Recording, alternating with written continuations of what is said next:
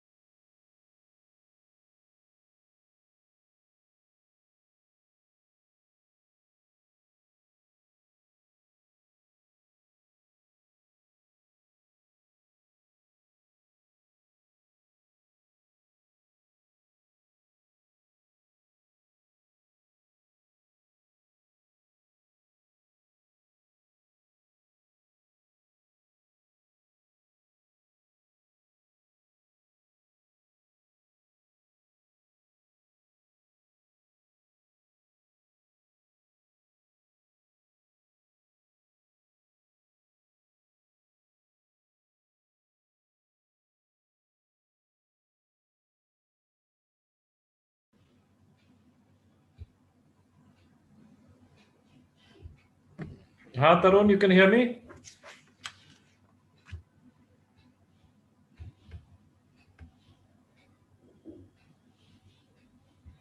Hi, Tarun.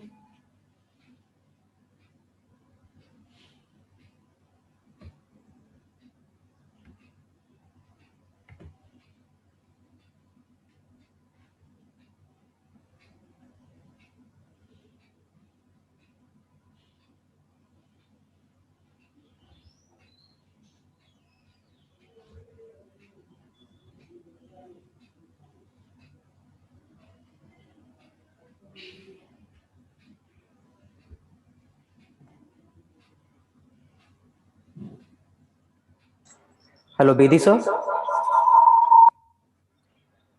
Hello.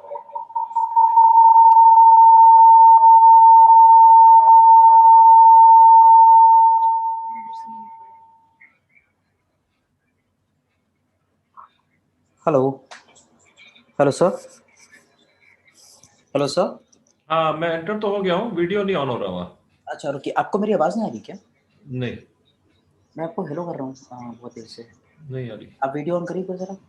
हाँ, video मैं करता हूँ तो वो कहता है होस्ट है, स्टॉप नहीं, किया। आप करिए तो सही। हाँ, Yeah. हाँ, अभी हो गया, अभी हो But गया। you can hear me, sir? No, you cannot hear me. Can you hear me? No, no, Wait. नहीं, I can't. रॉय वर्गीस भी आ गया है। You must be able to hear me, sir. मेरी आवाज नहीं आ नहीं, रही I क्या? can't hear you on this. Okay. अच्छा, sorry, यहाँ से मेरा कंप्यूटर म्यूट था। Okay. हो गया। Right, sir. Okay. Roy Varghese and Roy sir is there, sir. मैं बाकी को स्टार्ट कर दूं अंदर एंटर कराना. There are many people outside waiting. Yes. I'm here, don't worry. Okay. Can you hear me? Right, sir. Okay. I'm in town, but I'm with you all. No problem. Right, sir. Right. So I'm starting making sure that now attendance can enter, sir. I'm starting them one by one, sir. Okay. Sorry, यहाँ से मेरा computer mute था। Okay. Right, sir. Roy Varghese Roy sir is there, sir.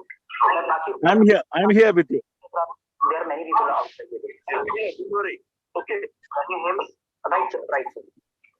Bedi sir, what you need to do is you have to switch off the website, sir. Otherwise, वो audio वापस हम लोग को आ रही है, sir. Starting making sure that now attendance can enter. Starting them one by one, sir. Bedi sir, हाँ, आपको वो वेबसाइट बंद करना पड़ेगा, सर, वेबसाइट का. अदरवाइज उसकी ऑडियो वापस इसमें लूप करती रहेगी हमारी जूम कॉल पे. I'm here with you.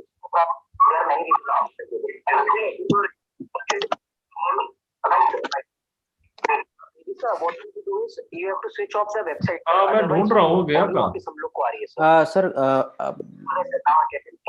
एक बार देखिए सर, मेरी पुरानी आवाज आपको आ रही है अभी तक? बेदी सर, हाँ, मैं I can't find the website. करना पड़ेगा सर वेबसाइट का. कहाँ पे है वेबसाइट? अदरवाइज उसकी ऑडियो वापस इसमें. हाँ, मैं उसको ढूंढ रहा हूँ, मेरे को दिख नहीं रही।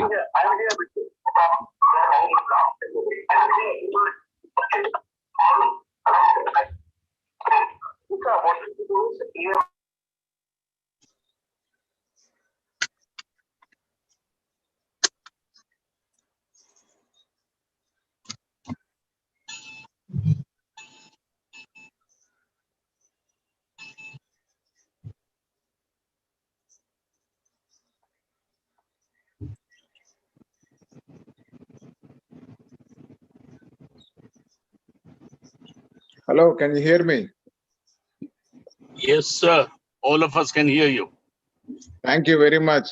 I wish you a safe recovery, fast recovery. Thank you. Hi, Pranjala. Hi, Harinder. Good to see you after a long time. Good to hear your voice. Somehow I missed that marriage day. We missed you. मैं उस दिन तो घर में कुछ काम आया था, इसीलिए Okay. तो कोरोना पीरियड है तो टेंशन में भी है. Yes. फिर भी अच्छा होटल में बनाया आपने. हाँ, it was very good. Hello, Kursat. Hello, Malay. How are you doing? Oh, doing good. Everything's okay. Yes.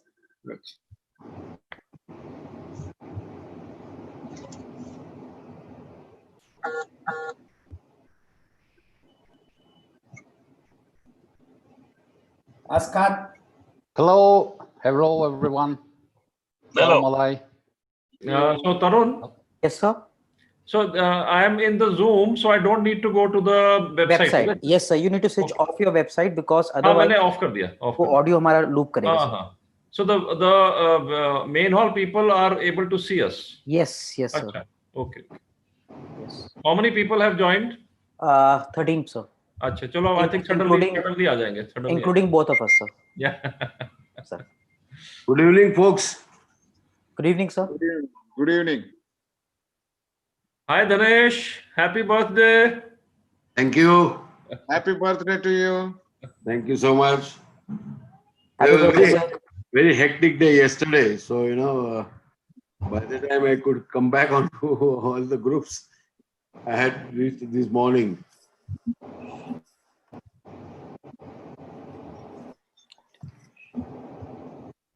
Is Roy driving the car? Yeah.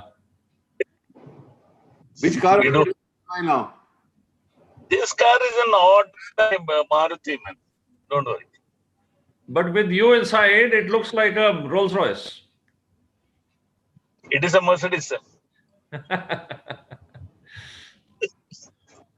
SUV or sedan? Sedan. I mean, you are a SUV man. Yeah? You had that Nissan, what was that? SUV I don't like. You had an X-Trail, no? Nissan X-Trail. I have that one and I have a Kodiaq.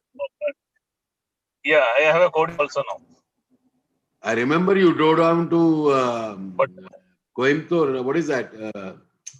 I'll just like to interrupt, sir, for a minute, sir. I'm so sorry. Mr. Yeah. Saravanan, do you want to say something?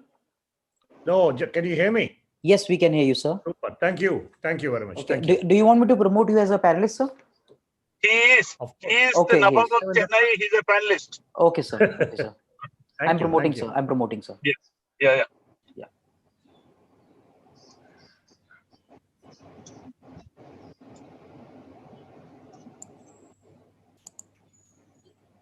Good evening, everyone. Good evening. Good evening. Good evening. Dr. Victoria from Panama. How are you? Welcome, sir. Welcome, Welcome. sir. Roy Varghese. Welcome, sir. From the USA, Professor Bedi. Hello, Dr. Yeah. Kapnik. Welcome, welcome, welcome.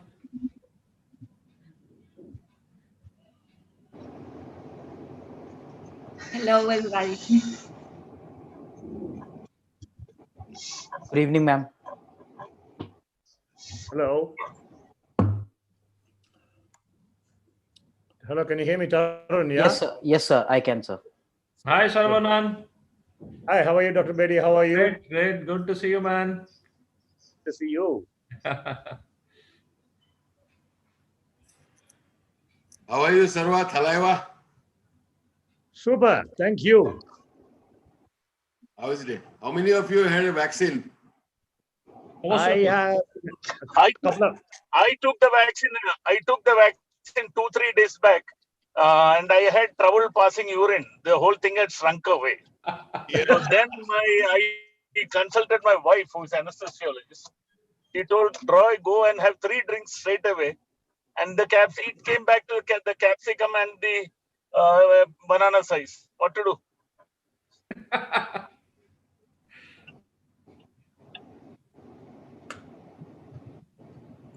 सागर जी बताइए.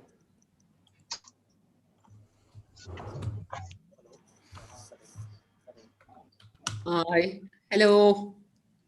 Hello. Hello. Hello. Yes. Mediji, can we start it off? Yes, How? sir. I'm waiting for you. Good. Yes. Yeah, please start up, sir. Rahul, are you there? No, you please start up, sir. No, because I speak for 1 minute, then Rahul has to come in. No problem, sir. Please start. It's 4 o'clock. Sir, we're waiting for Rahul, sir. Sir, just a minute, sir. Okay.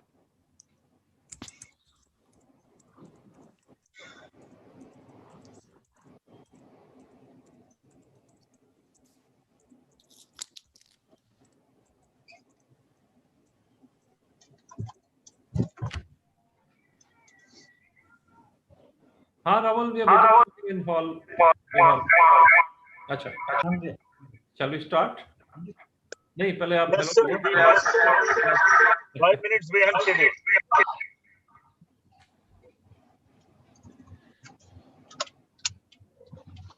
Hello, everybody. Good evening and welcome to VAICON 2021. And so we are meeting for the first time, the whole association online. And thank you for all the friends from all over the world to help us in organizing this program. I will now like to hand over the mic to Dr. Vijay to start the conference. And then I'm going to go through the house rules, and then we're going to start our annual virtual VAICON 2021 meeting. Dr. Bedi. Hello everyone, dear friends, colleagues, faculty, and delegates. I extend a very warm welcome to all of you on this, the 14th VAICON 2021. Now, these are indeed exalted times, and to borrow a phrase, they are the best of times and the worst of times. The worst of times because obviously the pandemic and the million problems that it has thrown at us, but the best of times because we have responded with 1,000,001 resolutions.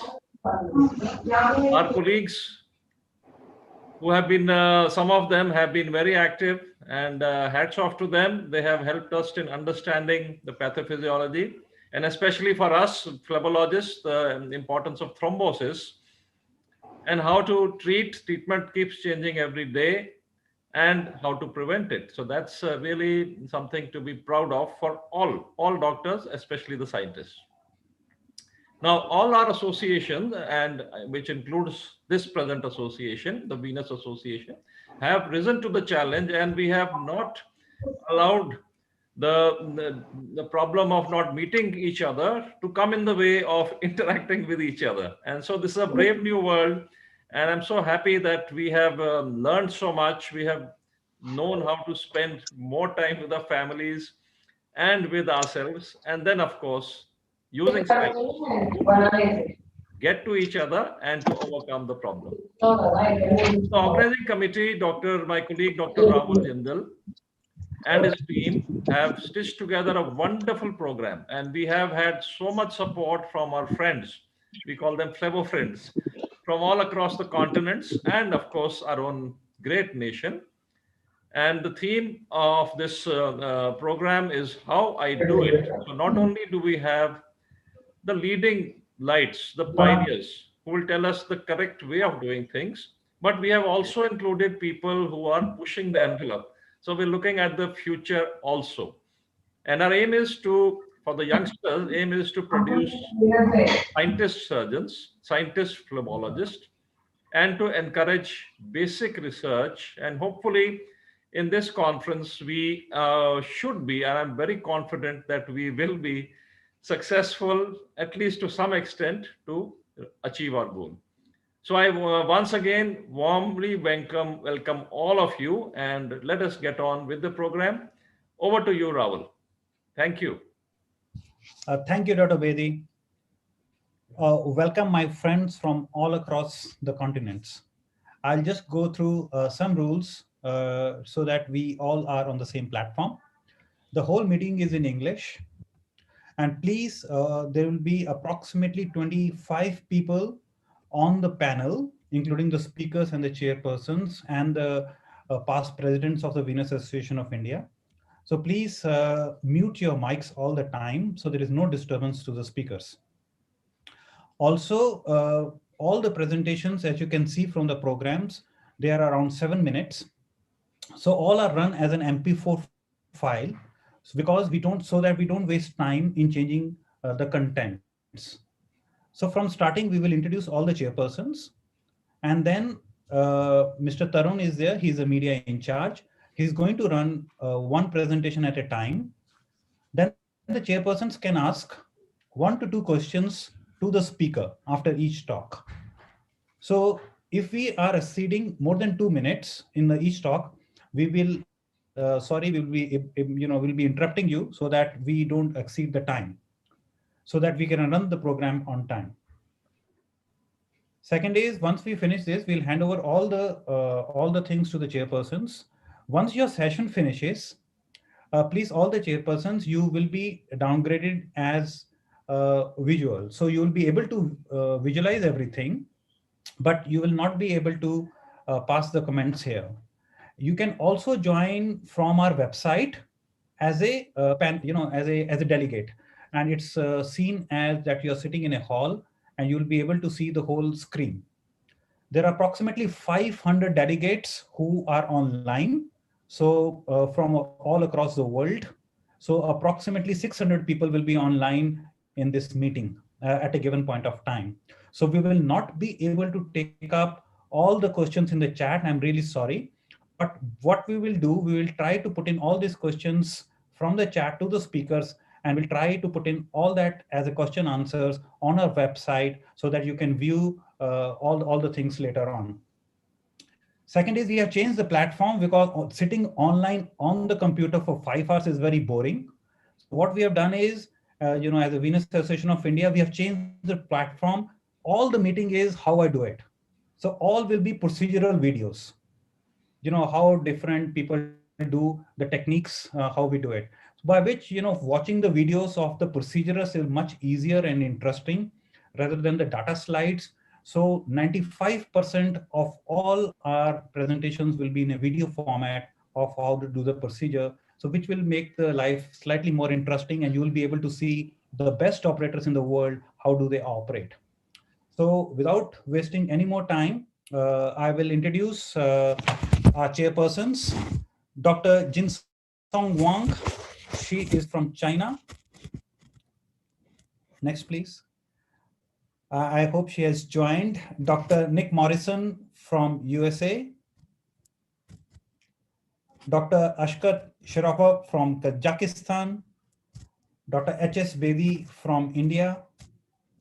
Dr. P.C. Gupta, he is the president of Vascular Society of our India. So my previous senior from my college. Welcome, Dr. P.C. Gupta.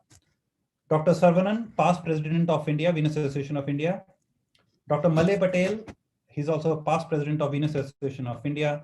Dr. Roy Varghese, past president of Venus Association of India. And Dr. Edwin Stephen, he's from CMC Vellore, but presently is working in Oman. So we'll start with the first lecture. I will invite Dr. Dhanesh Kamarkar. He's a vascular surgeon from Pune, India. He's going to present us a case of varicose veins with the latest biolytic machine with 1940 nanometer laser. Tarun. Good afternoon, everybody. Rahul and Harinder and Venus Association of India, thank you so much for inviting you an opportunity to share experience on 1940. I might have to give a live commentary because when I realized the audio quality of the video clip wasn't great, so please excuse me for that.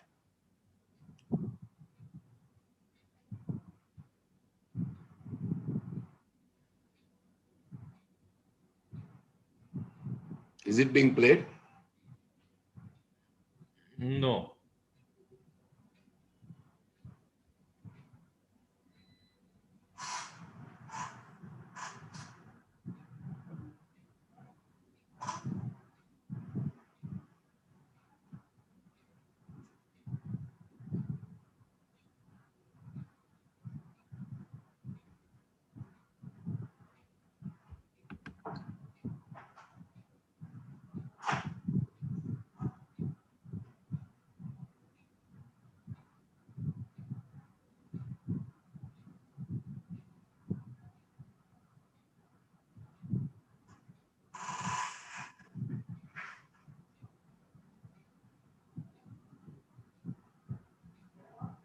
Good evening, everybody. At the outset, would like to thank Venus Association of India for giving me an opportunity to share my experience on using 1940 biolytic laser for ablating varicose veins.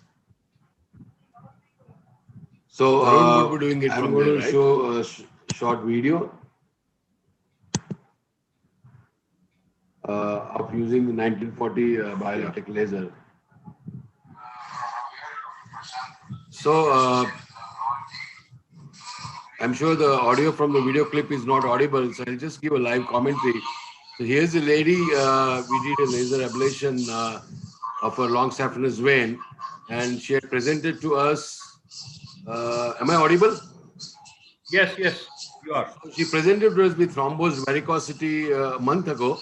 Varicosities were in the distribution of long saphenous vein in the lower thigh, and I treated her with anticoagulation for 4 weeks with that, and we took her for a laser ablation of long saphenous vein. And here we're using 1940. Курточки снимите, я сразу их отдам. Sorry.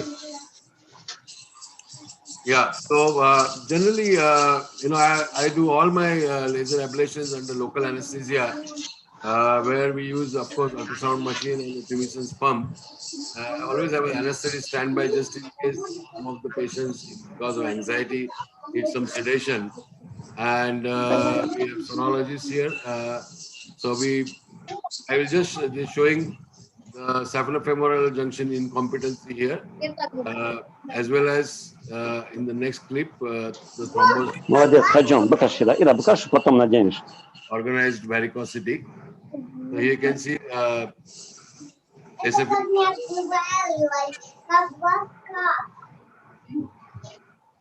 And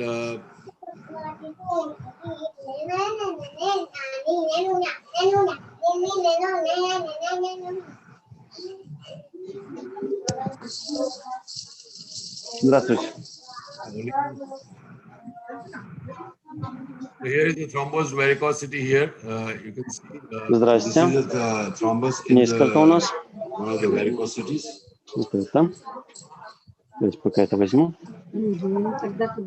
Да, подожду. So anyway, we did a saphenous vein puncture, ultrasound guidance. You give antitelegraph position, so the vein nicely, and then we puncture the saphenous vein in the upper leg under USG guidance. Put the sheath in, wire and sheath, and then get a laser fiber in and bring the fiber all the way up to saphenofemoral junction, just stopping 2 centimeters away from SF junction. So the key here is ultrasound guidance to have a accurate location and positioning of the laser fiber.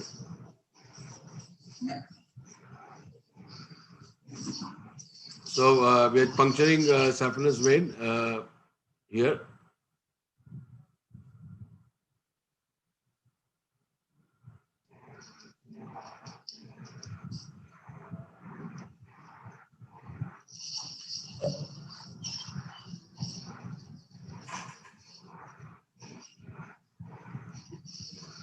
So with under local anesthesia, we puncture the saphenous vein under USG guidance and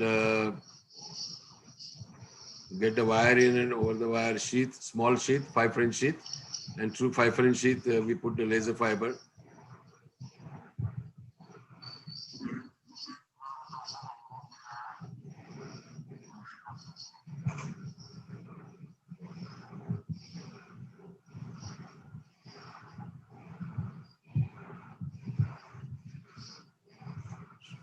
So once the needle punctures the vein, you see the blood flowing out and then get your set in. So our protocol is to use radial touring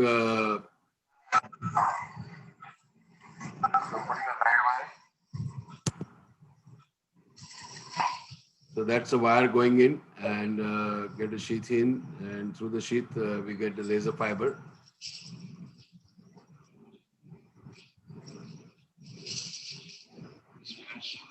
The advantage of doing everything under local anesthesia is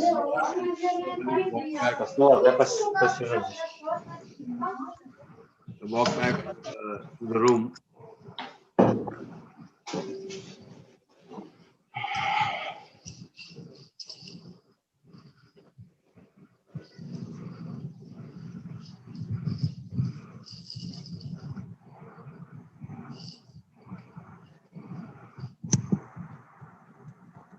So that's our protocol.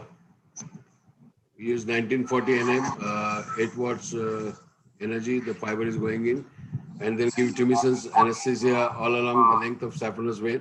Here you can see actually it's going into one of the varicosities. Probably it has So we entered need a in little one bit of of the repositioning branch of varicosities. So the just laser redirecting fiber with some into long manual saphenous external vein pressure just and by trying to manual guide it pressure into into the the main saphenous vein, and now it's going right up to the junction. I always like to mark these veins before the procedure. It's a kind of habit I got into. And you bring the fiber stopping short of 2 centimeter from the SF junction. And then now we're giving tumescence anesthesia all along the length of long saphenous vein. Give a tumescence anesthesia all along the length of the vein.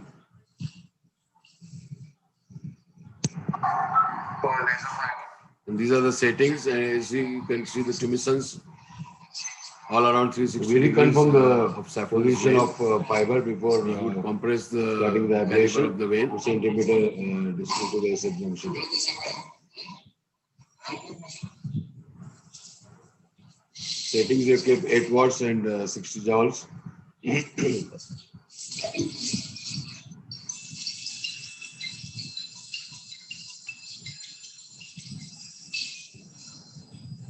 Once the tumescence anesthesia is completed, then withdrawing the fiber laser 1 centimeter ablation every is time started, after and every withdrawal beep. of 1 centimeter every time after the beep from the machine. I also a supplement to the machine now, which can automatically withdraw the fiber. We don't have it. And after every beep, withdraw it by a centimeter. And as you come very close to near the knee, just first upper third of leg we would ablate, because the saphenous nerve would cross the saphenous vein, and the thermal energy from the laser ablation of vein could have effect and damage the saphenous nerve, which can cause unpleasant paresthesia in the foot. And so we stop around in upper third of the leg.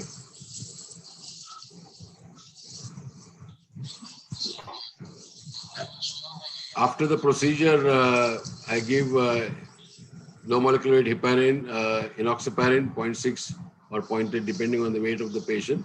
And here we are showing the obliterated vein, long saphenous vein. All along, almost 95 to 98% of the time, patients are very comfortable. They tolerate the tumescence anesthesia because of very fine needle. And because of the pump, we can give tumescence fluid under pressure. Again, advantage of 1940, there is no carbonization of laser fiber here, what we have seen as compared to 1470, where we used to see carbonization of the laser fiber. The advantages of this machine, of course, pain quotient is lesser. We have seen less of ecchymosis or bruising after this procedure. The tolerance and acceptance of these 1940 laser fiber is better as compared to that. Even many of the times using 1470, people used to feel cord-like structure after the saphenous ablation, but here we haven't seen that happening with this 1940. Again, pain is less. Again, the ecchymosis is less, and generally we wouldn't recommend any compression stockings to these patients following the procedure, except sometimes I have advised compression stockings in a very huge long saphenous vein measuring around 10-12 millimeter. Other than that, we wouldn't give any compression. Again, they can walk back. That's a lady walking back after the laser walking ablation. back to the room. Generally, they are happy with the results. This is our That's our protocol. protocol. Radial Tumescence tubing, no anesthesia, compression after therapy. 8 watts Hold per hour. tumescence anesthesia Continuous and fiber try to pullback. either LSP Painkillers or sometimes in SSV. case of pain. I 1940 generally nm put them on laser, rivaroxaban, or 8 watts 10 per milligram radial once a tubing, day for continuous 5 days fiber as an pullback anticoagulant. manually on a signal mode. And other than endovascular that, laser ablation of SOS LSV basis or SSV. anti-inflammatory. Sometimes painkillers in case of pain. Patients walk and back and mild no rest anticoagulant generally like is required. and And all the patients have tolerated 5 this days. under local anesthesia very So well. if you look at this, If you look at this, there's a 40 times higher 1940 absorption is in 40 times water, higher absorption in water in as compared to 1470 as compared to 1470, 980, and also 1940 even has a 40 more times even than more higher 980 as absorption well. than And 1470. but the occlusion rates are similar, complication rates are similar. Complication rates are similar. There's no difference in pain What we have seen postoperatively, but is that ecchymosis is much cord-like less. feeling, what Bruising is much less. In fact, the pain quotient-wise, has not been seen so the far. tolerance of this The ecchymosis and 1940 bruises we have also are found much not better as there. compared to Pain quotient and comfort 1470. levels So far, so good. much better as compared to Patients have been 1470. happy with this 1940 and laser fiber. So we have already Thank you. discussed there's no more risk of fiber carbonization. If you look at the pain scores over 10. Thank you.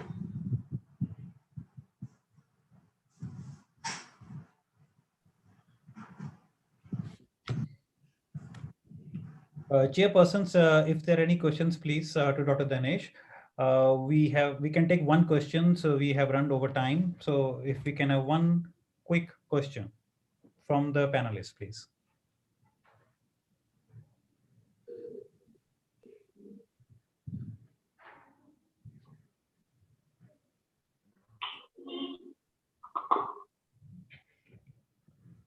Any questions, please? So Dhanesh, good presentation. So finally, what do we conclude? That you are saying that there are actually no difference between the two. Is that correct? Clinically? So clinically, no. The pain-wise, they're much less pain. There's hardly any ecchymosis or bruising, and at times you all must have seen there's a cord-like feeling in the saphenous vein following 1470. So far, we haven't seen this. Seen almost about 4 or 5 months ago. But other than that, there's no cord-like feeling. So definitely seems to be better than 1470. But in a longer run, more number of patients will tell me, if you compare it, the results with 1470 and 1940, how good or how bad, or are they equally good?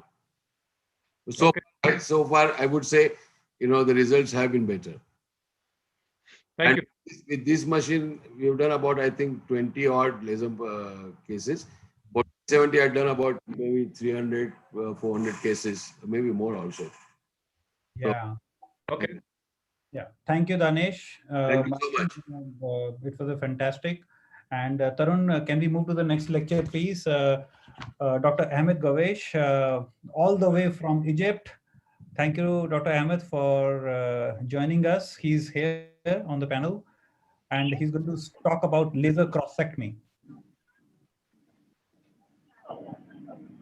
Thank you, Rahul. It's a great pleasure to be with you. Great pleasure and honor to be with you in the 14th VAICON 2021 meeting. I'd like to thank all the organizing committee, our dear friends from India, for being so active. Hello, everybody. It's a great pleasure and honor to be with you in the 14th VAICON 2021 meeting. I'd like to thank all the organizing committee, our dear friends from India, for being so active and for a very nicely organized meeting. We are always happy to be among our friends from India. So, back to the classic state-of-the-art vein surgery, there is no doubt that crossectomy is the term to describe properly done high flush ligation of the saphenofemoral junction with ligation of all junctional tributaries. And there is no doubt too that radical, well-done crossectomy results in the shortest stump, leaving the shortest stump behind and the lowest duplex reported recurrence. And the recurrence post-surgery most commonly occurs due to inadequate crossectomy when not done properly, or due to neovascularization arising from surgical trauma itself. On the opposite side, endovenous thermal ablation, when we were taught in the early days that we should leave the 2 centimeter distance from the junction untouched to avoid heating the deep venous system and preserve the epigastric vein patency. That resulted in leaving longer stump with endovenous thermal ablation together with patent tributaries at the junction. And looking to anatomy of the saphenofemoral junction, in this interesting study analyzing the distance of different tributaries from the femoral vein, if we look at the superficial epigastric vein, most of the superficial epigastric vein lies 1 centimeter away from the femoral vein, while for the anterior accessory saphenous vein can be 1 or 2 centimeters away from the junction. And actually obeying or going with the rule of leaving the 2 centimeter proximal stump unablated with laser would result in leaving behind many anterior accessory saphenous veins untouched. And that's not surprising to find that the most common recurrence after endovenous thermal techniques is junctional tributaries recurrence, namely the anterior accessory saphenous vein, while neovascularization is not a big deal with endovenous thermal ablation, as we know. So in 5 years follow-up of high ligation stripping compared to laser, we would find that same site recurrence is much more significantly more after thermal ablation rather than surgery. So it's really long-term anterior accessory saphenous recurrence higher after thermal ablation. Thomas Propstel looked at this long-term study. He found a very interesting finding that 55% of patients with previously unrefluxing or non-refluxing anterior accessory saphenous vein during great saphenous vein ablation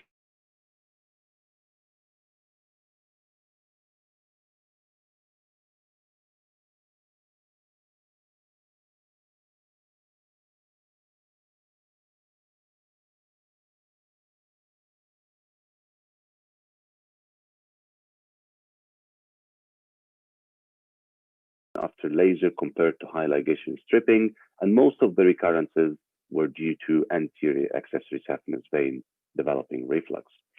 So it seems that leaving a long stump and untouched tributaries is the main cause of recurrence after thermal techniques. But is there anything we can do about that? As optimization occurred over the years for surgery, it occurs again with thermal ablation. Nowadays, I doubt that anybody would go measure 2 centimeters from the junction as previously advised. Some people go with 1 centimeter being easier to see the superficial epigastric vein on ultrasound. So they modified their technique. And others, like our experience, we went through the infraepigastric site location of the tip before starting ablation. Of course, what helped us is the presence of radial firing lasers. So we are going to the trend. The trend is towards leaving shorter stumps. Also, we do accessory vein ablations as we do for the great saphenous vein. We cannulate the vein and ablate both veins successfully simultaneously. So that brings us to the term laser corsectomy, which is the endovenous equivalent of traditional, properly done surgical corsectomy, which aims to close the saphenofemoral junction as close as possible to the femoral vein and close all potentially descending tributaries, which may be causing recurrence later on. How I do it, I use 1470 ring laser firing fibers, tip of the laser infraepigastric. We do separate cannulations for the accessory veins with 16 gauge cannulas, inject tumescent anesthesia in copious amount around the junction, and then ablate the great saphenous vein followed by the accessory veins and give prophylactic rivaroxaban for 5 to 10 days off-label indication to all our patients. Having going with this way, we treated more than 2,000 legs with 1 week follow-up duplex. We had no significant E-hits. DVT developed in 3 cases, but none of them related to the femoral vein. They were actually related to simultaneous perforator ablation when done, and those patients were treated by therapeutic anticoagulation. So yes, corsectomy can be achieved by endothermal techniques as well, but one question remains though. If we should close anterior accessory saphenous veins, whether they are refluxing or not, This remains debatable. However, there is an interesting study by Professor Raj in which he introduced the catheter and did flush laser crossectomy, introducing his and the laser catheter at the junction. So he compared two groups of patients, one with the technique of flush laser crossectomy and the other infraepigastric positioning, and he was able to show that significantly lower anterior accessory great saphenous recurrence in 2 years follow-up, significantly lower with laser crossectomy, with flush laser crossectomy, rather than infraepigastric positioning of the laser fiber. So in conclusion, ladies and gentlemen, laser crossectomy is a strategy aiming to minimize groin recurrences after thermal ablation, and we should all revise the distance previously advised by manufacturers in the early days of the thermal ablations. Whether we should go for routine prophylactic ablation of non-refluxing anterior accessory saphenous veins remains questionable, or we should adopt the flush laser crossectomy as advised by Professor Raj, and if that would affect the number of groin recurrences, this remains to be explored in future studies. Thank you very much for listening and have a great day.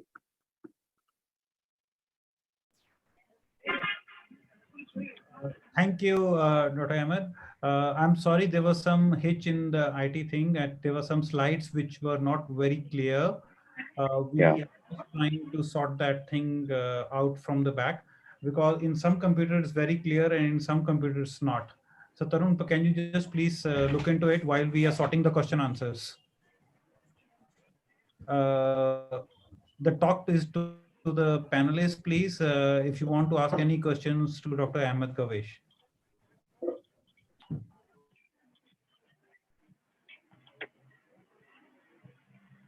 I doubt there will be any questions with these hazy slides. Actually, it was too hazy on my computer too. Dr. Lowell, you want to ask any question? Can you unmute your mic, please, Dr. Lowell?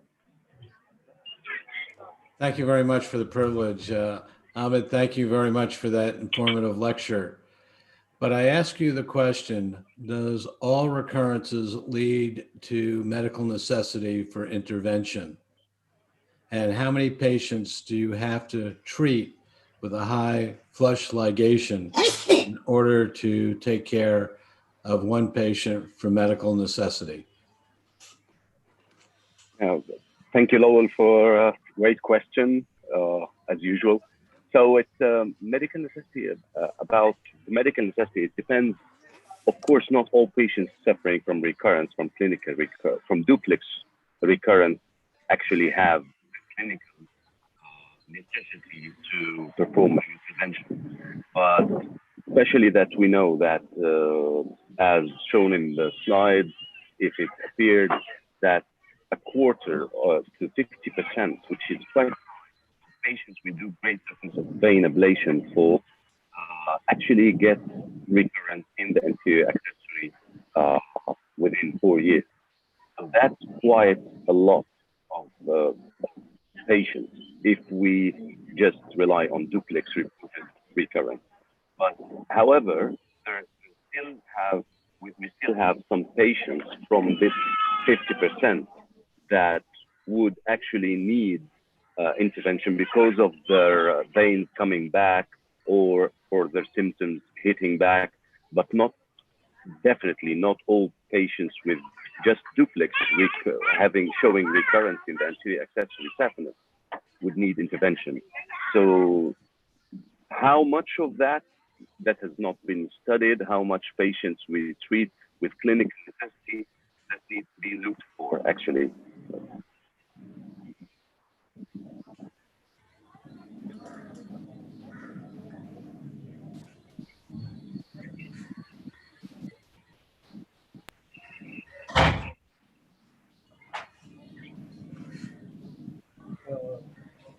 Thank you. And now we will go to the next topic, please.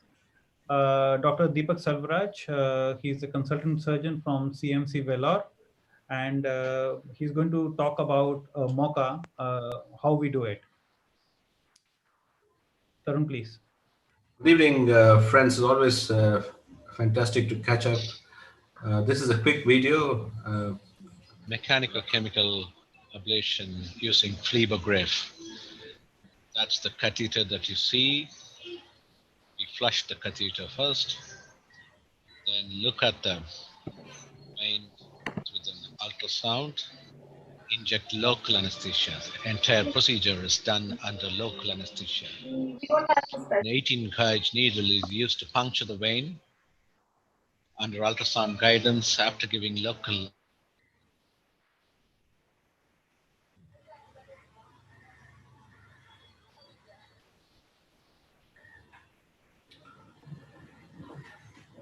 Sorry, there's something wrong with the video. I think it's kind of stopped.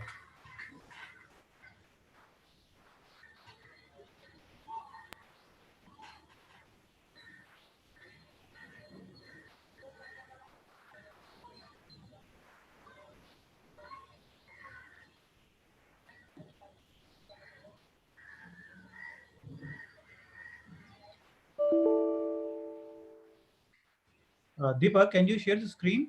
Is the video on with you? Because we got this video last minute, so we didn't have the time to check up. Deepak? Okay, it's Mechanical chemical ablation using phlebograph. That's a catheter that you see. We flush the catheter first, then look at the vein with an ultrasound, inject local anesthesia. The entire procedure is done under local anesthesia. An 18 gauge needle is used to puncture the vein under ultrasound guidance after giving local anesthesia. Wait for the back bleed of blood. The needle has to be into the lumen. Then you pass in an 018 wire. The wire has to go very smoothly.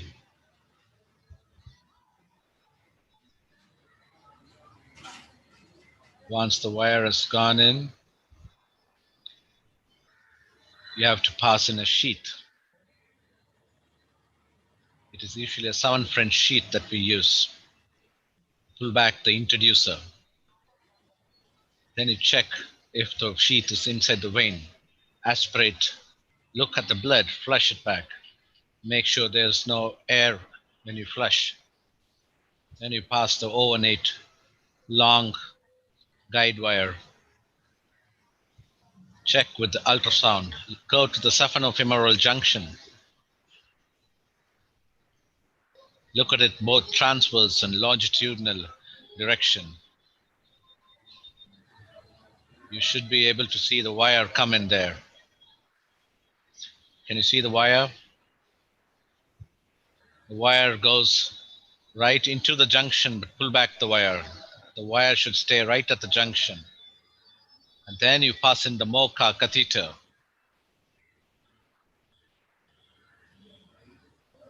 The MOCA catheter passes over the wire. Take the catheter all the way up to the saphenofemoral junction over the wire. Always keep looking at the junction. Once you're there, pull back the wire. Make sure the catheter is around 2 to 3 centimeters from the junction.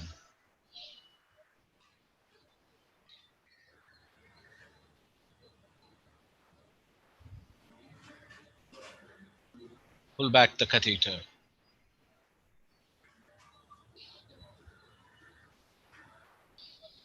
There you can see the catheter.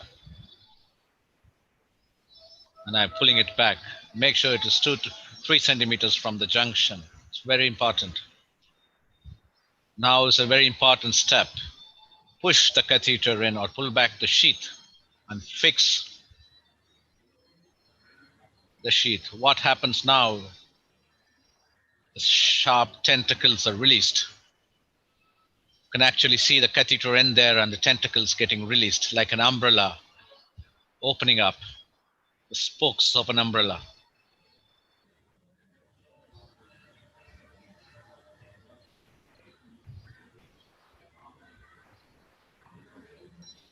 Confirm with an ultrasound that the tentacles are released. catheter ends, end of the catheter and the tentacles being released. And the next step is to prepare the foam. Once you prepare the foam, you take 5 cc or 6 cc of foam, connect it to the catheter, inject an initial 1.5 cc so that it fills the catheter. Once that is done,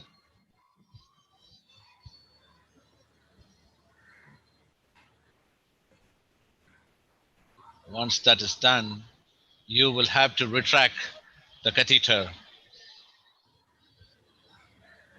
5 centimeters at a time.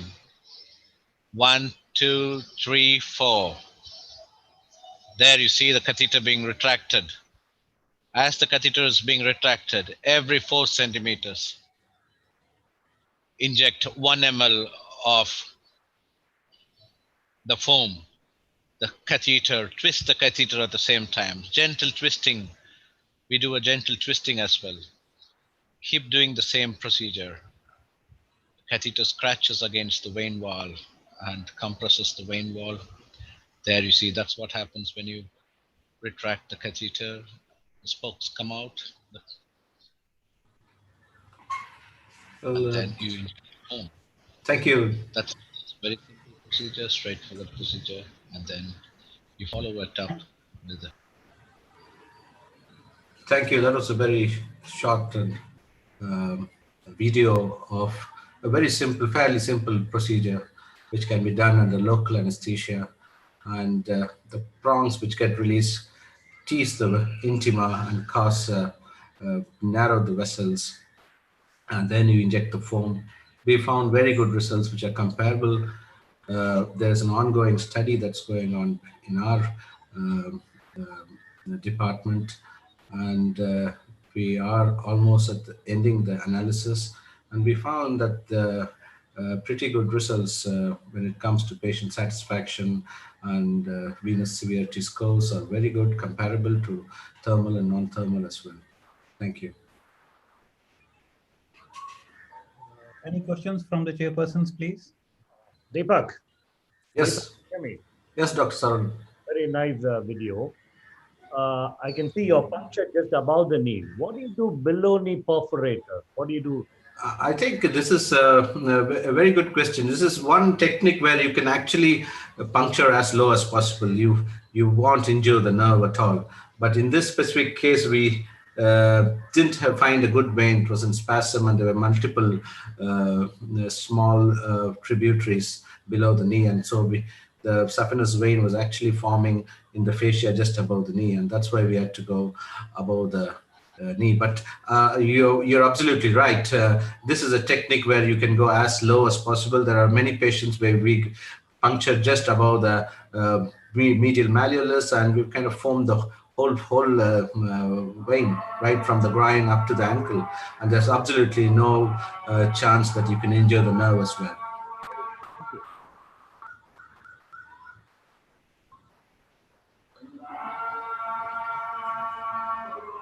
Please, can you have all the mics off, please, at the back, everybody? Please, it's a request. Because Deepak. A question, Deepak. Yes. Do you need compression after you finish ablation? Yes, actually, that's part of another ongoing study which we're doing, compression or not compression. But at the moment, our protocol is to give compression. Okay, because it has been touted as one of the advantages that you do not need compression. Yes, yes.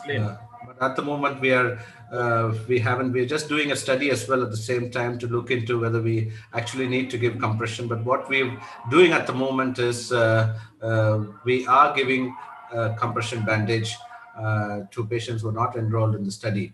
So that is our standard protocol, to give compression as well, because this is a fairly new modality and we're not really convinced whether compression may not be necessary. And we found that the recanalization rates are slightly higher, and their patchy recanalization was always present. And but the patient is very satisfied. He doesn't have symptoms. So there is somewhere that we need to strike the balance between thermal and non-thermal ablation. Yeah. I agree with you.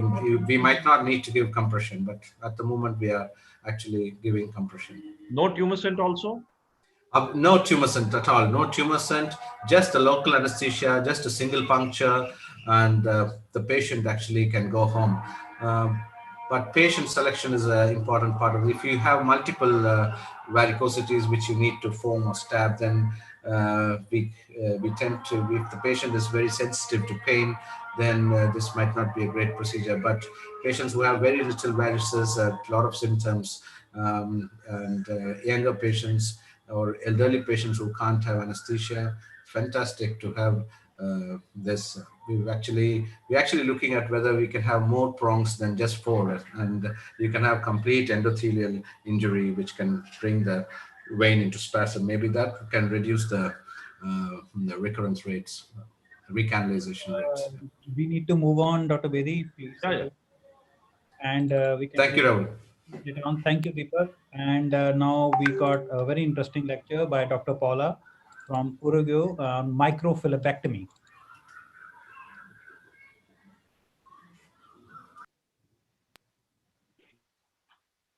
Hello, everybody.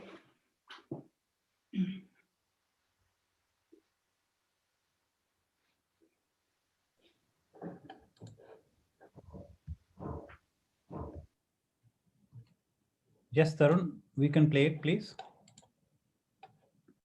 Is of ambulatory phlebectomy, how we do it. I have no financial disclosure or conflict of interest to declare. And this is our vein center in Uruguay. It is a branch of Naples Cardiac and Endovascular Vein Center, Naples, Florida. We follow the same protocols. Dr. Julian Javier is the director. And we have performed as well a lot of phlebectomies, hundreds of phlebectomies since 2006 at his hands-on academic and humanitarian activity. So ambulatory phlebectomy is an effective, safe, and non-expensive technique with excellent cosmetics results. We can perform this in an office setting. We use local anesthesia, tumescent formula, claim formula, and the incisions are small. The procedure is simple and well tolerated by the patients, and they can ambulate after the procedure immediately. The veins disappear after 1 hour procedure in an office setting, so the patients loves it. Indications, we can treat varicose venous tributaries, but also reticular veins. And I love to perform the microphlebectomy to reticular as well. Contraindications, there is no contraindications, but it's important to avoid lipodermatosclerosis areas and to avoid knee and ankle areas as well, because there are more small nerve branches that can be damaged by the hook. There is some tough cases with patients with prior phlebitis or previous treatments. So I try to avoid those patients as well. And of course, be careful with saphenous and sural nerves. So the technique, first of all, must have a duplex ultrasound of superficial and deep system of lower limb and pelvic. The exam should ideally be done in a standing position. And with the ultrasound findings, we create a vein map, diagnosis, and treatment plan. So bulging varicose veins can originate from different sources. Identification of the source is important, and also to treat the source first is important, with laser radiofrequency foam depending of the vein. So we treat the gray saphenous vein, the small saphenous vein, or the neovascularization, so the source. At the same time, we are performing the ambulatory, so we do this the same day.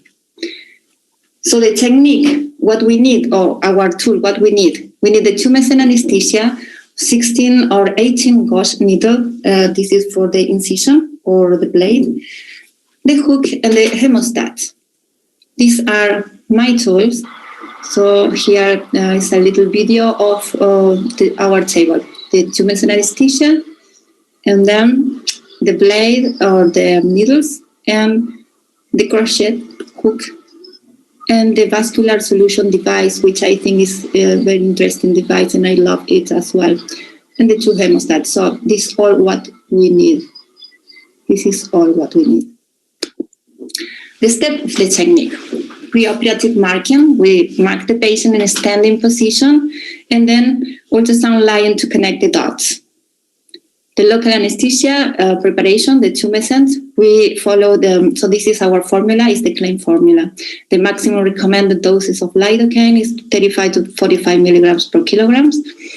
And the procedure, it's important to treat the entire vein. So every patient is different and may need ablation or form of neovascularization to treat the source. And during the procedures, the phlebectomy, it is important to be persistent because the retaining segment may lead to phlebitis recurrences or staining. So here are some pictures of the steps. So first, mark the patient in a standing position. Second, lidocaine and tumescent to the skin area. And these are our, in the third picture, these are our tools, the hemostat and the hook. And here is a little video as well of the procedure itself. Here the patient had a great saphenous vein insufficiency. We treat this with with thermal ablation, with radio frequency. And this was our access. Then next step is to do the phlebectomy. We inject the dots with the lidocaine, a little amount of lidocaine, 1%, and then we inject the tumescent until have orange peel appearance skin.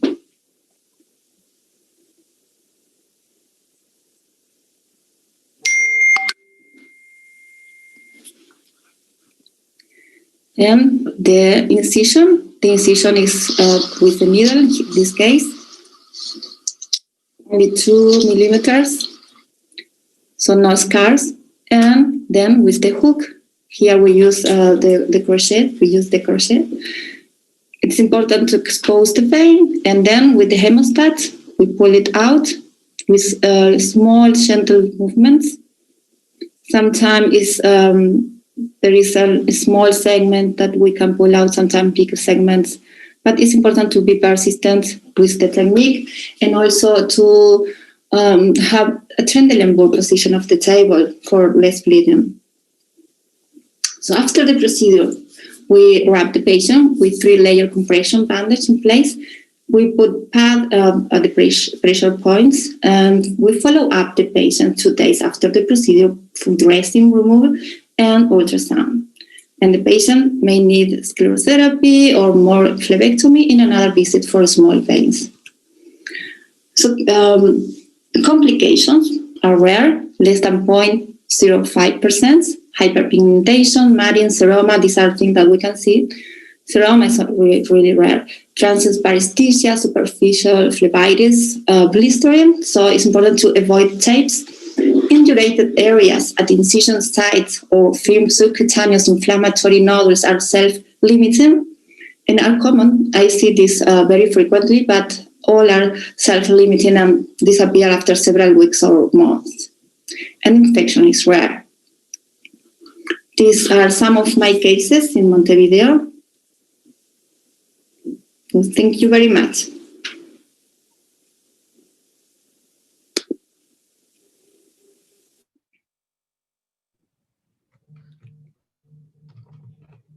Thank you. Hello, so thank you very much. Any questions from the chairpersons, please?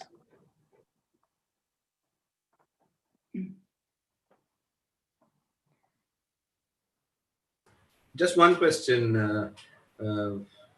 Do the patients have a lot of pain while you give in the tumescents? Hello, thank you. First of all, thank you for the opportunity and the invitation to be here. It's an honor and congratulations. It's really nice Congress and to see all of you. There is no pain. This is one of the most interesting things of this technique and also one of the 6 basic features that it has.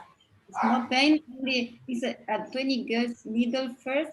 I inject lidocaine and then the tumescent. The patient never complained, maybe some, but not pain during anesthesia. Thank you. Thank you. Thank you for the question.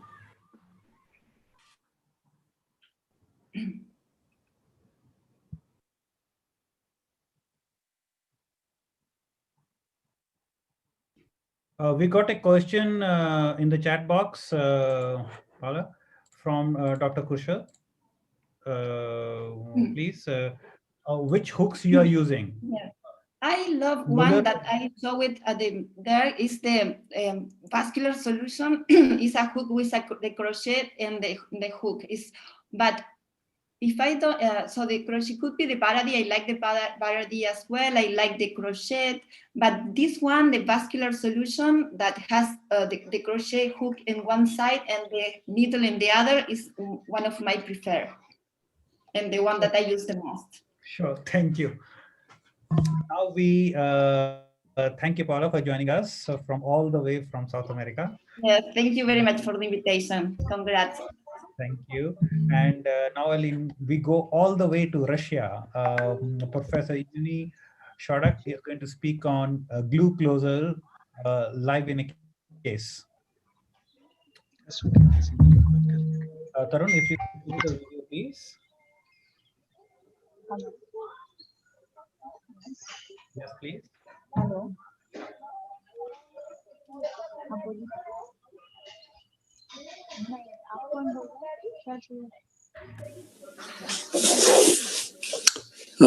Good evening, dear friends.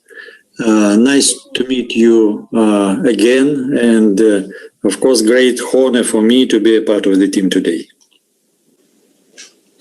Glue closure, live in box case. Within the last 2 decades, the treatment of incompetent truncal veins was revolutionized by the introduction of minimally invasive and venous thermal ablation techniques, which led to excellent long-term anatomical success rates. That is why we found it most interesting and relevant from a practical point of view to study the Russian developments of glue composition and try to identify the most effective of them in order to implement the everyday phlebological practice.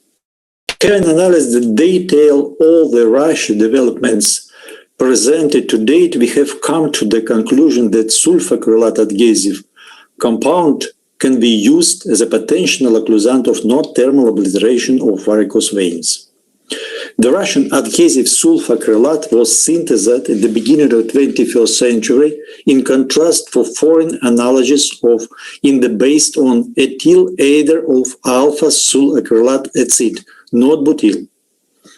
2 additional plasticides were added while reducing the inflammatory reaction due to an additional substance. In 2010, it was registered and approved for use in Russia. The main purpose of our presentation is to show how we use Russian glue in daily practice.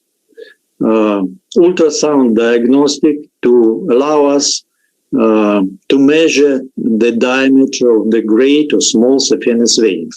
In this case, the diameter of the vein is approximately 1 centimeter.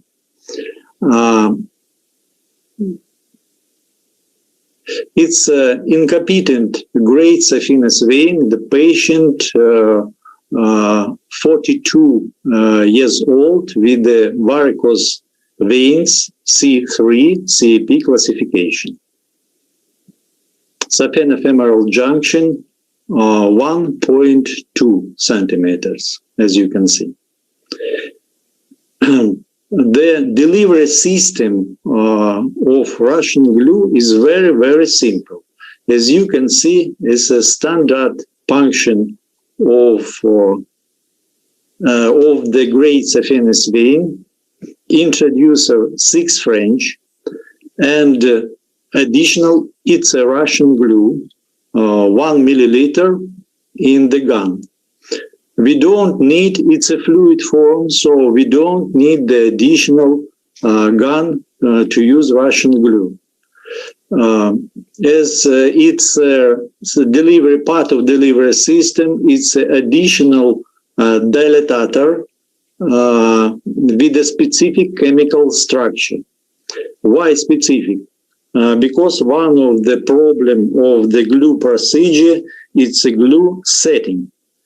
As you can see, the drops of the glue, and then after pause of 10 minutes, we change the glue gun and repeat the procedure.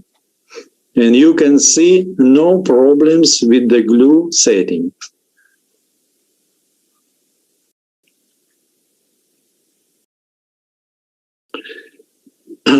We use the additional dilatator with the glue inside. And the place of the glue injection, in this case 2 centimeters, saphenofemoral junction before the femoral vein. You can see the method of the using Russian glue is continuous remove. You see some lines, 5 centimeters between them, 0.1 milliliter for every 5 centimeters of the vein. And when we see the marker of 3 lines, as you see, 1 centimeter before their introducer, we remove it and pick up from the vein. No problems with the fat. And then assistant press the saphenofemoral junction, and we press all the great saphenous vein for approximately couple minutes. The situation inside the vein, it's a glue with some blood, it's some stuff. As you can see, the distance from the femoral vein from saphenofemoral junction is about 2.5 centimeters in front of the femoral vein. And the occlusion of the all great saphenous vein.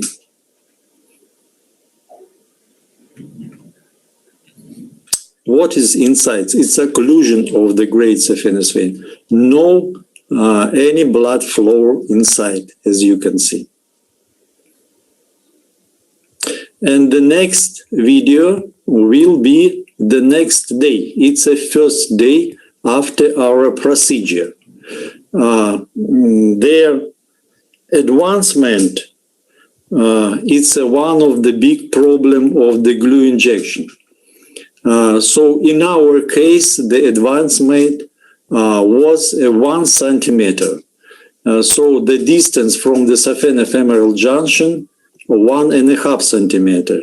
And the first day was 2.5 centimeter. So the advancement, no problem to advancement into the avoiding problems with the deep veins. Developed in Russia, sulfacrylat glue was even lower viscosity and higher fluidity, approaching the water fluidity, or more precisely thin syrup quality. Fundamentally new formula of sulfacrylat alpha cyanacrylic acid diethyl ester increase adhesiveness of the glue composition, enable to avoid the potential complications. While following the glue injection technique, we did not observe the problem of glue setting in the delivery system. Extremely high adhesive properties of the glue, together with its low viscosity and elasticity, allow avoiding problems with the possible advancement of the glue into the deep vein system. Conclusion. Cyanacrylat adhesive embolization of incompetent truncal veins using the Russian glue sulfacrylat is a safe and effective procedure. The high adhesive ability of the glue continues of the absence of extension into the deep vein system. The glue is biodegradable. The Russian glue is a low-cost treatment which can easily be performed as an office-based procedure. Thank you very much.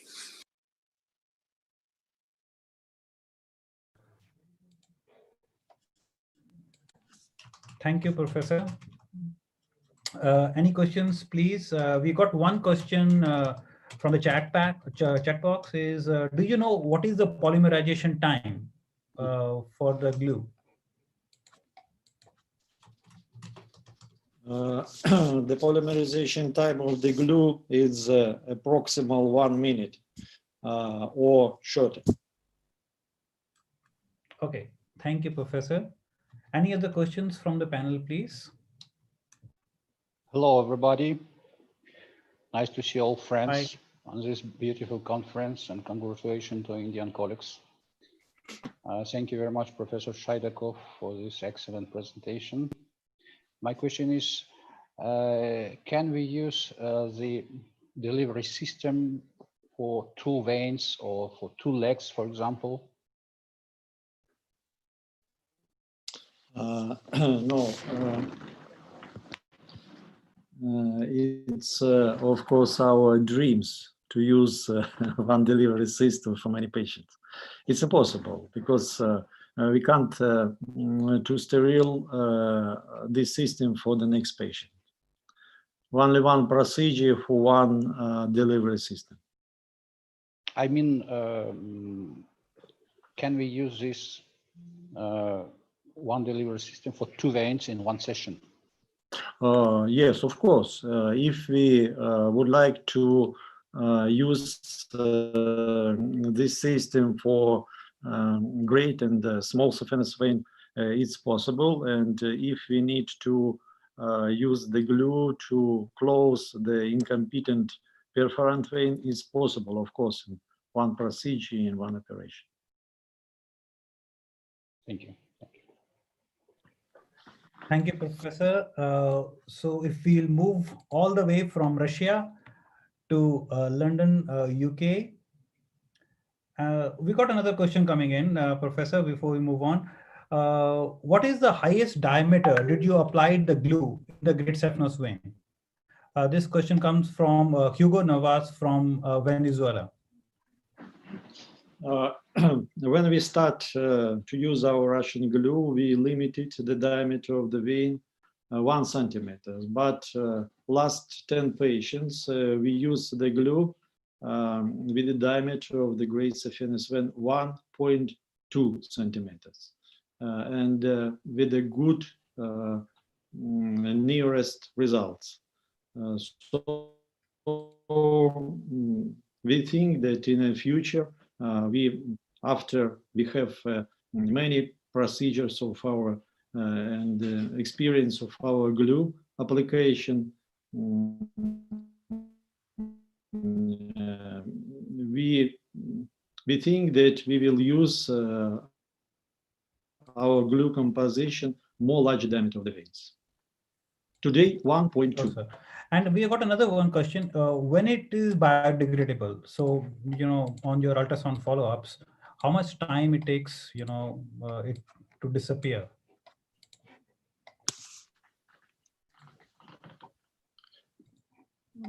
Bad quality. Repeat, please, question. When we apply the glue on a follow-up ultrasound, how much time it takes for it to go away? Is it biodegradable or does it remain in the body? Our morphology results for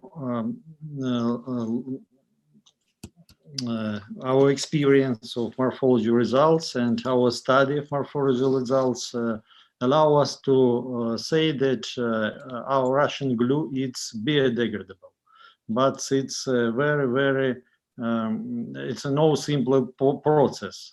So in experience in vivo, we pick up the veins after our procedure, after half year after procedure, and we see little pieces of the glue, but only little pieces half year later. But 1 year later, ultrasound diagnostic show us that we don't see the pieces of the glue. So our conclusion that is our Russian glue is biodegradable, but we need another study, of course.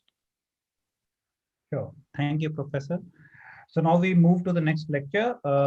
Is from Professor Mark Whiteley, all the way from United Kingdom. He's going to talk about the newest, latest procedure called HIFU. Tarun, if you can play the video, please.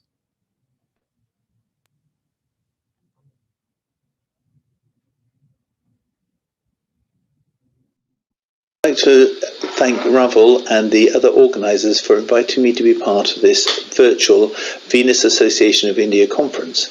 Today I'm going to talk about HIFU, or high intensity focused ultrasound treatment of veins using Sonovein or the new Sonovein S machine. High intensity focused ultrasound is based on two ultrasound machines working simultaneously. The first is a grayscale two-dimensional ultrasound to see the vein.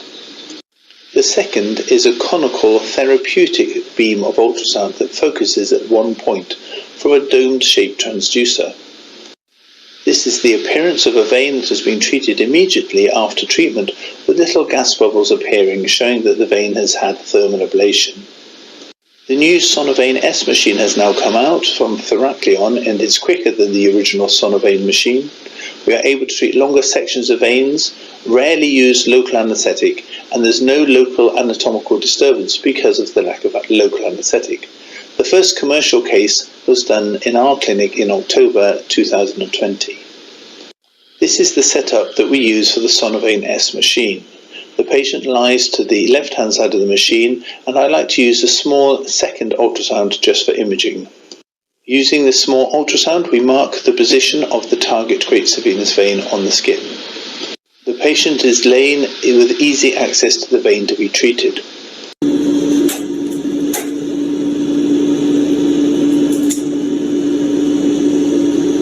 And we can see here the great venous vein there, straight away. Going into the junction there. And because we've marked it on the surface, you can go exactly down here. Yeah. Some patients don't need their veins, so don't worry, some do. So we can see the vein here in the middle. Okay, so now we have the great venous vein here. We're going to go to the positioning. We're going to lock this.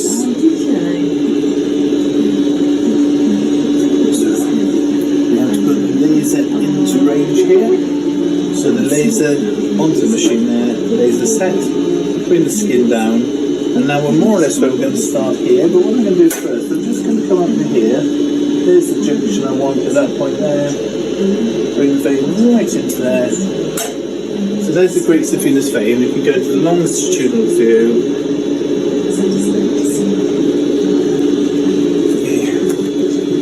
and there we are. In a longitudinal view, we can see the vein here. It's coming out. Just a little bit of rearrangement of that. No, sometimes patients can think that the veins and there we are. I like to see the longitudinal section of the great venous vein. So here we can see the great venous vein here. What are you doing now? Okay, so we've got the great venous vein here. Right on it, we know where we are longitudinally. We're going to look here. The skin is in the right place there. We can just go up a little bit to check the great venous vein higher up. And we can see how it's starting to drop down there through the sphenofemoral junction. And we can come all the way down the great venous vein here. Comes up there. It's on the muscle at point, so almost definitely we'll need a little bit of local anaesthetic for this one, but you can see it's all in one place, so as long as the patient stays still, it will be in the right place. Okay, that's lovely. So just go to that's at the junction there. Local anaesthetic isn't often needed for Sonovein S. In fact, we rarely use it.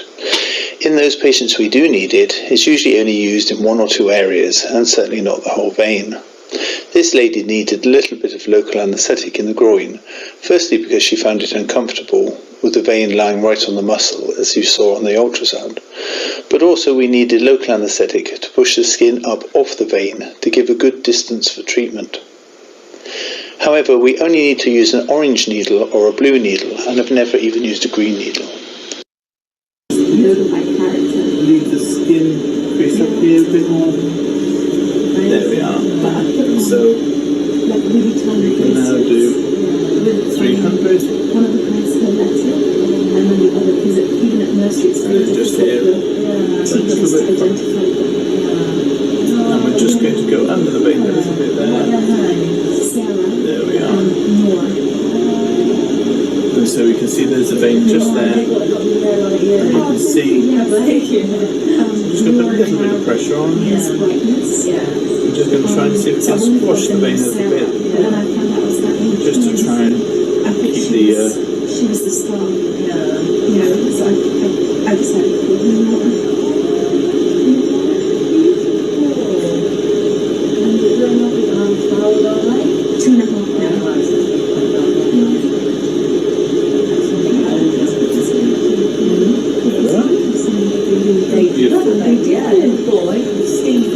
So if you just from there to there, you can see how it's the vein before and after, before and after. So once you've actually completed those centimetres, we now mark where it is on the leg. We then go back to here, do end treatment, new segment for the current position, yes. And then holding this exactly, so I'm watching the vein that you've got marked already. You push the little button on the head. The computer the robot arm resets itself. And you're set to go straight from the same place again. But now you've got a whole thing. You lock the laser in place. You make sure the lid skin is in the right place there. And there we are, we're on the vein now. And we're ready to go again. The last 20 years has seen a massive change in the way we treat veins, from endovenous thermal ablation through the attempt at non-thermal, non-tumescent treatments, and now to the completely non-invasive method of treating veins with high-intensity focused ultrasound, now often without local anaesthetic at all.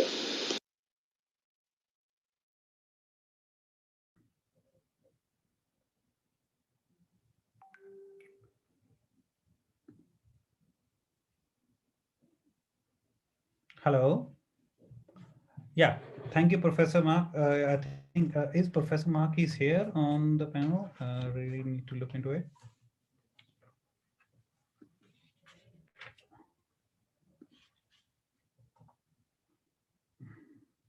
I think he's not able to join us. No, sir.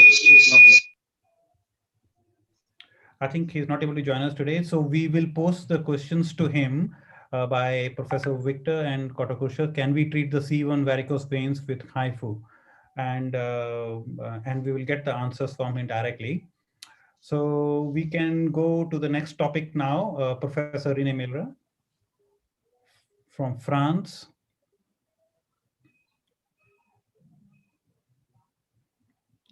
He's going to speak about steam ablation and how he performs the steam ablation in varicose vein patients. Tarun, if you can please play the video.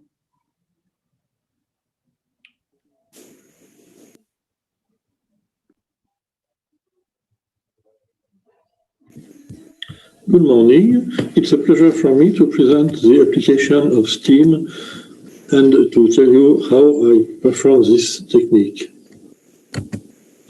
Why do we use endovenous steam? Because the heat transfer from steam to water is very quick, which allows the heat to stay in the vein and to treat superficial veins or large malformations, as we have no risk of burning the tissue around the malformations. This is a generator used for the steam generation, connected to a handpiece which converts the sterile water in a syringe to a puff of steam of 300 joules. For the grid saphenous vein, the technique is very similar to laser or radiofrequency with a Seldinger approach, inserting the catheter, tumescent anesthesia, and we retract the catheter 2 or 3 centimeters at a time, sending 300 joules, which means 100 or 150 joules per centimeter, depending on the diameter of the vein to be treated. For perforators, large tributaries and malformation, steam is much better than radiofrequency or laser, as we shall see. For popliteal perforator, the surgery is often difficult because this patient can have previous dissection of the popliteal fossa, and there is a lot of fibrosis around the vessels and nerves, which gives a risk of vein and nerve injury in these patients. Steam can close these large perforators with only 2 or 3 small catheters inserted transcutaneously. This is a large perforator, popliteal perforator, dilated and tortuous, which you can see here. You imagine surgically you must do a very wide dissection of the popliteal fossa and a big scar. One of my patients here with only 2 catheters in the large perforator. You see this one in the perforator, this one is a feeding vein under the skin, this is the generator, and this is the tumescent pump. This is the single-use heating chamber which generates the steam from this syringe with sterile water into this small catheter. And you see that immediately after the treatment, the vein becomes incompressible, echogenic, and it is closed. If we want to do steam phlebectomy, we use several of these small catheters, and we send several pulses, 2 or 3 pulses, meaning 600 to 900 joules per catheter, and then we can treat all the big veins at the calf level. For instance, in this patient, it was a recurrent from the anterior accessory saphena, and you see all these very large superficial veins, which are long and difficult to treat surgically. Here, we insert all our different catheters in the different areas to be closed.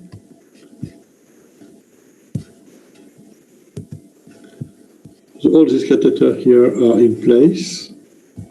So we perform the tumescent anesthesia with the pump. And before heating, we apply a pad with a cold saline at the entry point of the catheters, because the catheter themselves will become hot during the treatment, and we want to avoid a burning at the entry point of this catheter. There is no risk of burning at on the veins themselves. Here, a patient with a superficial saphena and tributaries. And again, we see all the catheter in place, and with the guide wire, it's a long catheter used to treat the great saphenous vein. The small catheters must be put in place before hitting the great saphenous vein, because a spasm will occur, and it will not be possible to insert them after hitting. Some result at 1 month. Here, this patient with very superficial veins, and you see very few pigmentation as compared with what could be expected with a foam injection, and no inflammatory reaction. And this patient here with these veins fed by popliteal perineal vein insufficiency, pelvic vein, which were embolized before the treatment with steam of these recurrent varicose veins, at a very good result at 1 month. And another patient here with very wide and diffuse recurrences, treated only with steam, again 1 month. And lastly, the malformations here, complex malformations with bone malformation, lymphatic malformation, and these big lakes, big venous lakes, which were closed with steam and gave a good improvement in the quality of life of the patient and the level of pain and work ability. Another young patient here. All the catheters here are in venous lakes intramuscular, which are diagnosed with MRI and ultrasound. And in the first session, we do the intramuscular lake. In the second session, later, we will perform the treatment of more superficial veins. And in the last patient here, it was a complex malformation with high pressure and a lot of bleeding in all these small areas highlighted in black. All was treated with steam, and the bleeding was considerably reduced, so the quality of life of the patient was much better. So in conclusion, steam is a technique, and it can be added usefully to any practice with a lot of difficult patients. Thank you very much for your attention.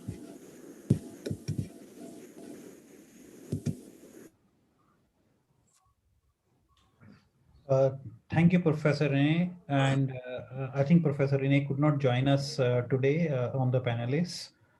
If there are any questions on the steam, we can take it if anybody wants to ask questions. Otherwise, there are no questions from the chat. Otherwise, we can go to the next topic. Sorry, yeah. How to prevent the steam getting into the deep venous system when they are treating the long saphenous vein? That is my first question. Sure. Second question, would they put them on any kind of anticoagulant post-procedure, or anticoagulants with anti-inflammatory, because you're using steam? Yeah, sure. You see, as you know, we have been using steam from 4 years now. The good thing is the steam really does not produce any cord formation. Actually, steam produces less inflammation outside the vein. So if you see the follow-up patients of the steam, you don't see as the laser puts in a cord. Actually, when you do the 1940 laser, it produces a similar picture as the steam when you see in the follow-up. So there is no problem with that. You can use very mild anti-inflammatory as you use with any thermal technique. Second is the distance what the steam travels is around 3 to 4 centimeters only. So when you do at the junction, we press it and we keep it around 4 centimeters away from the junction rather than 2 centimeters. And we give it at least 2 to 3 puffs if the junction is big. And it does not travel. By the time it reaches the deep system, the saphenofemoral junction, the steam bubbles becomes very diluted and it does not harm the deep veins. Thank you. We can move to the next question, next topic here by Dr. Lovell Kapnick from USA. It's a very, very important talk on EHIT and how to prevent it and how do we treat it. Thank you, Dr. Lovell, for joining us.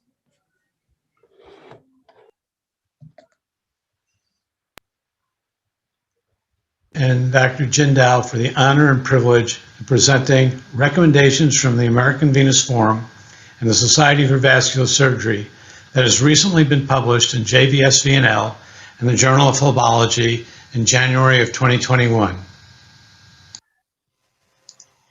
Early adopters noticed that there was a unique complication with thermal ablation, thrombus extension into the deep system.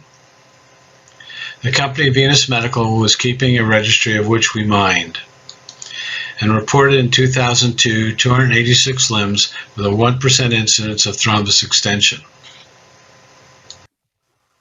In 2004, Anil Hingorani and Enrico Escher at the American Venous Forum cautioned all of us by reporting their early experience. 73 limbs with a 16% DVT rate. In 2006, I presented at the American Venous Forum the classification and definition of EHIT. After analyzing many cases from 3 different institutions, it was certain that there were different patterns of extension. EHIT 1, venous thrombosis to the superficial deep junction, saphenofemoral junction, or the saphenopopliteal junction, not extending into the deep system. EHIT 2, into the deep venous system, non-occlusive thrombus with a cross-sectional diameter of less than 50%. EHIT 3, into the deep venous system, non-occlusive thrombus, cross-sectional diameter of greater than 50%. And finally, EHIT 4, total occlusion of the involved vein.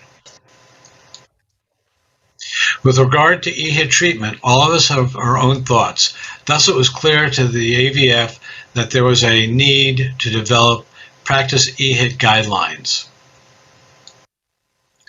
The American Venous Forum Guidelines Committee organized an EHIT writing group to analyze available literature regarding EHIT to gauge the quality of clinical evidence to provide guidance on EHIT's diagnosis and treatment. These guidelines were approved by both the AVS and SVS and accepted for publication in JVS, VNL, and the Journal of Phlebology. Regarding methodology, there were 4 subgroups tasked to accomplish the following. 1. Establish the EHIT definition. 2. Discuss the available EHIT classification systems. 3. Evaluate prevention strategies and risk factors. And 4. Appraise treatment options. We utilized 4 scientific repositories to identify potential publications related to EHIT: PubMed, Embase, Cochrane, and Web of Sciences. In addition, the following search terms were utilized: EHIT in patients undergoing radiofrequency ablation or laser venous ablation, DVT, SVT prior to 2006, truncal veins, great saphenous vein, small saphenous vein, accessory saphenous vein. Perforator veins were excluded. No restriction regarding language or research design, and the grade system was utilized. We looked at both the Kabnick and Lawrence classification and were able to translate the data, as the descriptors were quite similar. Thus, the AVF updated the EHIT classification by adding to EHIT 1, thrombus without propagation into the deep vein. We added the following: 1A, peripheral to the superficial epigastric vein, and 1B, central to the superficial epigastric vein up to and including the deep vein junction. Now let's talk about EHIT guidelines. There are 15 guidelines with regards to EHIT. With the time limitations for this talk, I have selected some but not all. So let's start off with Guideline 2.1, Risk Factors for EHIT. Some possible but inconsistent predictors of risk factors for EHIT include large great saphenous vein diameter, previous history of venous thromboembolic disease, and male sex. These may be considered in the pre-procedural phase, but the evidence is inconsistent. Grade 2C. Guideline 2.2, Prevention of EHIT with chemical prophylaxis. The use of chemical prophylaxis for prevention of EHIT should be tailored to the patient after assessment of the risks, benefits, and alternatives. Grade 2C. Guideline 2.4 of EHIT by increasing ablation distance. There is a trend toward decreased EHIT when ablation is initiated greater than 2.5 centimeters from the saphofemoral or saphenopopliteal junction. Grade 2C. Guideline 3.2, Treatment for EHIT 1. Just as you would think, we suggest no treatment or surveillance. Grade 2C. Guideline 3.3, Treatment for EHIT 2. We suggest no further treatment of EHIT 2, but with weekly surveillance until resolution, thrombus retraction. Grade 2C. As an alternative for EHIT 2, consideration may be given for antiplatelet therapy or anticoagulation for EHIT 2 weekly surveillance with cessation of treatment following thrombus retraction to the saphofemoral junction. Grade 2C. Guideline 3.4, Treatment for EHIT 3. We suggest treatment with anticoagulation for EHIT 3, weekly surveillance, and cessation of treatment following thrombus retraction to the saphofemoral junction. Grade 1B. And finally, Guideline 3.5, Treatment for EHIT 4. We suggest that treatment should be individualized, considering the patient risk factors, bleeding risk, and reference may be made to the CHEST guidelines for the treatment of a provoked VTE, grade 1A. Thank you for your attention.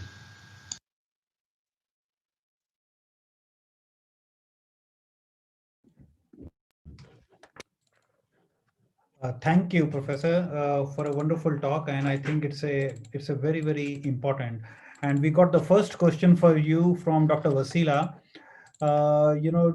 Being in the COVID times, do you suggest that we should add any extra anticoagulation routinely in patients whom we are doing a thermal ablation? I'll just unmute you, please. Yeah, the quick answer is no, Yeah. because these are ambulatory. However, after discussing with Professor Caprini, we were looking at this because those patients that have had COVID may be at an increased risk for thrombosis. So again, how long would you treat this patient, or in terms of prophylaxis? So I would submit that would, if a patient has had COVID, that would increase the risk in terms of the Caprini score, and it depends upon the rest of the risk factors in the Caprini score. So yes, those high-risk patients, yes, and I would treat at least 7 to 10 days prophylactically. Professor, another question from Dr. Ahmed from Egypt. Do you think EHIT diagnosis could be much affected by the timing when we do the duplex scan follow-up? Absolutely. We know that if you do the scan at 1 month, the majority of EHITs have disappeared. And the question is EHIT even important? And I will leave that to the panel, because I suspect that EHIT is not important with the fact of the history that we've looked at for many, many years now. And in the United Kingdom, they don't even do post-operative scans. The patient's sent back, as far as I know, to the primaries, unless there's a problem. Another question from Dr. Kursat is any docs which we can use for prophylaxis? Should we use it or not? Yes, there's a study that came out of Russia by Dennis who looked at using DOACs and found it to be helpful. Sure. And we've got another question from Dr. Padaria. Prophylaxis for obese patients with anticoagulation. So for obese patients, I tend, if we're talking about really obese patients, I consider that a contraindication unless they are really have advanced venous disease and they've not done anything. I think those patients really need to go for more morbid obesity treatment, because that's an end stage problem with veins for them and increased failure. But if you're going to treat them, that is a risk factor, but you have to look at the total risk factors, just not obesity. Sure. Professor Victor Canada, please. The last question, please, because yes, we are. This is a question also for Lowell and for everybody. Excellent presentation as always, Lowell. My question is, I've been treating and doing and seeing so many patients right now with the COVID positive treat, saying that I have COVID 2 weeks ago, 1 month ago, 6 months ago. This will be a trouble for us in the future just to keep them in prophylaxis after the treatment, or what would we supposed to do with those new kind of patients that we are having right now in the office? So looking at Caprini scores, Joe and I looked at it and we asked maybe to consider adding 2 points for COVID and then to risk assess after that. But I think that's really important, but we don't know enough yet. Sure. Thank you, Professor Lovely. I think a lot of interesting questions, but because of lack of time, I'm really sorry. We have to move on. We are going to go all the way to Panama. Dr. Victoria, unfortunately, he cannot be here with us as a panelist, but he's sent us a beautiful lecture. Tarun, if you can play it, please.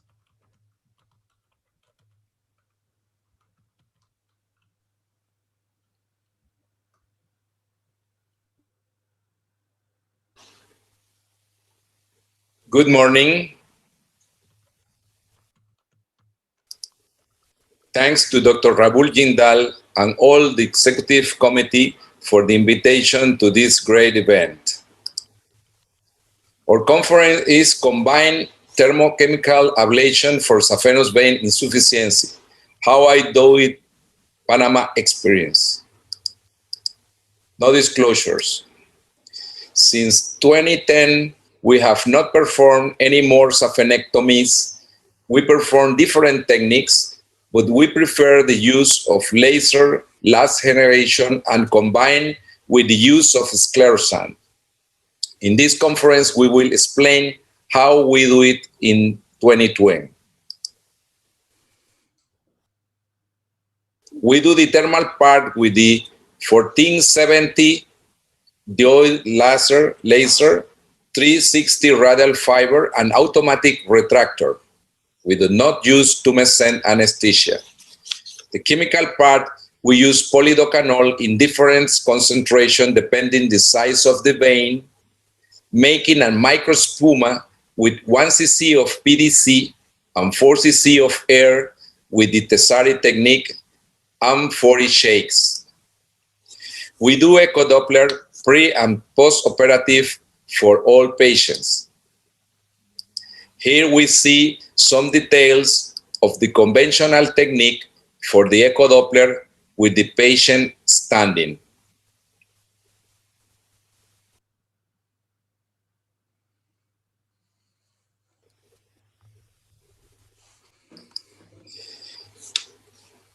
We use this procedure for all sizes of safena. It is shown one of almost 17 millimeters, and we treat the same way the safena aneurysms as we shown. This is our echo Doppler and mapping findings record protocol.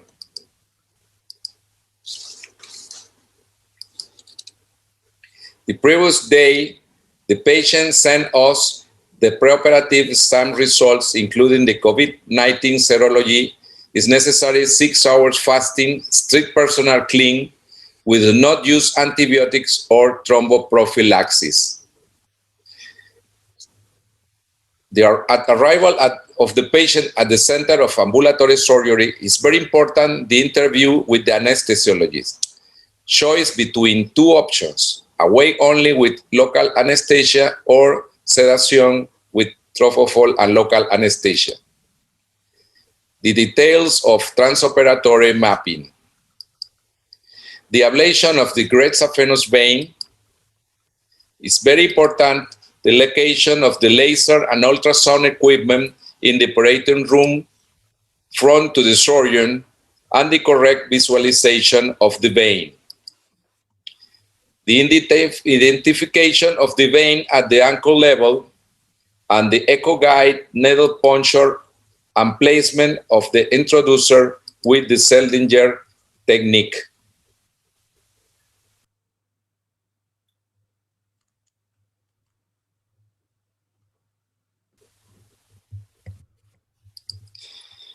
We follow the wire inside the vein with the ultrasound.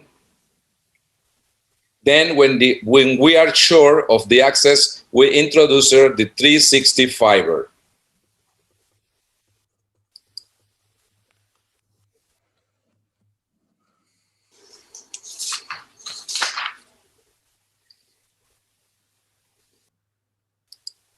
It's important to view in the guideline of the fiber and with the ultrasound all the way.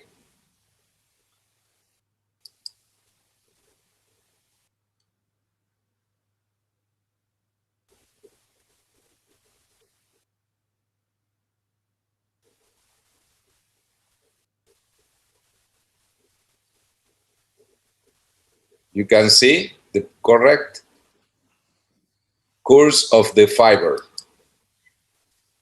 It's very important the position of the guide 2 centimeters from the saphenofemoral union. The preparation and administration of the sclerosant through the annex of the introducer is very important to see with the Doppler the intense spasm of the vein around the fiber. This part of the technique allows that we can do large veins and aneurysm. The correct setting of these laser parameters. The laser is started using the automatic retractor. reducing the energy as we approach to the knee, checking the distance from the vein to the skin, and confirming the closure of the vein through the Sisburg sign, that is the retrograde migration of the bubbles.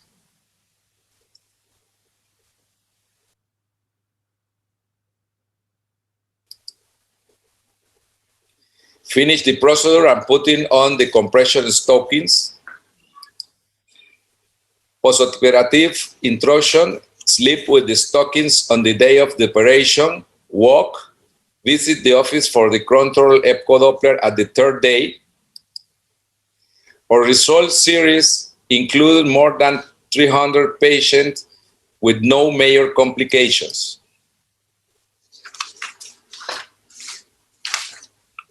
Our complications are mild pain or paresthesias and recanalization of some short segments treated on the office with echo foam.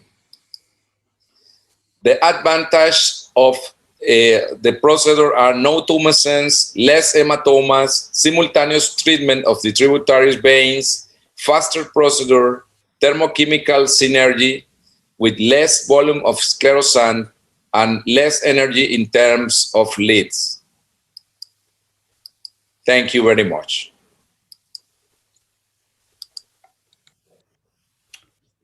Thank you. Thank you, Professor. As Dr. Victoria is not here, so we will move to the next lecture, please, from Dr. Shoaib Padaria. He's a past president of Venous Association of India, very active member. And Dr. Shoaib Padaria is going to speak on perforator closures. Tarun, if you can play the slide, please.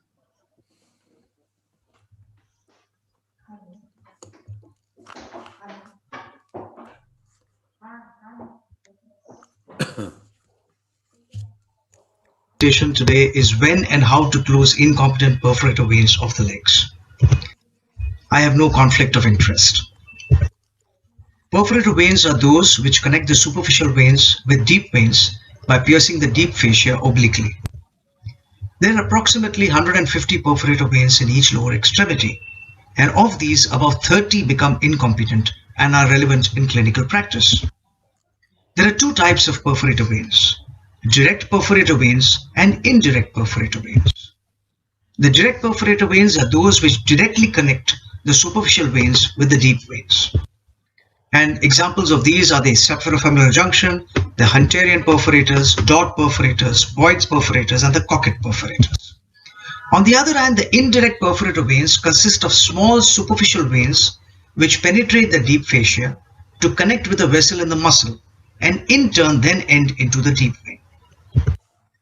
The perforator veins are the gateway to the skin and should allow only inward flow from superficial to deep veins.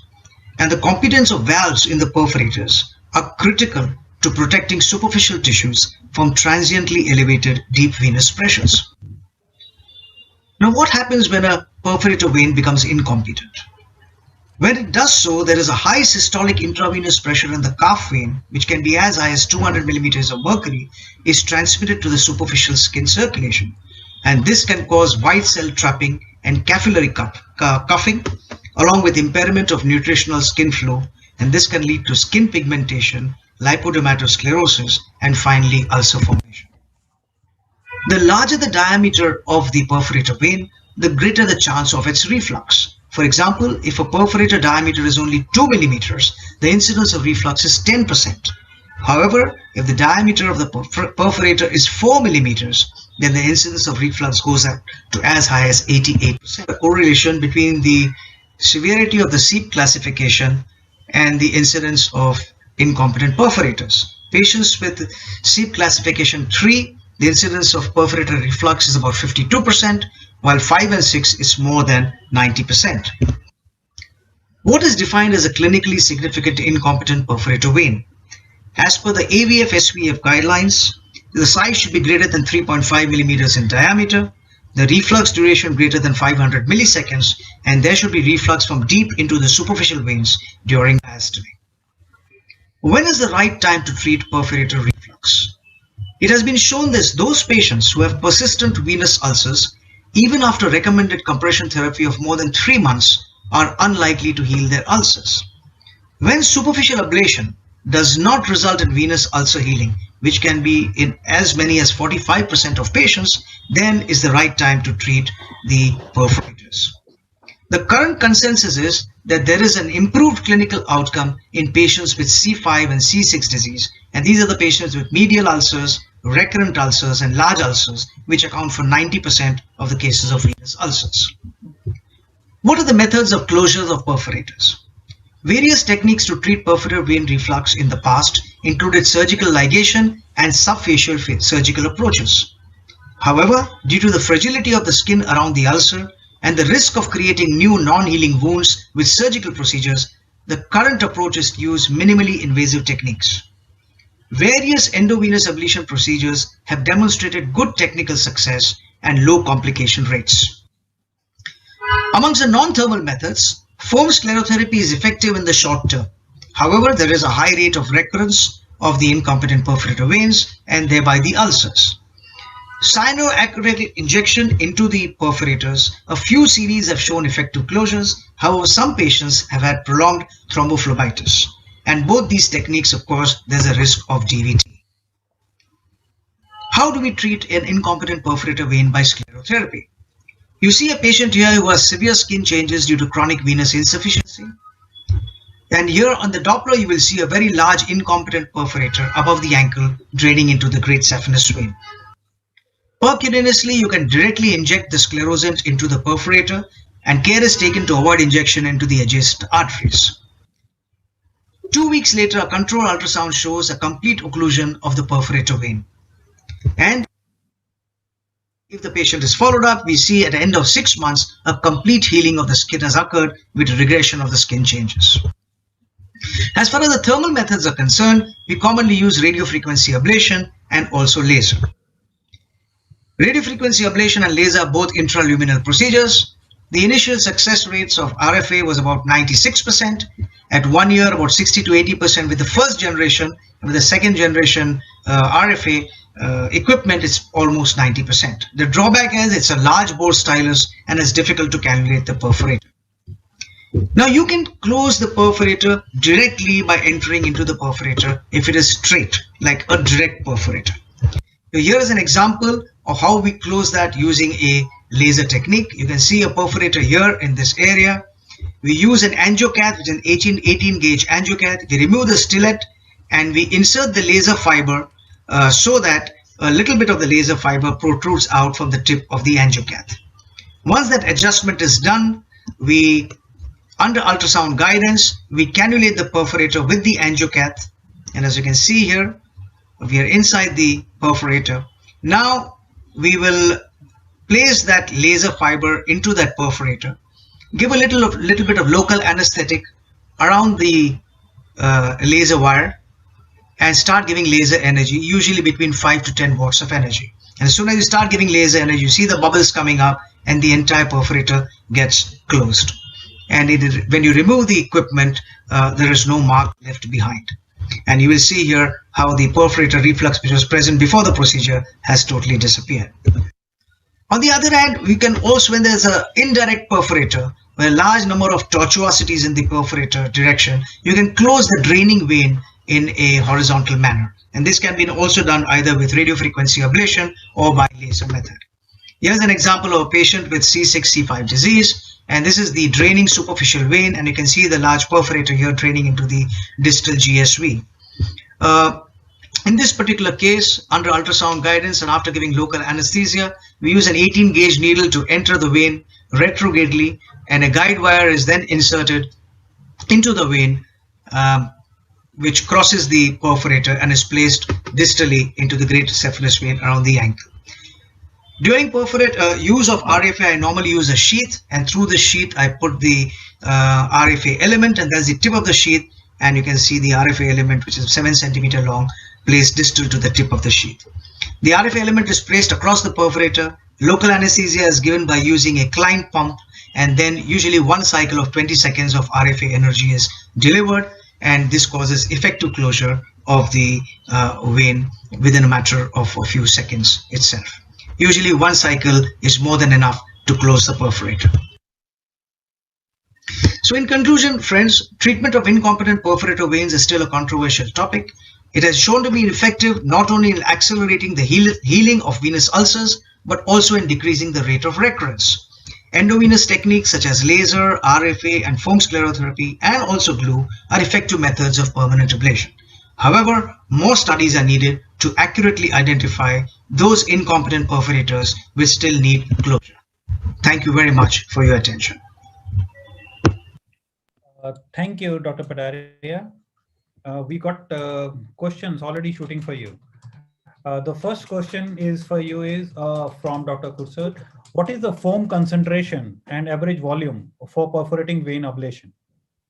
So I normally use polydocanol foam, and for injecting into a perforator vein, I will use 1.5% concentration of polydocanol, and I will not exceed more than 0.5 cc's of foam into the perforator directly. Sure.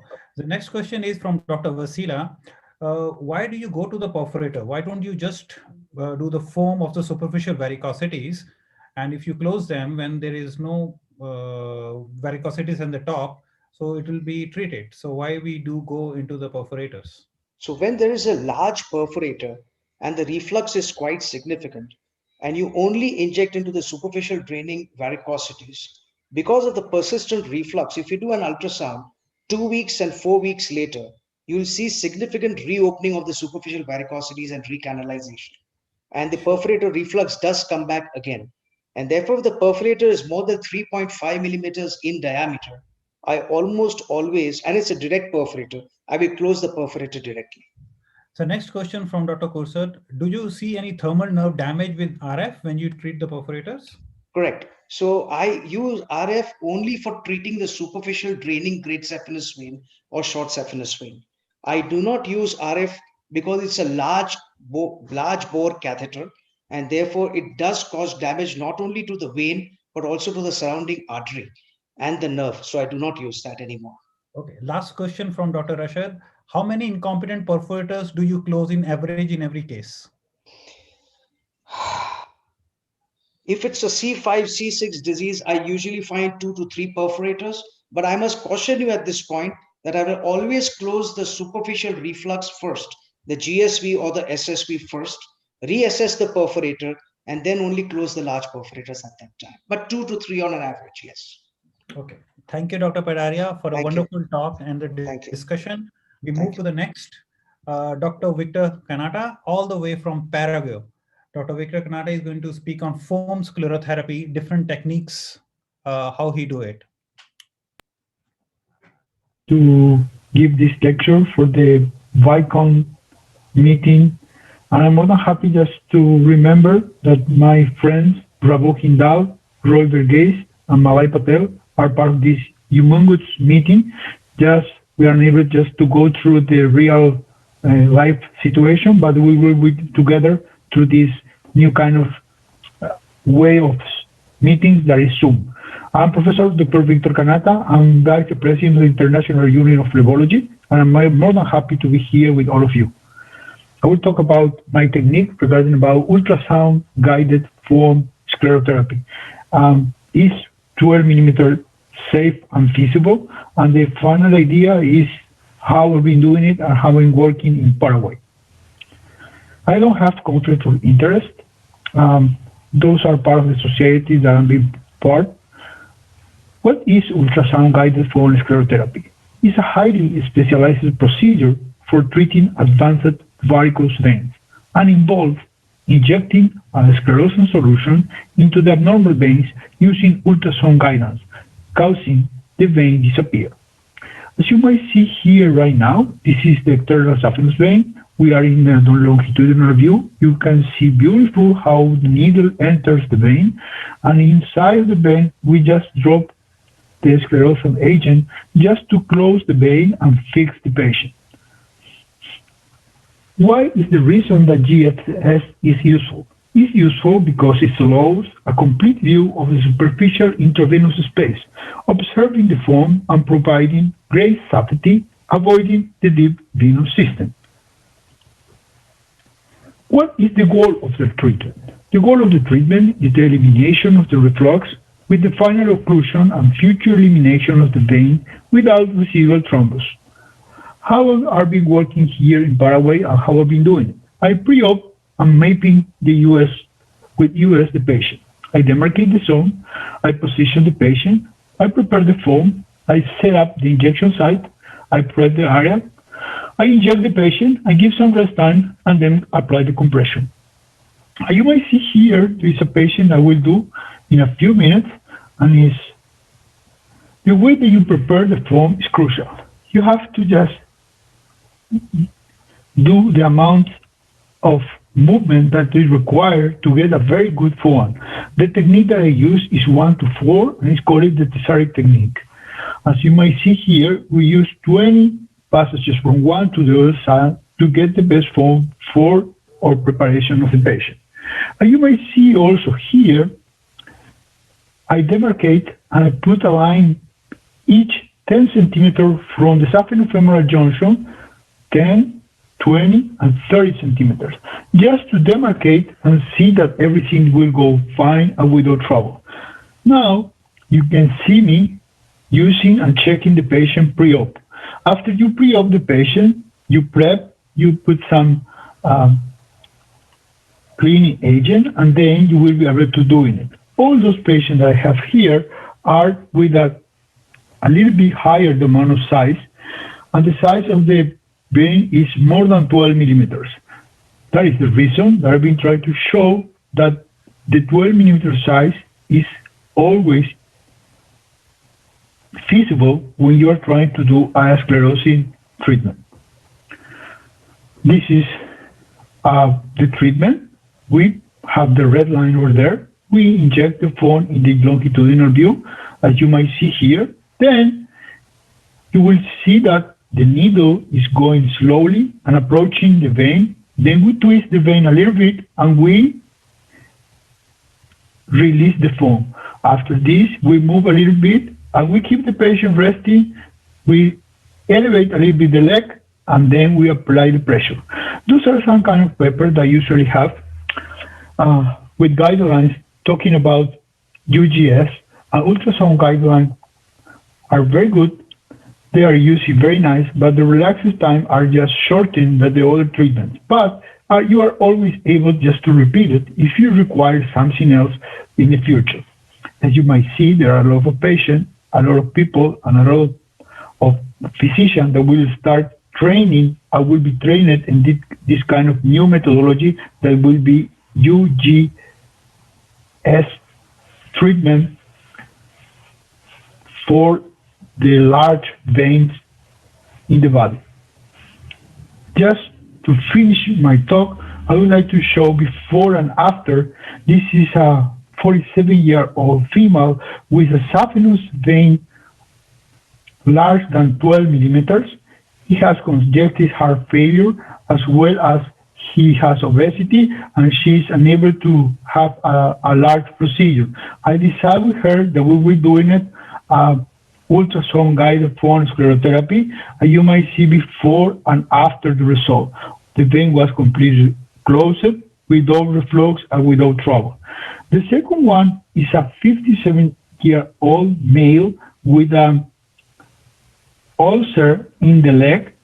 The guy suffered from the ulcer for more than 1 year, and he would like to have something that, because he cannot go and back and forth for the future treatment, he just want to have something in one shot.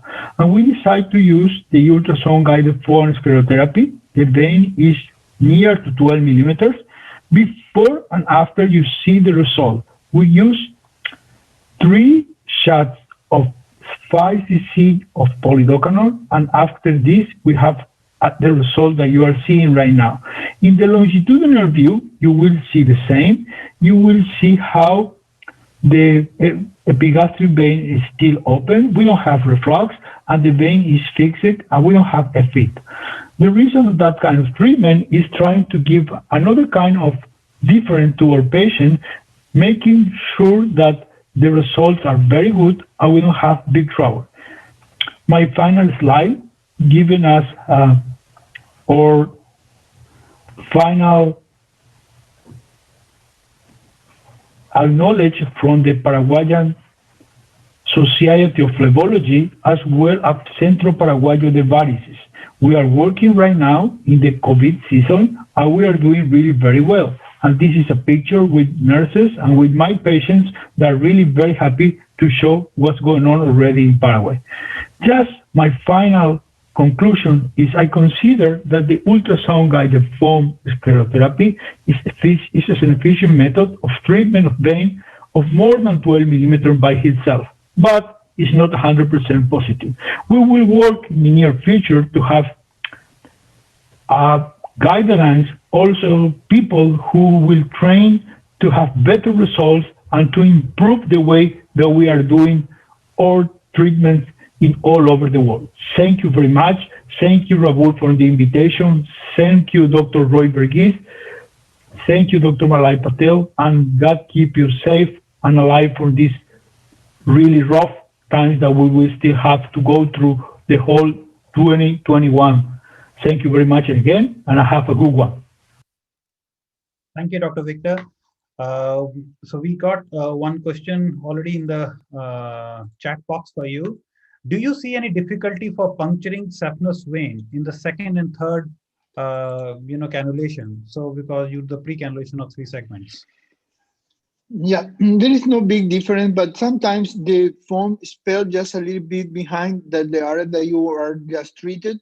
You have to do it faster. If you do faster, the spans will not be. It will be not a trouble for you to just fix the vein without the spans that you will lose if you have that trouble.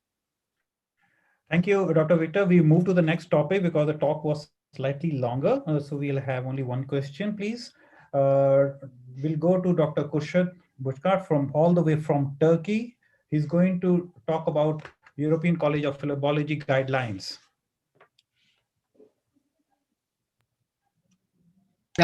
From India. Last year I was with you, but unfortunately this year, because of the corona, we have to be online. My subject is European College of Phlebology guideline for truncal ablation. This paper was published last year in Phlebology, and it is a work together with myself, Martin, Danielson, Dr. Pavlovic, Sorinalario, and Lars Rasmussen. First of all, we started from the surgical treatment.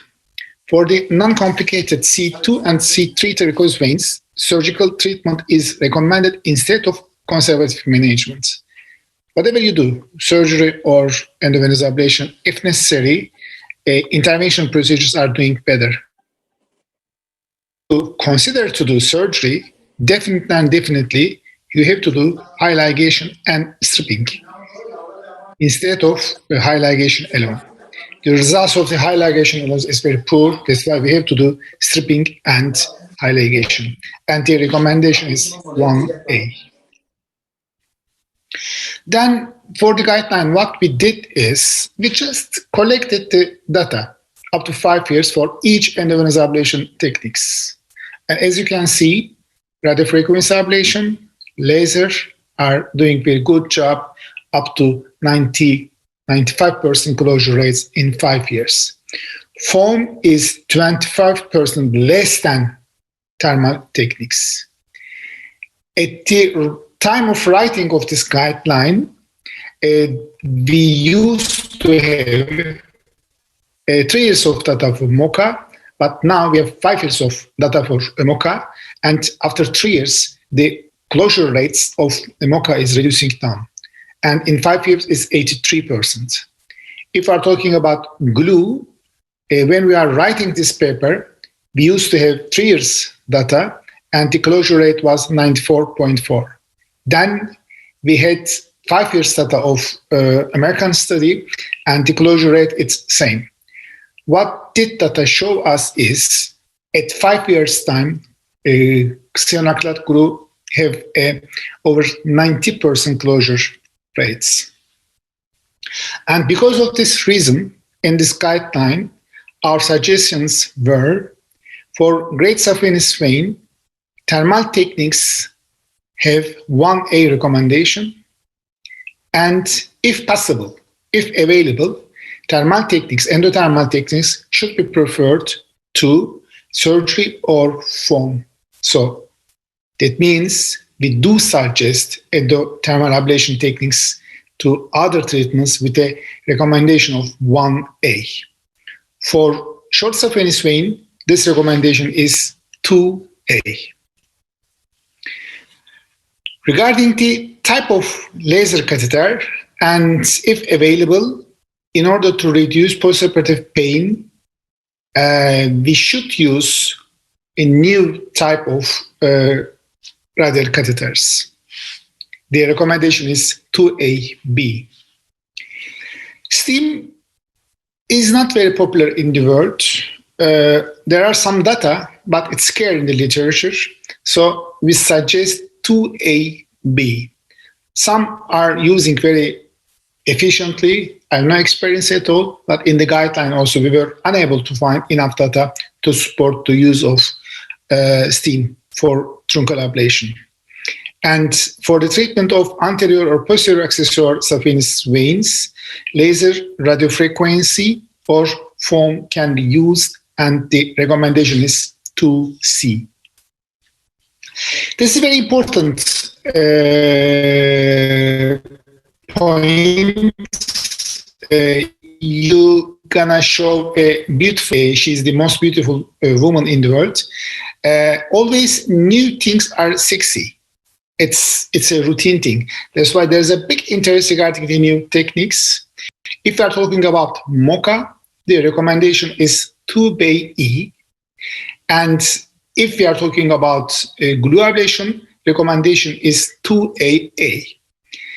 Although 5 years closure ratio is almost perfect, almost wonderful for sionacrilat glue ablation, there are some ongoing rumors regarding the granuloma formation, long-term effects, and etc.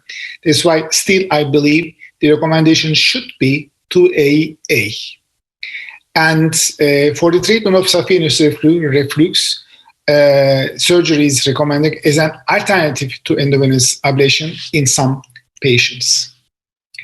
Regarding tributaries, side branches, as we have enough data, we did say recommendation 1A, and we suggest we should do everything in one session.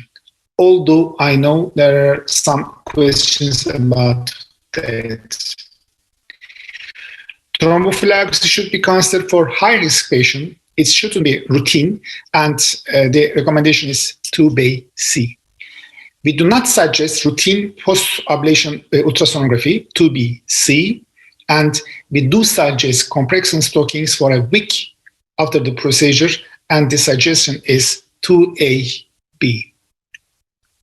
I thank you too much for listening to me, and unfortunately we had to postpone UIP to 2022. The reason is Corona. We are going to announce the new date very soon. We are working on with UIP on that. And as you know, 2023, European Society of Vascular Surgery were planned to in Istanbul, and we had to postpone is 2025. Thanks a lot. Thank you. Thank you, Kushal. Fantastic review. And if there are any questions, please, regarding this, you are most welcome to put it into the chat box. Look, I can't see any question here. I think everybody is very clear about the guidelines, Kushal, and I think people have already gone through it. Thank you. And you have been very, very clear. So no questions to you. Thank you. Thank you. And so we can save some time because we are running 10 minutes late. So we'll move to the next lecture by Dr. Rashid Bushara from Egypt. He's the president of the Egyptian, all the, IGLA you have been hearing on the internet a lot, the new society. And he's going to talk about the foam sclerotherapy for venous ulcers. Dr. Badir, Dr. Abul, thank you for your kind invitation for me to participate in your esteemed Venous Association of India conference year 2021. Let me share my screen. I'm going to talk about foam sclerotherapy for venous ulcers, how I do it. Venous ulcers affect 1% of the population.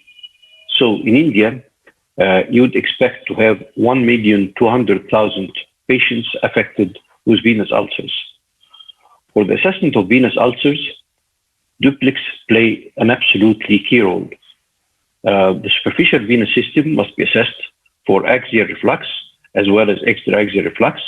The deep venous system must be assessed for reflux and obstruction. And importantly, the iliac veins must be assessed for occlusion. Duplex should suspect the diagnosis, and this should be confirmed by CTV or MRV. For the assessment of venous ulcers, the area around the ulcer should be assessed with a duplex scan for the pathological incumbent perforators and for this network of refluxing veins that may be surrounding the ulcer or in the vicinity of the ulcer.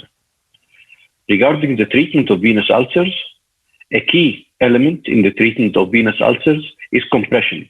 It received the recommendation grade A with level of evidence A from the Society of Vascular Surgery and the American Venous Forum. Ablation of refluxing superficial venous system has been shown in the EVRA trial, a randomized trial of early endovenous ablation in venous ulcer, has been shown to reduce time of healing and to improve the number of patients who have actually healed. Iliac vein stenting for occlusion have been shown by Ravu and his colleagues as early as 2002 to be beneficial in venous ulcer healing. And I would like to share with you this image of a patient who had iliac vein stent for occlusion 16 years ago, and this duplex was recently performed. So it attests to the durability of this procedure. What's the role of foam sclerotherapy? We observed, as well as many other authors who work in the field of phlebology, that there is a network of refluxing veins in the vicinity of the ulcer. This is how it looks on the duplex scan, and we called it ulcer veins. Sometimes you can observe the ulcer veins with your naked eyes. And we found that 69% of our patients presenting with open venous ulcers have this duplex detected refluxing network of veins surrounding the ulcers. We figured that this is an important contributing factor to skin ulceration, and we aimed at abolishing ulcer veins using ultrasound-guided foam sclerotherapy. Ultrasound-guided foam sclerotherapy is an office-based procedure. We used polidocanol in a concentration of 0.25 to 0.5%. We used the Tisari method to prepare the foam in a ratio 1:4 for carbon dioxide. We used enough volume to fill the network of veins as seen by ultrasound. We injected in the vicinity of the ulcer, as I will show you a little later, and sometimes through the ulcer bed itself using ultrasound-guided technique, and we ended up the procedure using short stretch bandage. And I would like to share with you a couple of cases. This is case number one. A male patient presenting with venous ulcer. He had an ultrasound scan, and these are the marks for the proposed sites for venous access. The probe was placed over the mark, and this is what you expect to see, the network of refluxing veins around the ulcer. And here's obtaining access into the venous network using fine needle. And this is how it looks like inside the vein. And then this is the back bleeding. And then here we obtained access in a second site in the same network of vein. And then the foam is prepared, and the foam is slowly injected to fill this network of refluxing veins surrounding the ulcer. And this is what you expect to see on the duplex. That's the foam filling up the network of refluxing veins. Again, here is the foam filling up the network of refluxing veins. And we end the procedure with a compression bandage. This is the second case that I would like to share with you. Here is what we expect to see, the network of refluxing vein nearby the ulcer. And here we are obtaining ultrasound guided access into the vein with the back bleeding.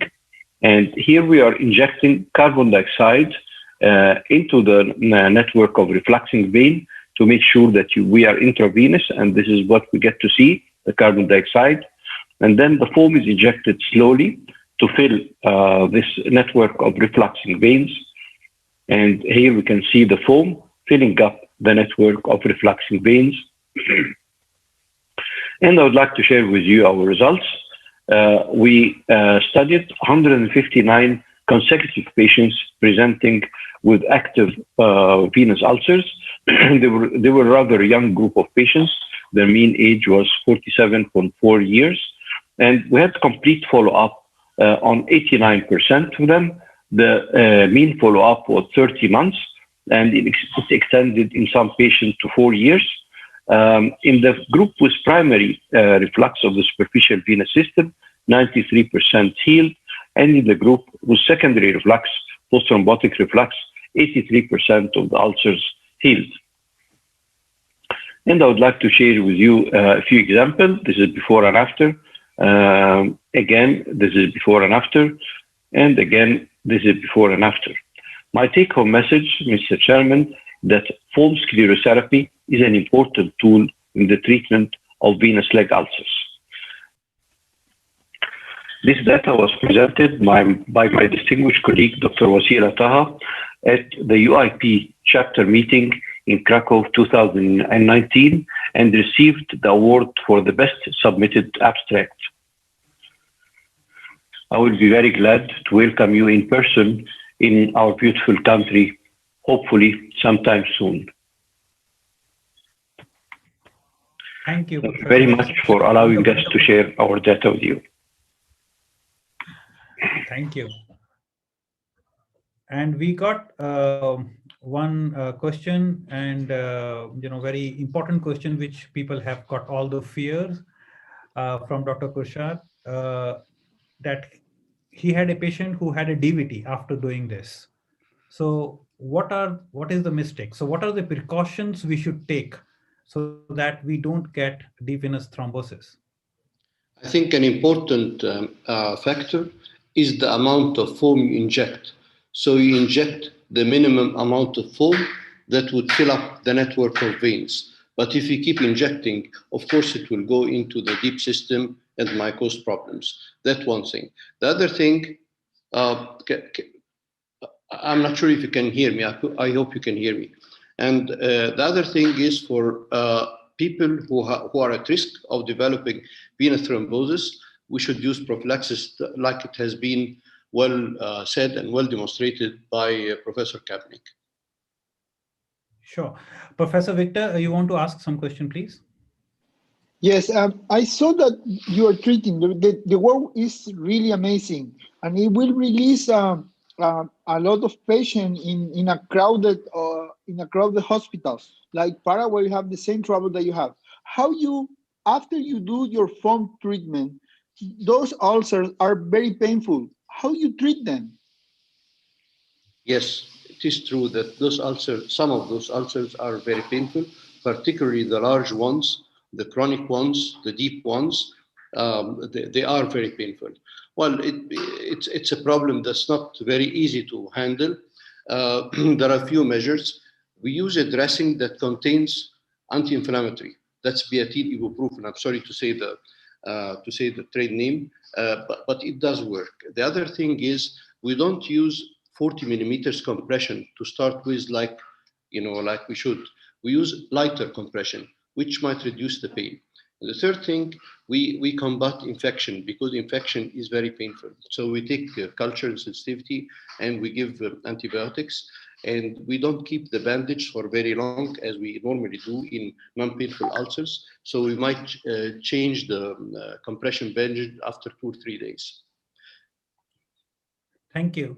And I think there is another question we have. I think Dr. Koshar, you want to ask this question, please? There is a question from Dr. Boskut. Yeah, do you do foot movements after injecting may help, or is it not useful? We keep the patient in bed for 30 minutes, and during these 30 minutes, we instruct him to move the toes and to move the foot. But I personally don't think this is an important factor. I think what's very important, very crucial, is not to inject too much volume of foam.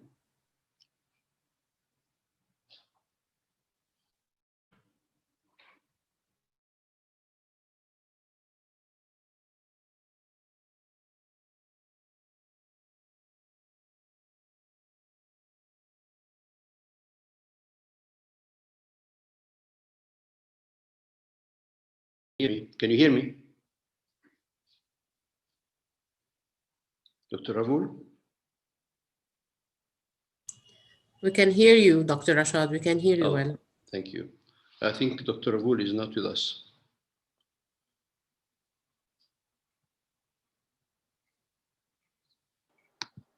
Rahul, sir? Dr. Rashad, Dr. Bedi here. Sorry, what did you want to say? Rahul is probably busy.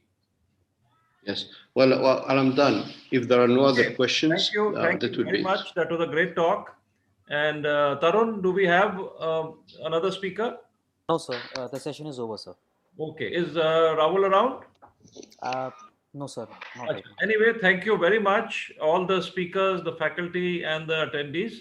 This was a really excellent and good talk we had from people who are leaders in their fields. Thank you very much, all of you. Really great. Wish you all the best. Now we'll move on to the next, and I request people to stay on, whoever is interested in the talk. Yes, Tarun, we can move forward. Right, sir. Yeah, thank you, sir. Yeah, sure. Tarun, we would like to introduce the next session, session B. Sir. We got multiple lectures in that. Sir. And I'm going to start with the introduction for the panelists. Dr. Sandeep Pandey from Nepal, Dr. Wang Shengming from China, Dr. Malay Patel from India, Dr. Gurjeet Singh from India, Dr. Vishal Attari from India, Dr. Sho Padaria from Mumbai, India, Dr. Davinder Singh from Hyderabad, and Dr. Kapil Gupta from Delhi, India. So we can start, Tarun, whenever you are okay with the first lecture from our friend from Egypt, Professor Imad Hussain, is going to talk about failing hemodialysis access, values and limitations of endovascular interventions.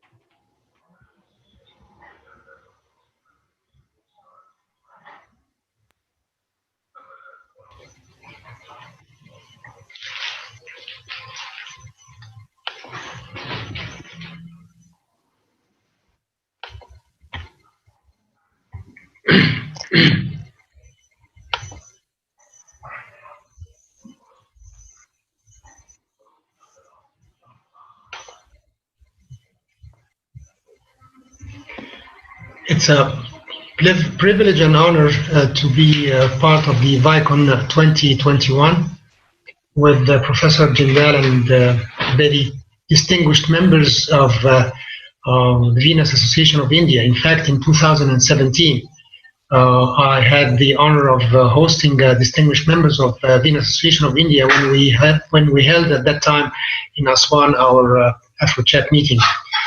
In this quick presentation, I will try to cover a few aspects of predictors of outcome of the failing the endovascular solution for failing arteriovenous fistulas and grafts. I have no disclosures. Now, what is the problem we're talking about? Arteriovenous fistulas and grafts are frequently being done for patients of end-stage renal disease but they are prone to failure, which is often a semi-emergent situation that needs salvage as soon as possible. Often multiple salvage procedures, endovascular interventions nowadays are being utilized more liberal for both AV fistulas and AV grafts when they are failing. When you look at the literature, we'll find variable results. Go quickly into that, not only for salvage of the AV fistulas, but also of percutaneous creation of AV fistulas for end-stage renal disease. The endovascular options are quite known to all of you, and they include simple balloon angioplasty, sometimes cutting balloons, stenting, sometimes, especially in the central venous system, or stent grafts, or drug-coated balloons recently. The diagnosis is straightforward. I will not dwell into that. Clinically, or biduplex or fistulogram, that is reserved to the timing of the intervention, actually.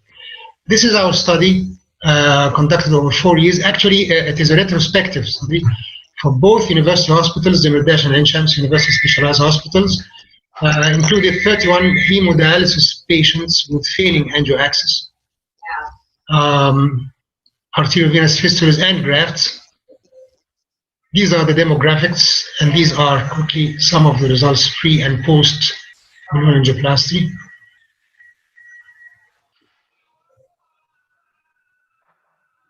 And we start usually by the fistulogram in order to visualize everything. So directly injecting the dye into the perianastomotic area, the outflow, and the proximal venous system, especially the proximal venous system. And then we undergo the endovascular procedures, and then finally the completion fistulogram. The follow-up of our cases mean 14 months, clinically duplex predominantly. And these are results, the technical results, fairly good, 93%. We had our share of re-interventions actually, and we had 2 failures, predominantly AV graft and central proximal venous system stenosis. And these are our results. And the distribution of the site of the stenosis, predominantly the distal anastenosis, or multiple levels. In the meantime, from the first axis to the failure, takes longer to interfere for AV fistulas. They take longer because they just they live longer than AV grafts in our series, and also from the endovascular salvage to the re-intervention. Well, the conclusion is that endovascular intervention in the form of a balloon angioplasty is safe and efficient in the treatment of failing AV grafts and fistulas. Results are usually better in AV fistulas. The restenosis rate is not uncommon. In our series, it was in the order of 24%. Secondary intravascular interventions globally offer longer patency and durability. Results and close follow-up of these results is mandatory. And failing AV fistulas, as we mentioned, fare better than the AV grafts. I thank you very much for your attention, and we're ready to receive any questions. Thank you, Professor Imad. And we got one question coming up from Dr. Vasila. Sorry. Sorry.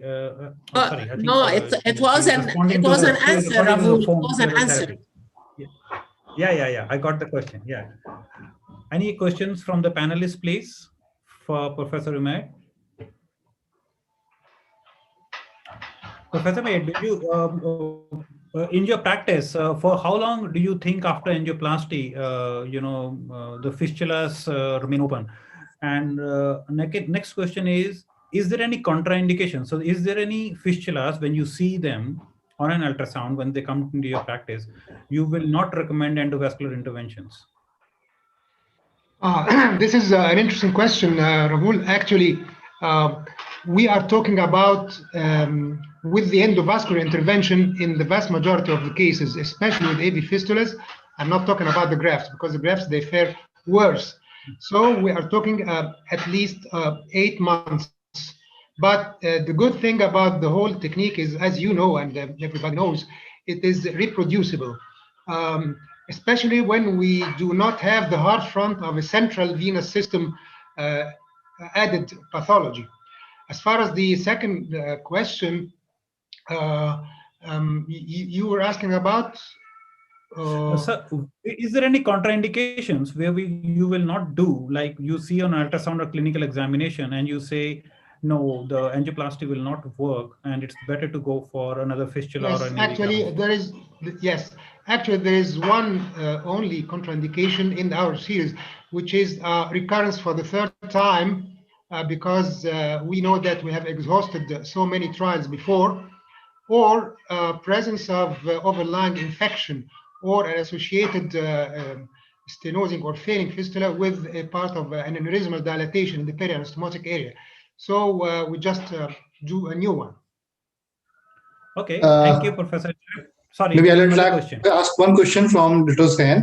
Professor, one question. Yes. Well, probably, do you have any data about what is the role of drug-coated balloons in a case of AV fistulas, failing AV fistulas, and how are they behaving in clinical practice? How the potential is improved following a DCB implantation? We have just started lately, only like 6 or 7 cases. We cannot talk about a large series on that. Drug-coated balloons are having an more increasing role in such situations. We cannot also find in the literature medium-term outcomes, actually. So probably it's a bit premature. We're waiting for further high evidence results from other series. Correct. Thank you. Thank you, Professor Imad. Now we will move on all the way to Italy. Our dear friend, Dr. Sergio, is here on the panel, and he is from University of Ferrara, and he's going to speak on randomized comparative trials on aquatic versus dryland exercises for phlebology and the lymphology patients. Thank you so much, Raul, and thank you so much to all the friends from all around the world who are joining the always prestigious VAICON meeting. Indeed, we are moving away now from the hospital to go into the aquatic environment, so the pool, but in reality remaining into the health topic, and in particular into the evidence-based topic. I was asked indeed about reporting our latest publications on the topic. These are my conflicts of interest, while I declare that it is interesting indeed, as vein specialists, to look at the data on the topic of the aquatic environment used for our venous and lymphatic patients, because according to the literature, you can see that our colleagues from the rheumatological and the orthopedic world have done very well in terms of scientific production, while we are really low as numbers in terms of the scientific publications. So that our patients are for sure enjoying the aquatic environment, and they have been doing this since the ancient Roman times. We all know that the spa environment has been used a lot, but with not scientific data really in support of that, if not for some, that were extremely interesting back already in 1992, showing, for example, the potential volume reduction of the lower limb and also the hemodynamic improvement. But the problem in science is always standardization and reproducibility. So if we don't collect the data properly, it's really difficult to have solid evidence-based data in support. So these protocols were quite variable. Carpentier did an outstanding job on this topic, with also crossover trials showing what was going on when the same group was going outside the pool rather than inside the pool. But the problem remains in terms of reproducibility, because as you can see from the same paper, the protocol that was used inside the pool was changing on every single patient based on the indication of the physician. The potentials are huge if you think of that every single centimeter of water is exerting 0.74 millimeter of mercury, which means that when we are standing up inside the aquatic environment, we have a graduated compression that is starting even at 80 millimeter mercury when we are with the water up to our navel, so 120 centimeters. For this reason, we standardize a protocol of exercise, and we published that in 2017 in Phlebology Journal. The protocol is available, it's for free, so you can see all the details and eventually use this protocol with your patients. What it will do will be reducing significantly the lower limb volume. At the same time, the subcutaneous thickness and the circumferences of the lower limb, as well as improving the ankle range of motion. You see Michael Jackson with his moonwalk, because walking backward, there will be an increase in the ankle range of motion, even more than if walking forward.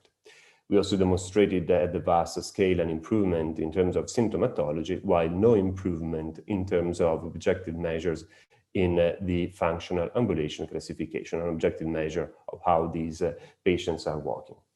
But with this publication of ours, in reality, we were not answering to the question about the protocol per se or the aquatic environment, meaning these benefits are coming because of the exercises or are coming because of the aquatic environment compression, or maybe a synergy between the two.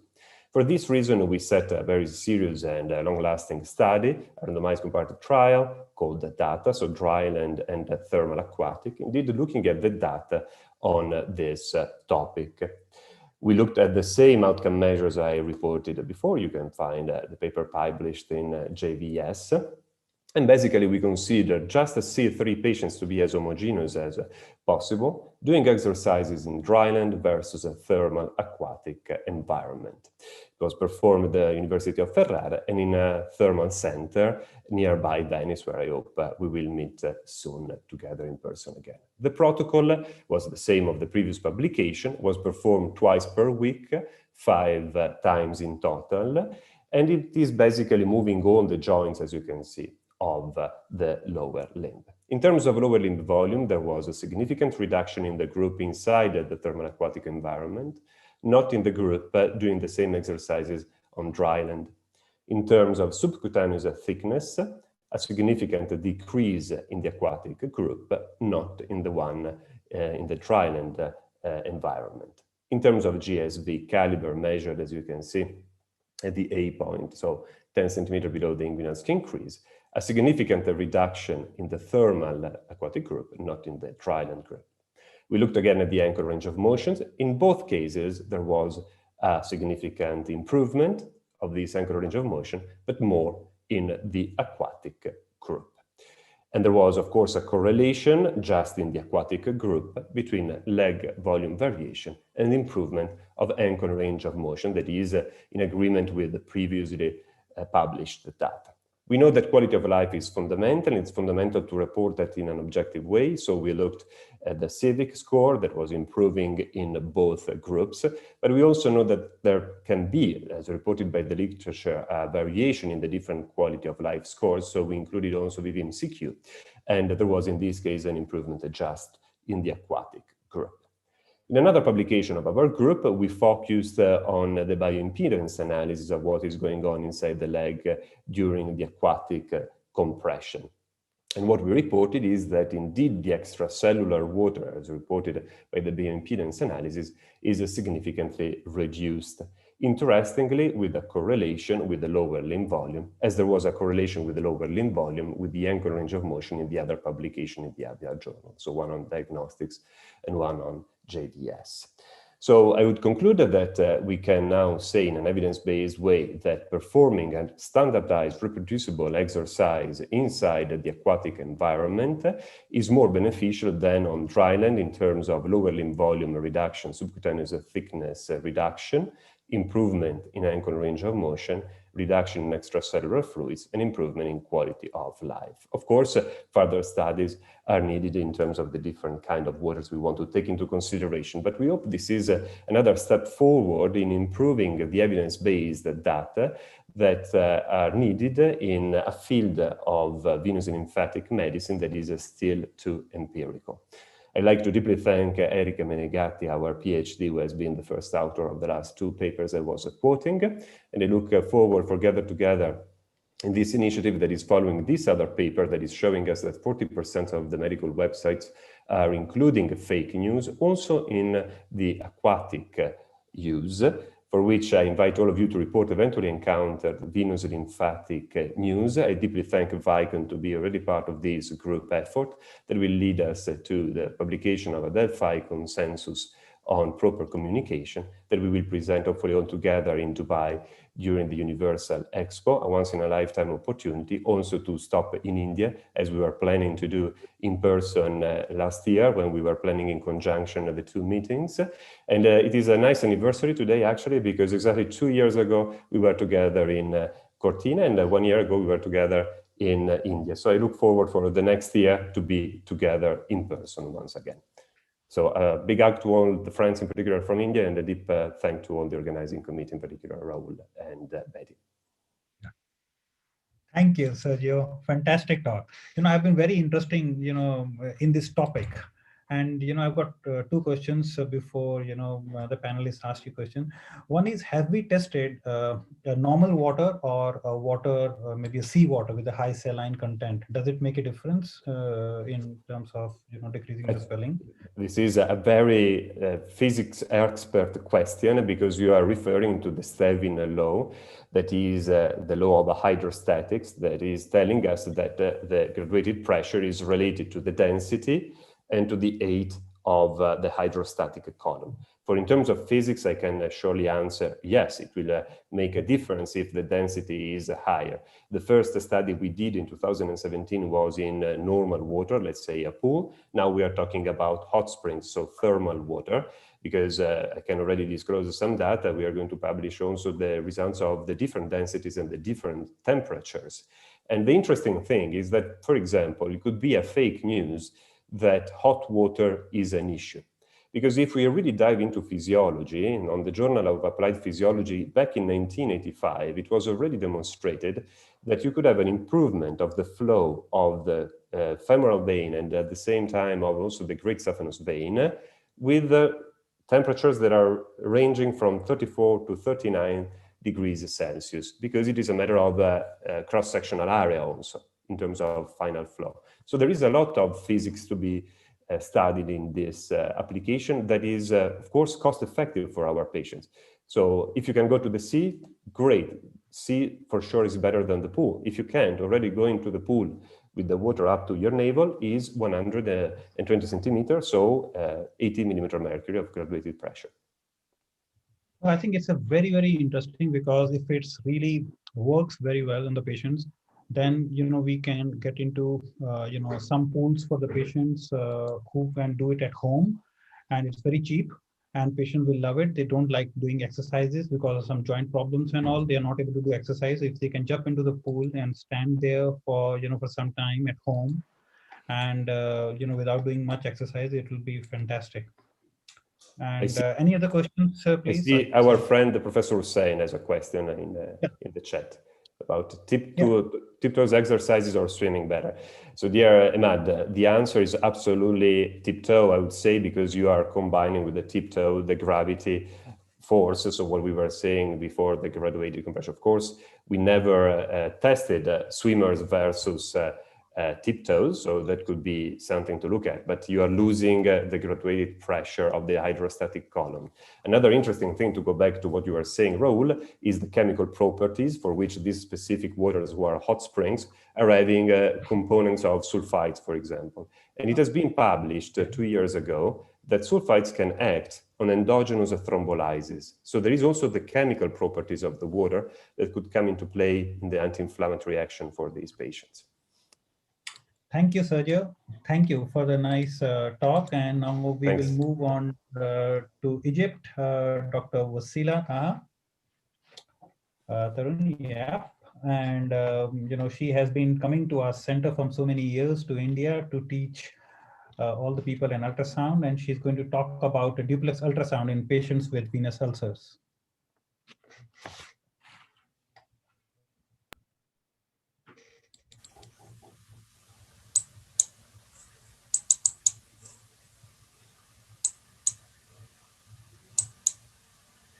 Hello, everyone, and thank you very much for the kind invitation, my dear Indian friends, and congratulations for such successful meeting for the 14th annual conference of VAICON, the Venous Association of India.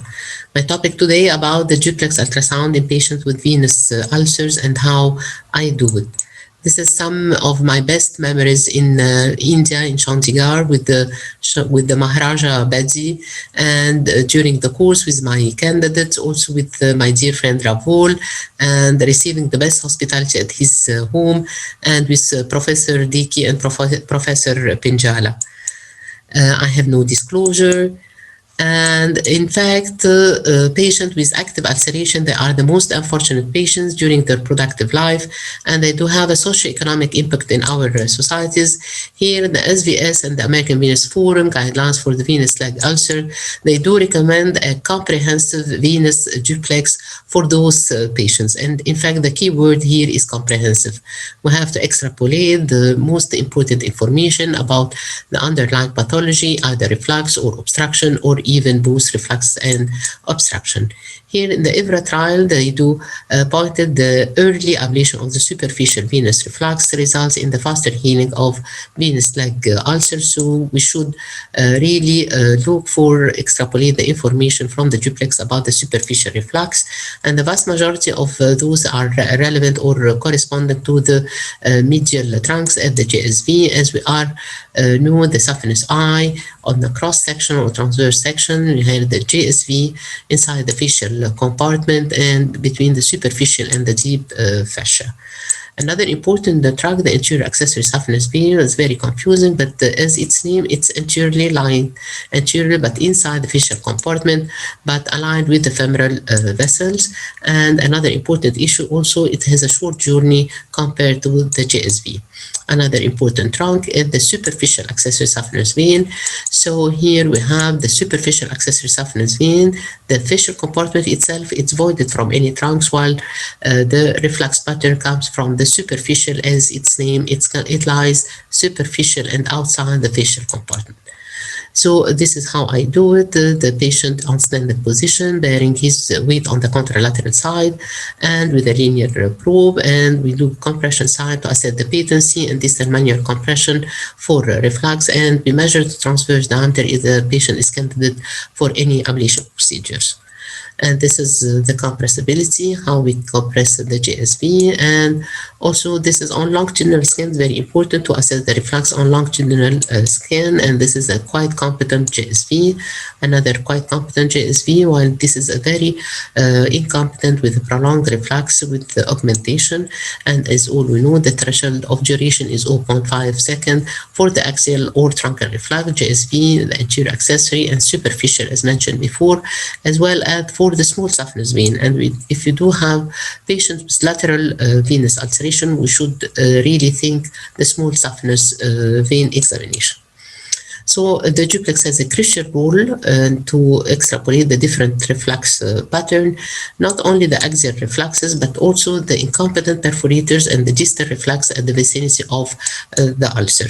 They are network of refluxing venous collaterals, which transmit the high venous pressure via the pathological incompetent perforator to the skin, which is really an important contributing factor for the ulceration.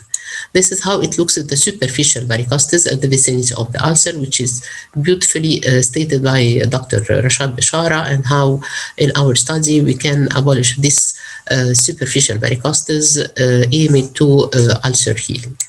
And this is the duplex criteria for the pathological incompetent perforator, as all we know, the facial diameter and the reflux duration. How we measure, this is VR, this is the line, this is echogenic line, the facial defect, or the facial line, and this is how we can measure the facial defect, and this is by the color flow, the bidirectional flow, and this is how we measure the time or the duration of the pathological incompetent perforator.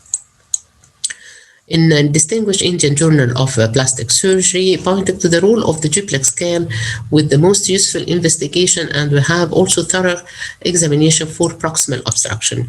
In fact, when we have such ulceration, we have to think post-thrombotic syndrome or think proximal obstruction.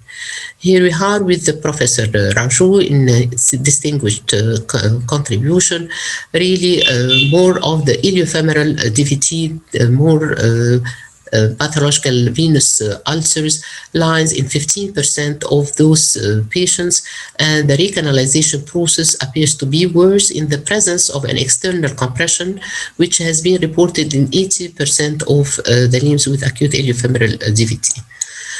Here we have a typical example of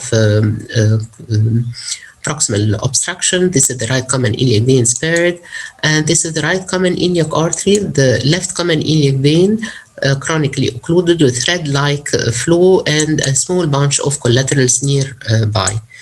Another important example, this is a double channel recanalization of the external iliac vein with the nearby collaterals and with a very confirmative venogram of such a patient, the double line of the external iliac vein with the bunch of collaterals nearby.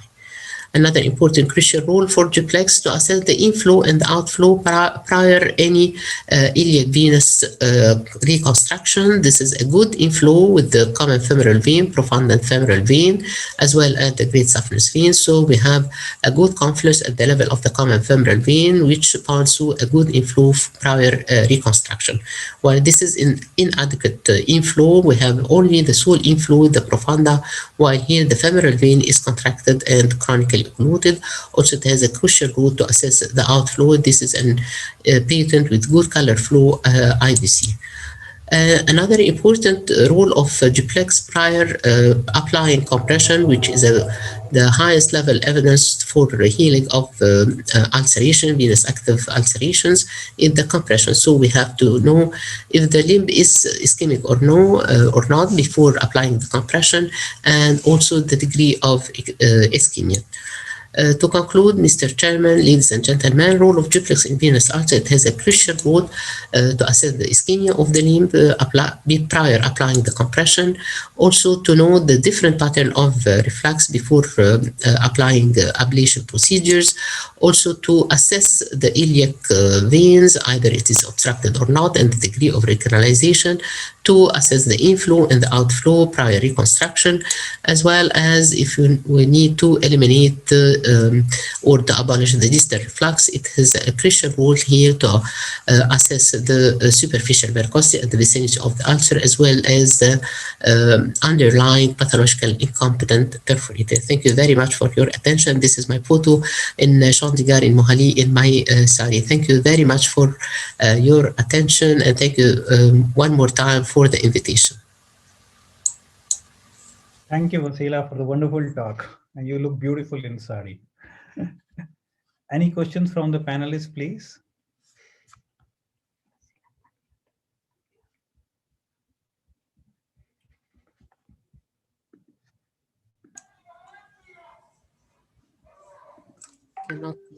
Looks like we know everything about ultrasound, and so there are no questions here, Vasila, but thank you for joining us. Thank you, Rafur, for the kind invitation. Congratulations for the success of VAICON. Thank you very much. Thank you. And we go to the next topic from Egypt, Dr. Ayman Fakre. It's a very different topic and a lot of debate from so many years.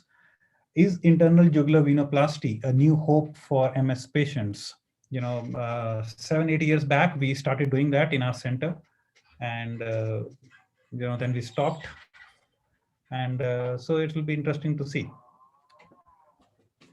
Professor Ayman. I'm Mohammad Ayman Fakhri, Professor of Vascular Surgery and Chairman of the Egyptian Venous Forum.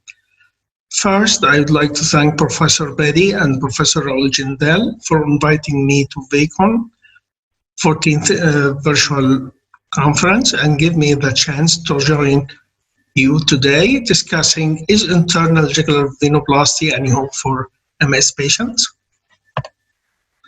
I don't have nothing to disclose regarding this topic. My agenda today, Mr. Chairman, back to history, epidemiology, introduction, case presentation, and conclusion. Regarding the history, multiple stings and hyperbaric oxygen session were believed to cure multiple sclerosis in the past, and both theories were flawed. Epidemiology of the disease is estimated to affect more than 400,000 people in the United States and more than 2 million people worldwide. It is typically a disease of young adults. Its pathology, known as inflammatory neurological disease, characterized by heterogeneous autoimmune in nature, and the exact origin remain unclear. The disease is characterized by demyelination, axonal loss, and inflammation. The caution is chronic cerebrospinal venous insufficiency, an entity and upset for multiple sclerosis. We know iron stores in the white and deep gray matter in cause of multiple sclerosis have never been explained and could be related to abnormalities on the venous drainage. This may be resulted from impaired venous drainage from stenosed internal jugular vein. Chronic cerebrospinal venous insufficiency is a syndrome characterized by stenosis of internal jugular and or azygos veins with opening of the collaterals and insufficient drainage provoked by reduced cerebral blood flow and increased mean transient time in cerebral MRI perfusion. Prevalence of chronic cerebrospinal venous insufficiency in multiple sclerosis patients ranges from 50% to 100%. Dr. Zambuzzi with Symposium 38th with Symposium New York stated internal jugular venous stenosis reported 70% for chronic cerebrospinal venous insufficiency in patients with multiple sclerosis versus 10% in control patients. It is characterized by multiple stenosis of the principal pathways of extracranial venous drainage and the internal jugular vein and azygos vein with opening of the collaterals. His hypothesis was we could improve chronic cerebrospinal venous insufficiency by dilating the stenosed internal jugular vein and abolishing these venous collaterals. These international procedure guidelines stated multiple sclerosis can be a distressing and disabling condition with a lack of effective treatment. Based on the existing evidence, we believe that clinicians should only consider offering percutaneous venoplasty as a treatment option for people with multiple sclerosis who fit the diagnostic criteria for chronic cerebrospinal venous insufficiency as part of structured clinical trials. Our guest presentation today, Mr. Chairman, is a 50-year-old lady presented with repeated attacks of unilateral gradual onset mononuclear visual loss, pain on moving the eye, and altered color vision. Visual loss rarely progresses beyond 2 weeks from the onset, and visual recovery usually takes longer than 2 weeks and may not recover to baseline and known as optic neuritis. SF examination revealed oligocondylar bands in the SF and used as a surrogate marker for estimated time to confirm diagnosis of multiple sclerosis. While there was a delayed visual evoked potential with a well-preserved waveform and known as abnormal visual evoked potential, while the MRI, there was free axial fluid attenuation in version recovery, known as FLAIR image, and MRI in T2 showed hypertense lesions that are characteristic of multiple sclerosis in 2 or more of 4 areas of the CNS, periventricular, cortical or juxtacortical, and infratentorial. Simultaneous presence of gadolinium enhancing and non-enhancing lesions at any time, or a new T2 lesions or gadolinium enhancing lesion on follow-up MRI. To summary the case, it is 53 years old female patient, primary progressive multiple sclerosis for 7 years duration with positive CSS finding, abnormal evoked potential, and FLAIR image on MRI. The duplex showed criteria suggestive of right internal jugular vein stenosis in positions of supine and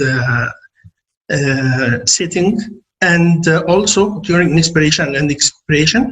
This table showed this flow, significant flow changes in sitting and supine position, in the internal jugular, and in collateral vein. The procedure, we passed our wire and we passed the stenosis segment and we dilated, and this is the catheter to show what was happened. This is the picture post-operatively or post-dilatation, and this is the procedure.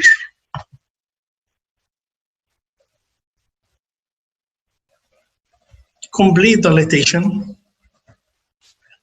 To conclude, Mr. Chairman, there is currently no high level of evidence to support or refuse use of angioplasty for treatment of multiple sclerosis. Chronic cerebrospinal venous insufficiency in people with multiple sclerosis is estimated to affect 50 to 100% of the patients. The effect of this intervention, and which can provide a reliable evidence to help clinician and management decision making. And we recommend this case presentation highlights the need for randomized controlled trials to evaluate the effectiveness of internal jugular vein angioplasty in the treatment of multiple sclerosis patients. And I'm happy to join you today. I hope we meet again next year.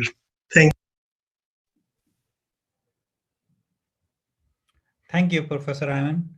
And it's a very interesting topic, and it's been in debate from the last. If you can just unmute yourself, Professor. So you need to unmute yourself. Sir, if you can unmute. Tarun, can you help, please? Dr. Ayman, you need to unmute yourself, sir. Yes. Yeah, thank you. Yeah, we can hear you No, now. thank you. I have done.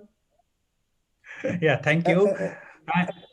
Professor Thank Ayman, you, it's a Rahul, very and thank you, Professor Bedi, for giving me the chance to join you as usual. Thank you. It is a really privilege for me to be here with you. It is a and pleasure. I'm ready for questions. Very nice of you to have joined. Thank you. Thank you. Professor Ayman, it's a very interesting topic. It's been in debate from the last nearly 13 years, and Yes. 7, 8 years back, a lot of patients started flowing to countries like, India, other countries where we can do these procedures, where the regulations are not very strict about doing the procedures in terms of where the data is very confusing. And there are a lot of publications, and the basic two problems with these procedures were, one was the diagnostics, because sometimes you could misinterpret the MRI and the CT venograms and the duplex of the narrowings in the IJVs. And because if you have the patient, lie down or standing, the diameters of the IJV changes. And also the success rate with the angioplasties, this was so varied, whatever the publications. So we did few cases when the patient started coming in the very early part, and then there was a lot of publications which were against it. So, 11 years down the line, we haven't reached anywhere for this group of patients, So is there any latest publications in last like 1 or 2 years where, we are thinking again of this topic? You have a point, Rahul. Yes, it is a little bit debatable topic. And the good thing that the NIST guidelines did not refuse or augment its abuse, but it said it's an option. We can give it a chance for the patient. If he fulfills the criteria of diagnosis, we can give him a chance. It may improve him. And you know that there is a very nice talk from Christopher Meyer. He said, during the last 10 years, we have many patients, and at least 70 to 90% of them improved. We don't know why. If we did not give them a chance to use all tools, it will be the perfect crime. Yeah, I can understand. There is another question from Dr. Vasila. If we think that the outflow tract from the brain is one of the causes for causing this hemosiderin deposition in the brain and causing multiple sclerosis, that was the theory behind. So why patients with chronic renal failure, with obstruction in the veins does not suffer from MF? Is there a difference, or is it because CRF patients, they don't live that long, or is there anything related to CRF? This is a great question. Thank you, Asila. You have a great point. The point that when we have central venous stenosis, we don't have an issue for the chronic cerebrospinal venous insufficiency. It affects the central vein, but still we have good flow in the cerebrospinal venous flow. That's why it doesn't show in chronic end-stage renal patient this iron deposition in the 4 known areas of the brain. This affects only the upper arm, the chest, but it does not rely much on the cerebrospinal venous pathway. Thank you. Any other question, please? Yeah, Professor Aman, so one question to ask. So what is your choice of stent, and what the diameter of stents you have to put in a stenosed IGV? Stent, no, I don't recommend putting a stent. I recommend just angioplasty, and if it works, we can repeat it. It is an easy procedure, so it works. It's good. We can repeat it after it restenosed again. I think it is much safer than putting a stent in such a injurious region. Correct. I think so. so. So to what diameter do you like to inflate the IJVs to have a good outflow? Yes. There is no published criteria for that, but I made only 3 cases. Both did well. All cases did well. From I had done, I used high pressure balloon 14. It works very well. Okay. Dr. Tarazi, please, the last question, please. Dr. Tarazi. Yes, I have met Dr. Zamboni when he began to do this operation. Yes. Yes, and so it was in the mode 15 years ago, and so I used it 5 times, 3 times for jugular vein and 2 times for azygos vein. Great. Yes, and the only good result, really good results that I have, it is a young gentleman, 32 years, with azygos vein narrowing.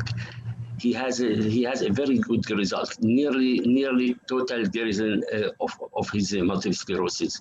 I have one amelioration with one jugular vein. It is not evident. The neurologist was not really cooperative with us, and the literature was negative, so we abandoned this operation. What do you think about azygos vein? You have a point. Yes, it is written, and Dr. Zambuzi explained these 2. Yes, you have a point. It works, and it may be more curative than the internal jugular. But I myself, I don't have this experience, and I didn't met cases with azygos vein. But yes, it is reported, and I am happy that you made few cases, and I hope we can work together to make further cases. Maybe it is a hope. Maybe. Why not trying it anytime if we have nothing else to do? Exact. This is the point. Okay, thank you. Thank you.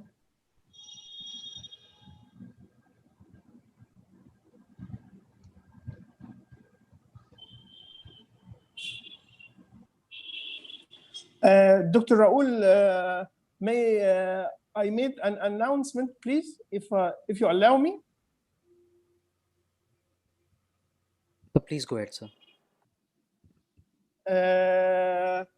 I'm very happy and I'm very pleased to announce that 2 years ago, we had a very good and very promising Indian fellow from India. He spent 10 days with us in Alexandria. And I have the honor to repeat the invitation and ask you, the VAI, to annually give us the privilege to have one of the Indian fellows to spend 10 days training in our center in Alexandria annually. I think we have this great honor, and I will be happy to be done annually, if you allow me. Thank you. That was very kind of you. Congratulate you for your hospitality and your great heart. We will continue to be associated. Thank you so much. Thank you. Thanks, sir.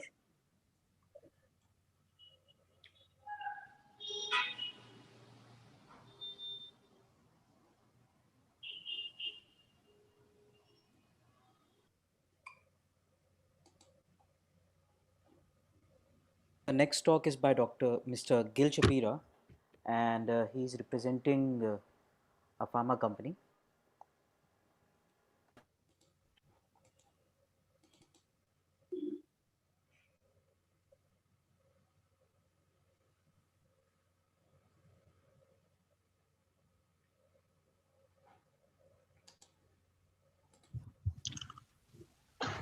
Hi to everyone from Israel. My name is Gil Shapira. I'm the CEO of Neolaser, and the topic today for this lecture is the evolution of fibers for endovascular use. So first of all, from a technical perspective, when one thinks of delivering laser energy to tissue, the most important metric to think about is really the power density. Power density is defined as the power of laser light divided by the spot size, by the area. The smaller the spot size, the higher the power density. The larger the area on which you emit the light, the lower the power density. And the reason this is so important for us clinically is that when you have a high power density, the temperature of the tissue rises very fast and it's less controlled. For example, this is good when you want to cut tissue. But when you want to close down the vein, such as in endovascular, you prefer low power density, larger area of emission, which gives you controlled temperature rise. Really, the goal for endovascular use is a gradual and controlled rise in temperature inside the vein. The ability to contain the energy inside the vein structure and not impact any structures outside, and do this in a uniform way around the wall of the vein. And of course, last is to prevent any thermal damage from reaching the deep vein system and potentially having significant complications such as DVT. So with this in mind, and with the concept of power density, and one can think of power density a bit like a surgeon would think of a force of applying a scalpel. So the higher the power density, the more force is applied, and therefore the more rapid the interaction, and the lower power density, the less force and the more gradual and controlled it is. So with this in mind, let us look at the evolution of fibers along the last 20 years. The first fiber that was introduced for endovascular use was the simple bare fiber, which emits to the front. And with this structure, you have a very, very high power density because all of the energy comes at the tip of the fiber, which is small. And the fiber may contact the wall of the vein, and therefore this combination of rapid rise in temperature and contact can create a puncture going through the wall of the vein, and of course a lot of thermal damage beyond the wall. After this fiber was used, Angiodynamics introduced, I believe in 2007, what they called the Never Touch fiber, which was later further advanced into the Never Touch Direct. And in this approach, you have a tip, you have a jacket around the fiber to prevent contact with the wall. So if you don't have contact, you don't have very high power density. And energy is still emitted to the front, but in a bit of a wider emission, and as such, power density is reduced. You avoid contact, but still you have forward emission. The next evolution in fiber was the radial fiber by Litec, I believe somewhere around 2012. And in this design, any delivery to the front is eliminated. You fire only to the side, much lower power density because light is spread in a ring all around the fiber. And of course, a glass cap to prevent any direct contact with the internal fiber. The next evolution was the two-ring radial by BioLitech. Same approach in general, just half of the energy in one ring, half of the energy in another ring. And the latest addition in terms of fiber evolution is what NeoLaser has introduced in 2020, which we call the infinite ring radial fiber. And in this design, it's a whole section that emits in a radial fashion, a bit like having tens of rings one right after the other. And as such, power density is drastically reduced even further because the light is spread over a much bigger area. And we prevent any firing to the front as well. So why does this matter? All of the fibers you've seen above can be used to close the veins with high efficacy in terms of closure rates. But the better you get with the fiber design, the more you prevent in terms of side effects, pain, bruising, and risk of DVT, risk of any impact in terms of going EHIT, going into the vein system. And as such, it matters. So the first step in terms of bare versus jacketed tip fibers, for example, like NeverTouch, you can see in this graph research that was done in the US in terms of big impact on pain. So you can, even with this small step in the first evolution of fibers, see a reduction in pain scores for patients. In a further study that was done in Japan by Hirokawa on radial fibers versus bare fibers, both were compared using a 1470 laser. And as you can see on the table results, significant reduction in bruising, pain, EHIT, and so on. And all of this is statistically significant. So definitely the fiber makes a big impact in terms of the ability to reduce side effects.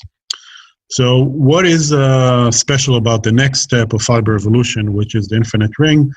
In this fiber, we reduce the power density even further. You can see in the graph a big reduction of between 4 and 8 times versus the standard radial fiber or the two-ring radial.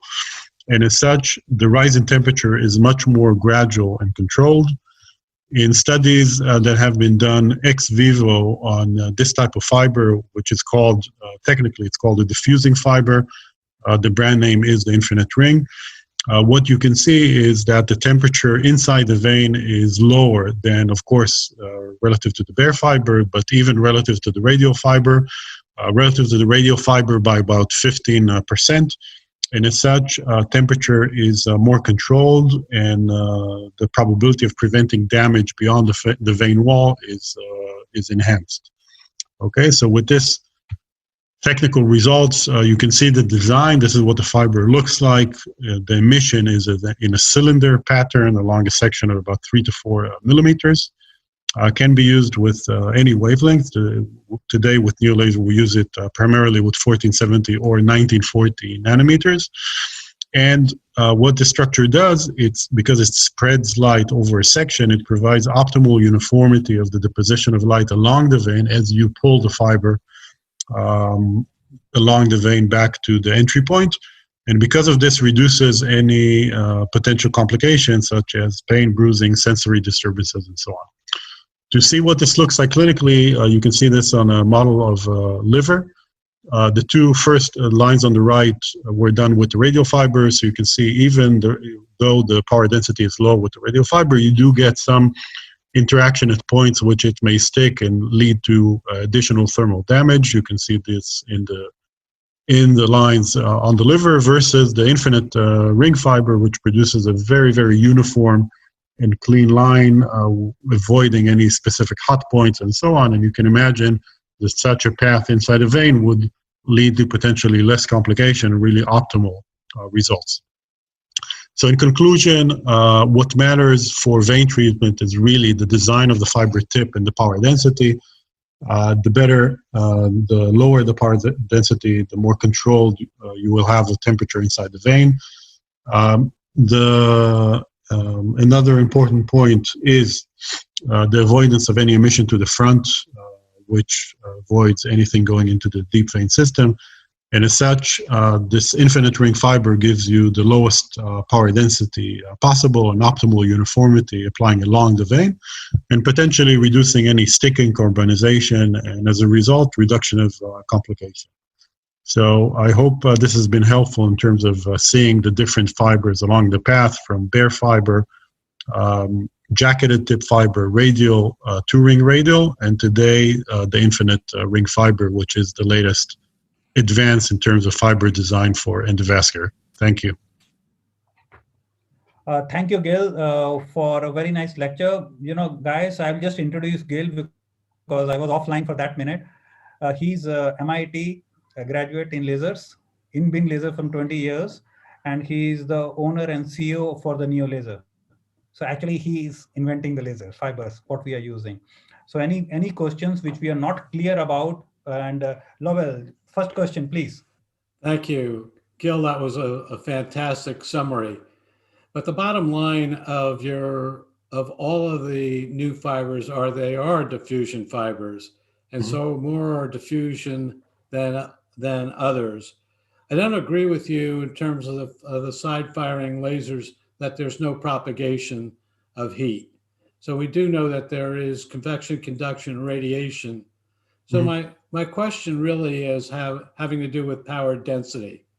As you decrease the power density, do you need to increase your LEED with power and energy? So does your new fiber require higher power and energy to deliver the same damage? Yeah, so that's first of all, thank you for the distinguished forum and of course the opportunity to present here. In terms of your question, it's an excellent one. It sort of goes to the line of you know, if you need to hit the nail, you know, does two hits, small hits, equate to, you know, one big one. And from a purely clinical perspective, the most accurate answer I can give is we don't know yet. So the fiber is a new tool. We are now doing a big clinical study in Leuven in Belgium in terms of dosages and so on. Of course, we as physicists, we have, let's say, an estimation based on ex vivo work in terms of what this should be. So our best estimation, given temperature rise, is that you may need to increase power density on the order of about 10%, not more. So this is what we started with. We're now doing patients both in Germany and in Belgium to see how this will react. And then based on this, we'll come out with more detailed recommendation. Based on the physics outside the body, my answer at the moment would be yes, a bit, about 10%. Now to the comment in terms of side emission penetrating the wall, of course, this depends on the combination of both the fiber design and the laser itself. And what we've been doing in the last year is movement. For example, in the study in Belgium, we're doing this with this type of fiber, which increases the area of emission. But on the other hand, we're using a 1940 laser where the depth of penetration is sub-millimeter. So the energy by itself is contained within the vein. And we think this combination of both an energy which is much more absorbed than 1470 and the large area of emission would give you the most, let's say, optimal combination of things. The question then, will it translate to a clinical improvement? And it's all theoretical at this point. But thank you very much. I really appreciate that new looking diffusion fiber. Congratulations. And another question, Gil. So a question from Professor Ayman. Is there any difference between one ring and two ring radial fibers in terms of you know, the clinical uses and safety and complications in terms of physics?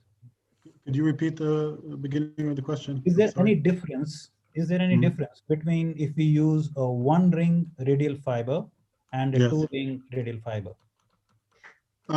So unfortunately, when you look at the data and what's published to date, there is no comparison really of one ring and two ring in terms of clinical outcome. There is a body of work from Japan, which I quoted, which looked at bare fiber versus one ring, and then bare fiber versus two ring.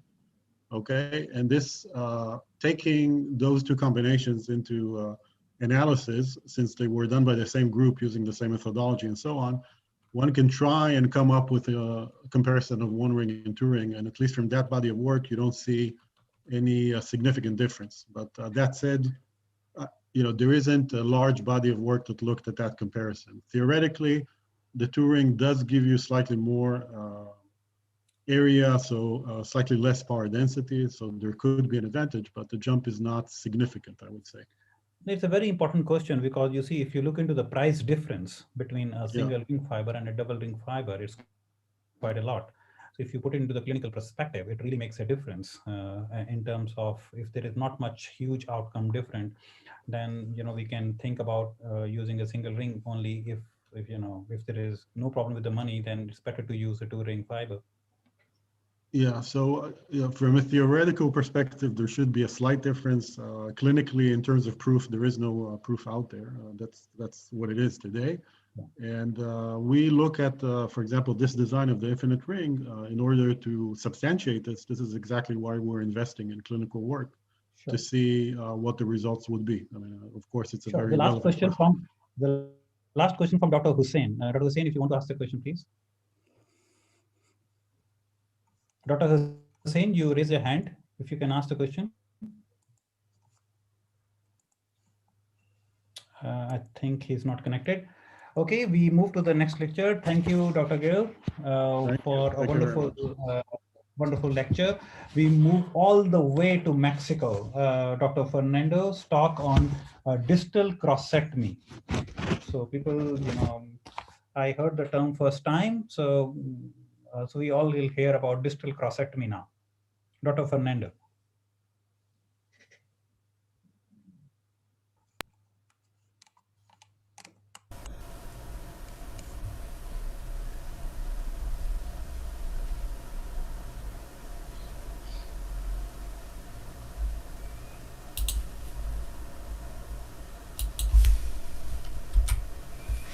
Hello friends, I'm Dr. Fernando Vega Rasgado from Mexico, from Mexican Institute of Phlebology, Mexican College, and Mexican Association of Phlebology. It's a pleasure and it's an honor, this invitation to participate in this wonderful VAICON meeting 2021.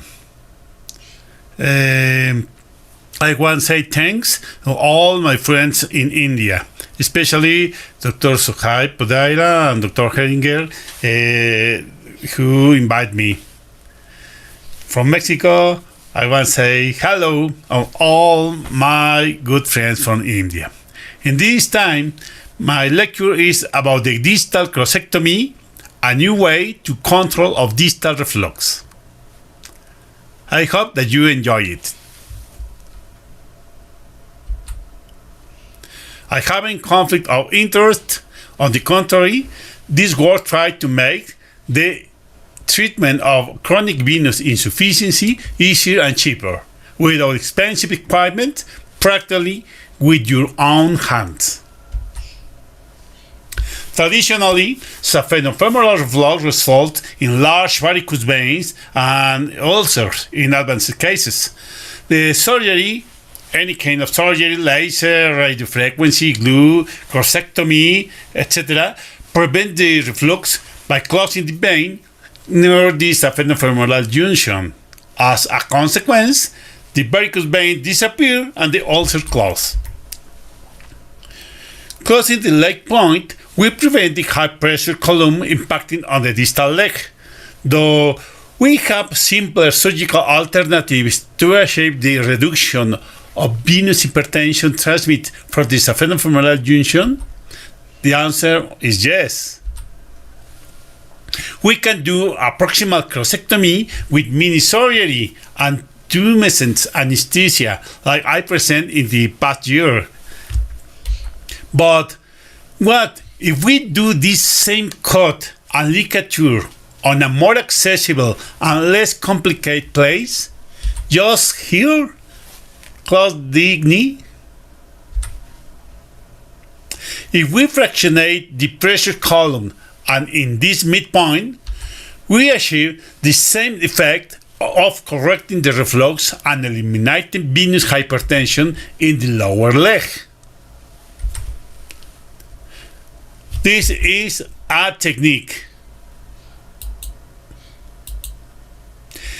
First, we do an ultrasound study and mark where is this venous vein on the leg and verify that it is cause of the high pressure, distal high pressure.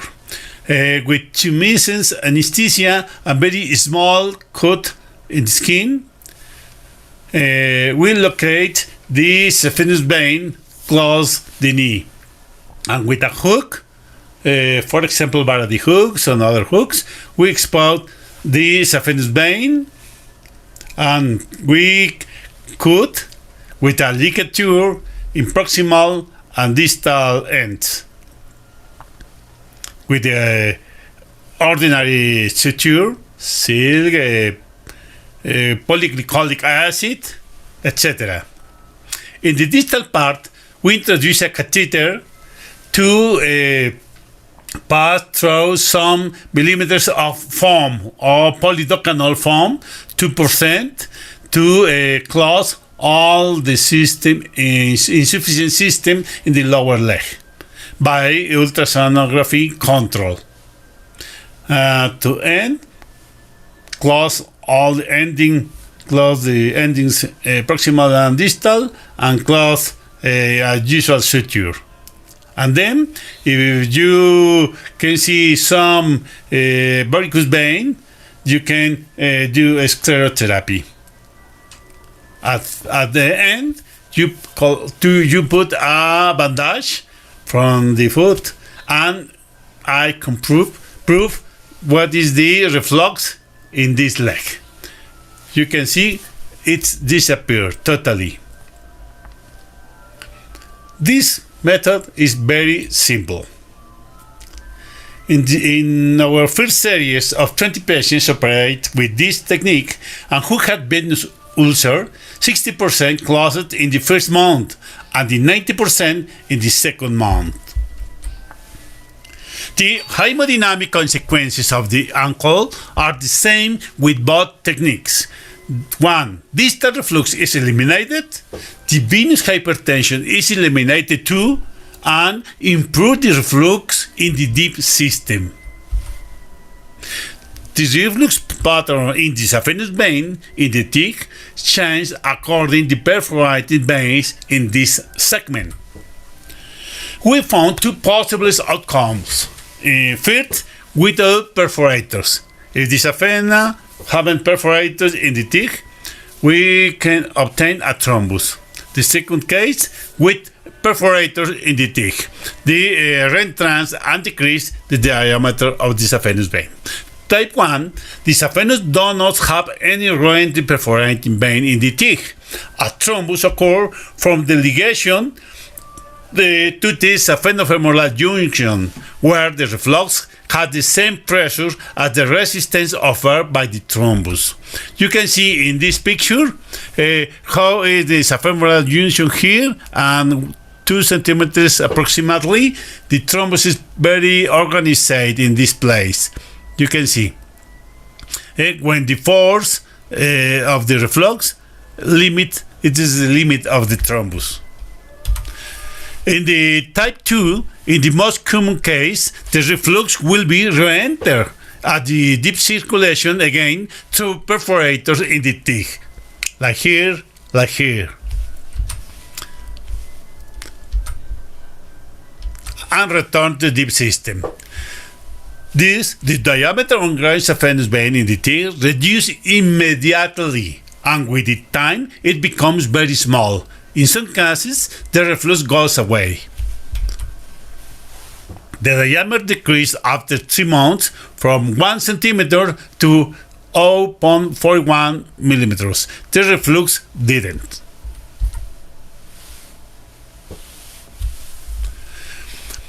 We still do not have follow-up data after 1 year, But we believe that in case of reflux persists over time, new veins could be opened. But if they are detected early, can be controlled with sclerotherapy. Our conclusion, it is an easy approach that effectively controls the reflux and hypertension in the lower leg, with a fast closure of the ulcer. This work provides information on the refluxes of the great saphenous vein in the thigh and its hemodynamic consequences. We require more studies in this area. Maybe this is a blasphemia. Yes, I know that maybe some of you give me, oh, this is not possible. It's a blasphemia. This is an heresy. Maybe, but this is a very simple method when you need to control the venous ulcer in places far from the cities, with the people having other opportunity. Colegas, before that you crucify me, please visit Teotihuacan in Mexico, the city of the gods. I wait you for in Mexico. Thank you very much by this time, this opportunity. Yes, this is break point in the point of view of the venous treatment, especially in venous ulcer. I hope that you promote new ways of things, change your mind. Thank you very much by this opportunity. Please receive best regards from Mexico and all my love. See you later. Bye. Bye-bye. Thank you, Dr. Fernando, for a wonderful talk. Because the length of the talk was more than 9 minutes, so I'm really sorry we cannot take any questions for this talk. We need to move on to the next talk, please. Next talk is very different. We will take to Dr. Eden. He's a PhD from University of Melbourne, and he is associated with 3M Healthcare. As you know, the initial company was KCI, then it was BD, and now it's a different company. And he's going to talk us about the wound management and innovations in complex wound management, because we deal with venous ulcers. And I think it's an important aspect to understand this. Dr. Eden, please. Good evening, ladies and gentlemen.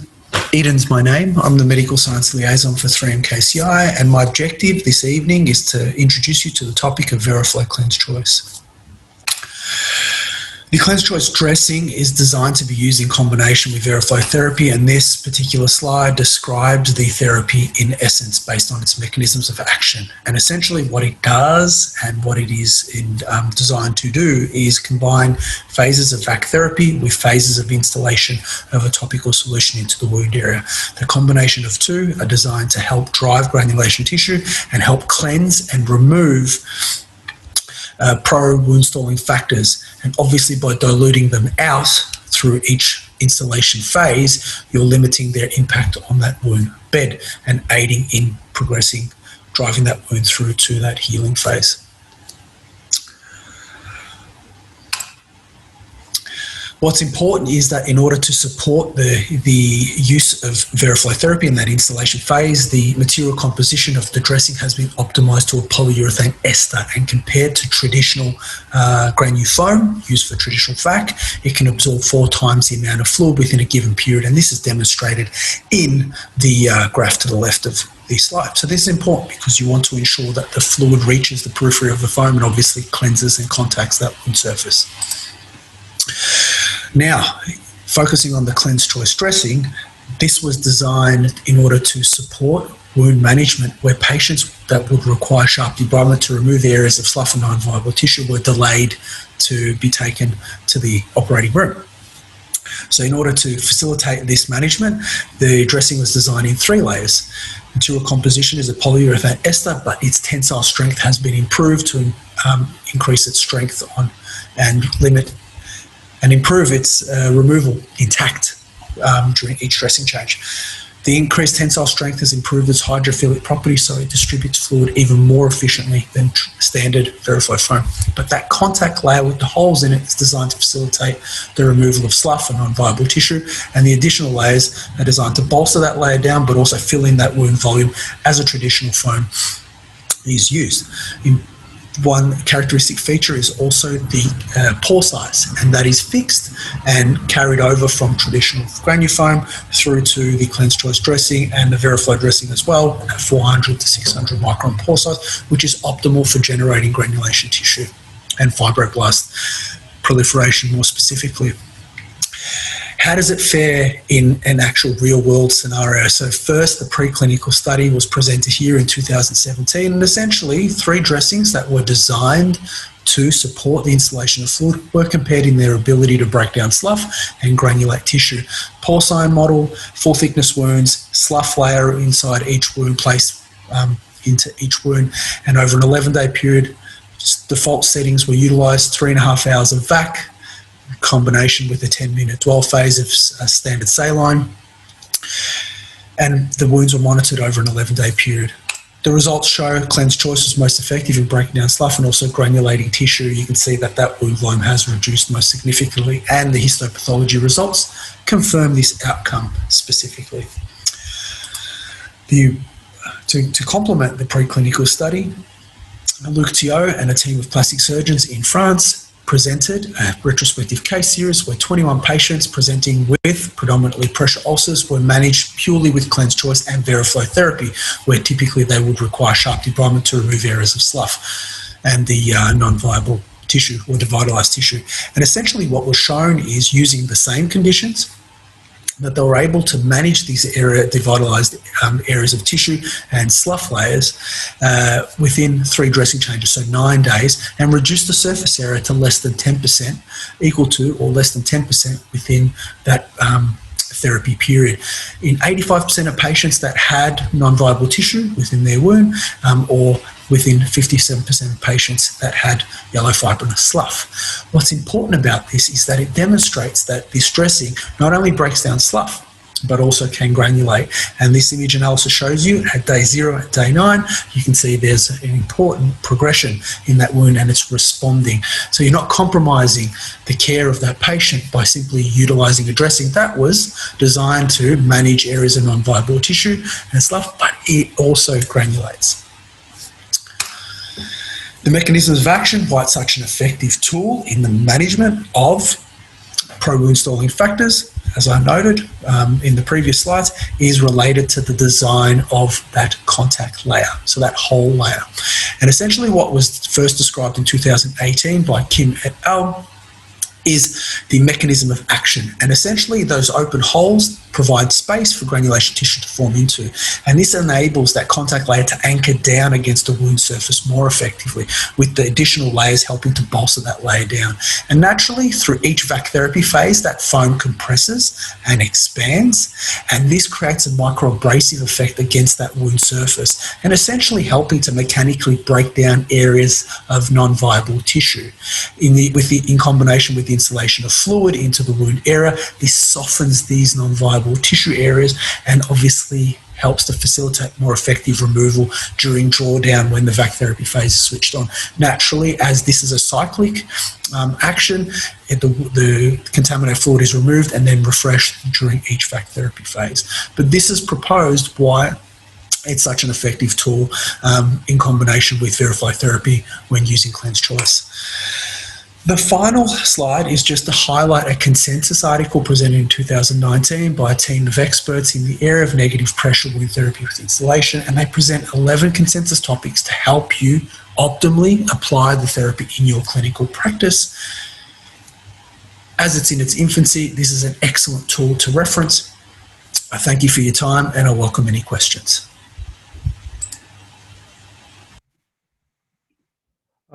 Thank you. Thank you for the wonderful talk.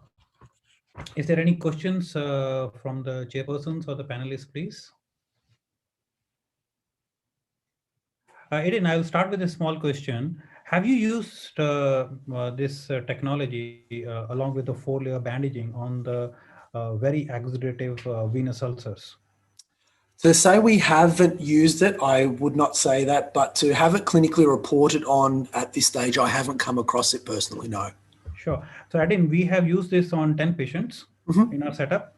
And so tomorrow we are going to present a small publication, and we found it's a fantastic way of a very exudative venous ulcer, where it's a very big problem to apply a 4-layer compression for 4 or 5 days. Mm-hmm. You put in the vac and apply a 4-layer bandage. The compression is there, your skin does not get macerated, and you can keep the compression on for 5 to 6 days, and the patient can actually go home with the vac and the 4-layer. And it has been really fantastic experience in the last 10 cases what we have used, not in the normal venous ulcers, but in exudative venous ulcers.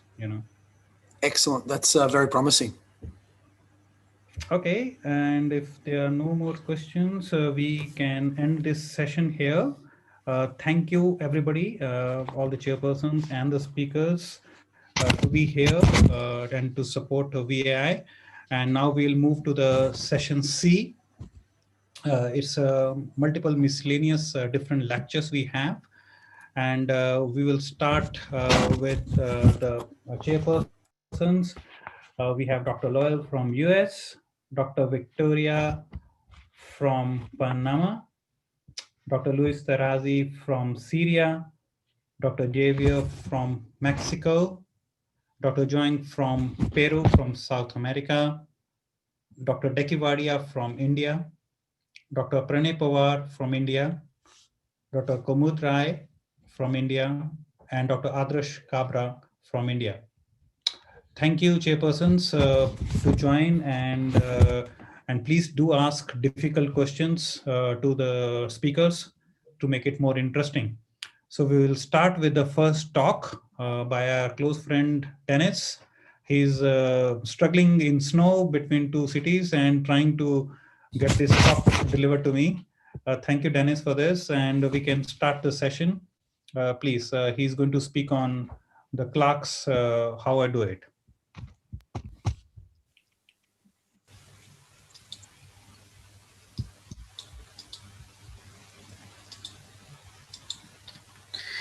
Dear colleagues, hi, my name is Denis Borsuk, and in this short video I will show you how we do CLACS procedure, cryolaser cryosclerotherapy. So our first acquaintance with the CLACS method was in 2017 when we first time met Kazuo Miyake and his clinic and his meeting, IMAP, International Meeting of Aesthetic Phlebology. And we were really interested of this method at that time. And then after 3 years of visiting of his clinic and his conference, we believed in this method and bought the equipment for this and started to do CLACS and really satisfied of this method. Moreover, this method nowadays in Russian guidelines of aesthetic phlebology, and we're really proud of this because it's a very, very interesting document, and it gives us opportunity to work with this method in Russian clinics. So one of the most important thing in CLACS is the settings for procedure. And in the next video, I will show you our settings in our clinic. Dear colleagues, hi, my name is Denis Borsuk, and in this video, I want to show you our settings and how we do CLACS procedure. So firstly, I want to show you the settings in our room for CLACS therapy. Here is the standard cabinet, standard room.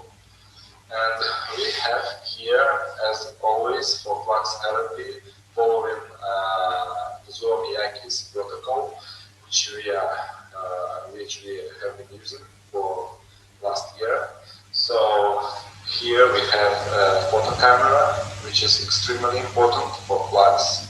So when we do a picture, these pictures are going to this screen. And when we have follow-up procedure, so before we start second procedure, we do again pictures, and they are going directly to the second screen. So, and the patient can immediately compare before and after. It's very important. The patient is lying here and can see pictures. In any positions, on spine positions or any position, patient can see the pictures. That is why there's these screens standing here in this side. So also, as I told you, we have a camera for pictures, screens for pictures,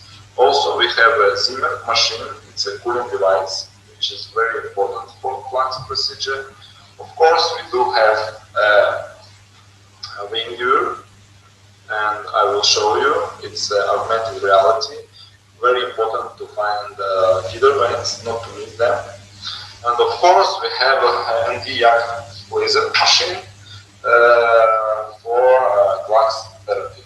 So now I will show you how we do procedure. So, as I told you, one of the most important thing is picturing of the leg before and after. And as it was investigated by my friend Fabrizio Santiago, that when you show the result of a patient with the pictures before and after, you can rise in his satisfying of the result. It's very important. So. Having said about clacks, so let me show you in the pictures how we do this. So our first step is treatment of reticular veins, of feeder veins. So we do with the standard settings of laser from 2 to 3 passes for each vein with the laser, and of course every time you need to have a good cooling of the skin. So the state settings, it's very easy. That state settings is the same for reticular veins and for spider veins, for telangiectasias.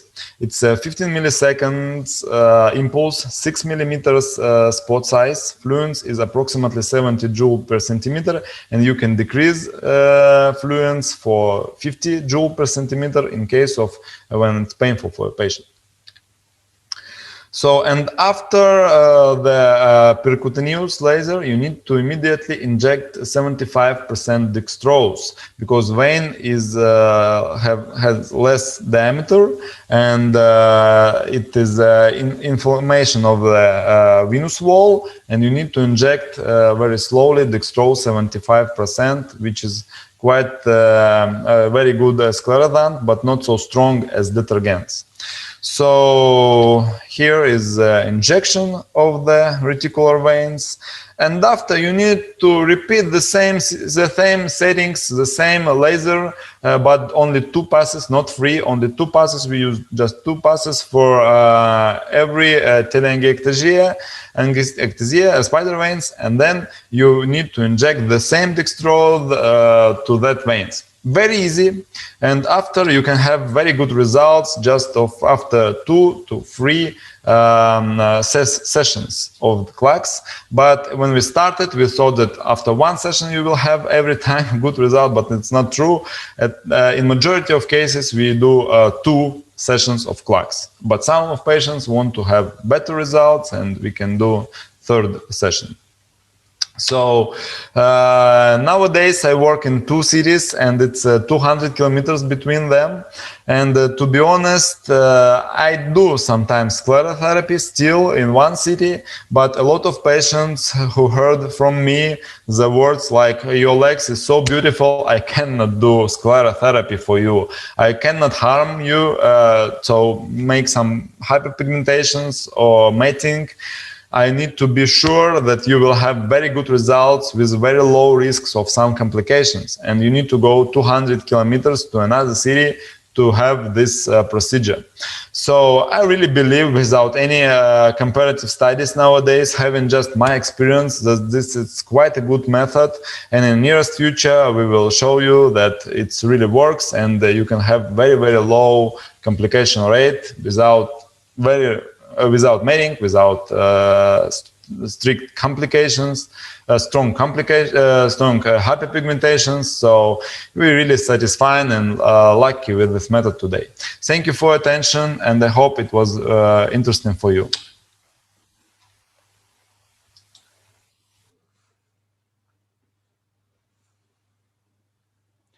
Ravul, unmute yourself. Professor Lowell, you want to ask a question?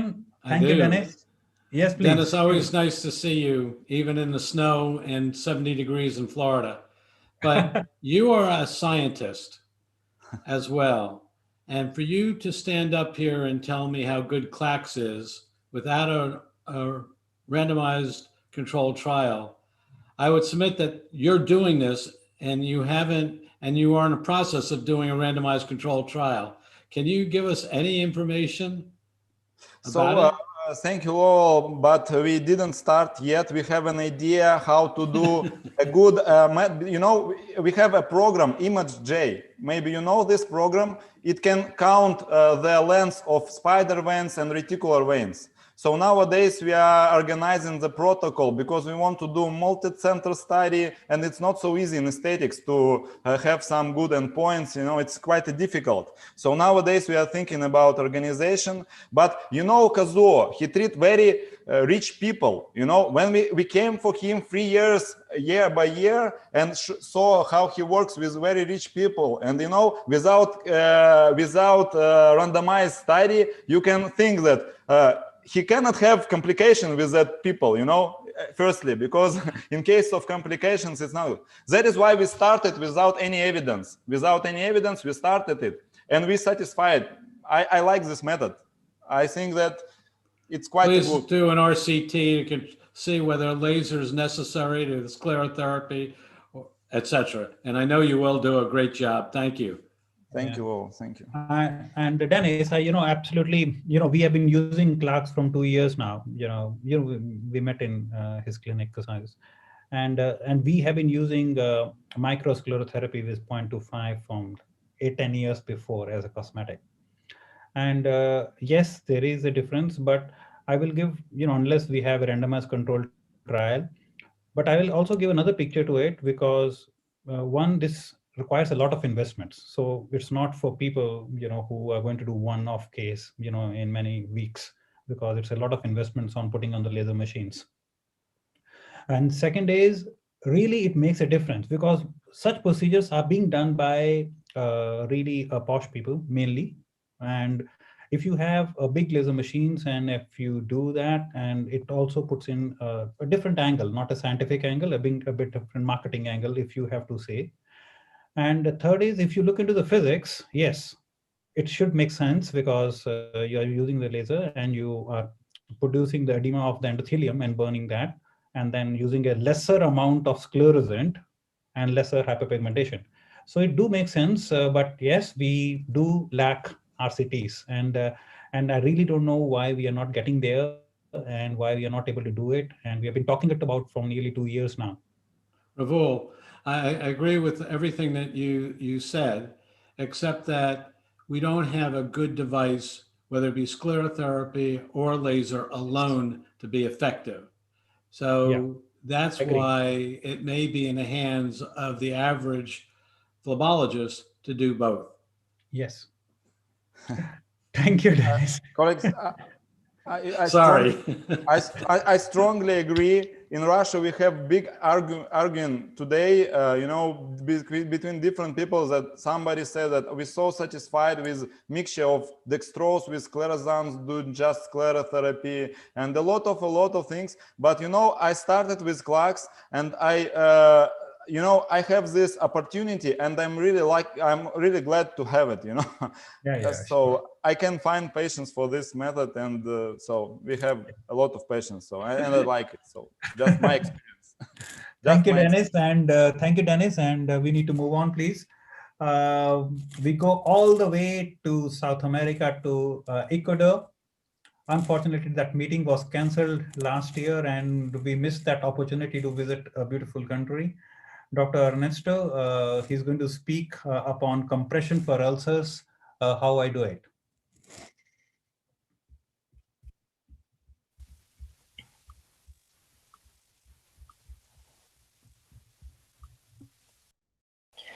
Hello, my name is Ernesto Intriago.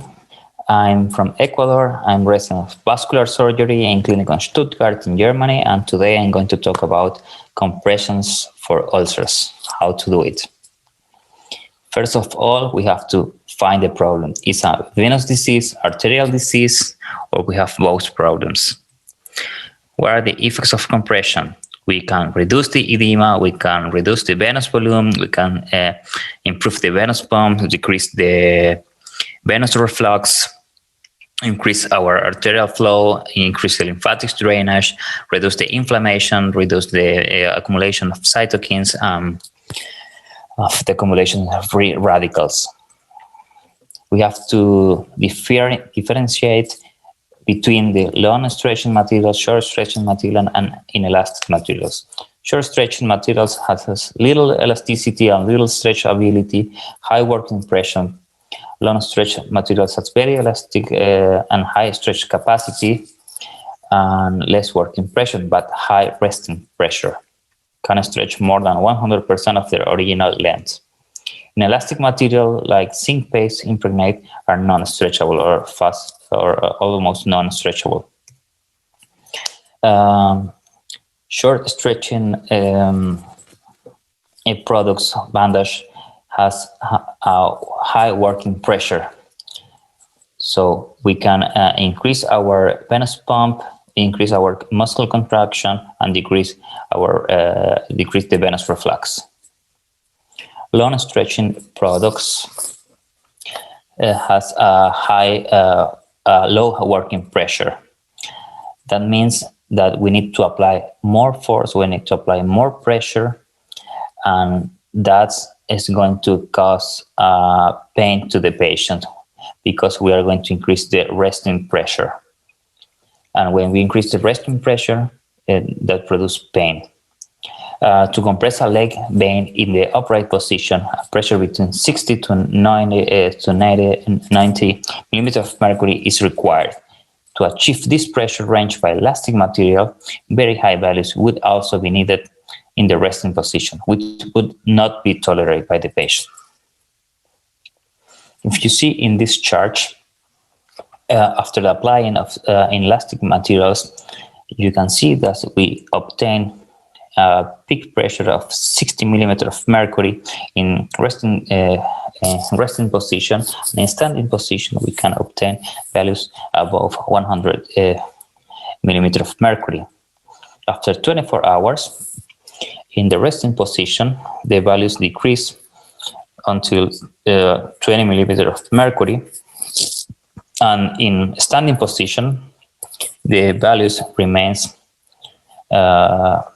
above 48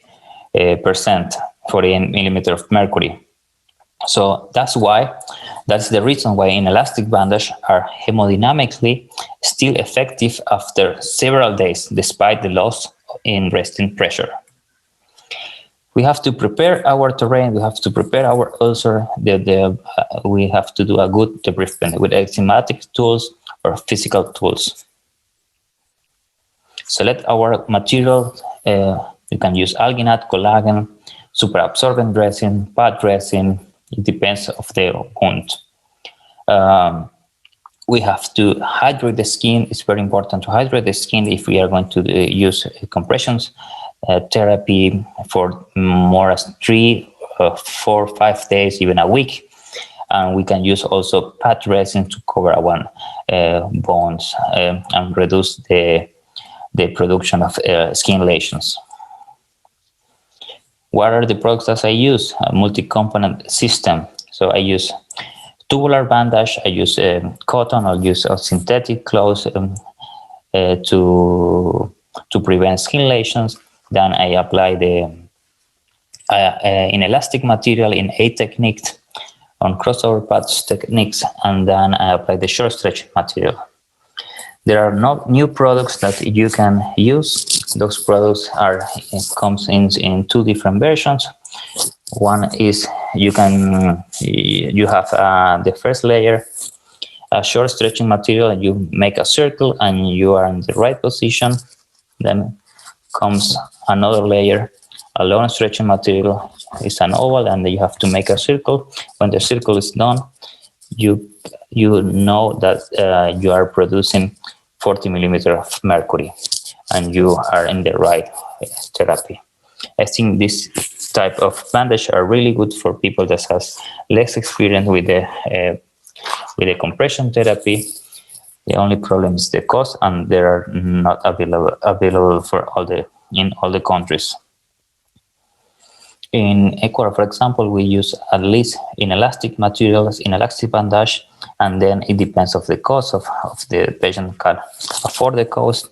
We can use the Rostidalca, or we can use the normal long stretching bandage. but we don't apply too much force in order to not increase the high resting pressure and don't generate pain for the patients. As I told you, there are a lot of different techniques that you can apply.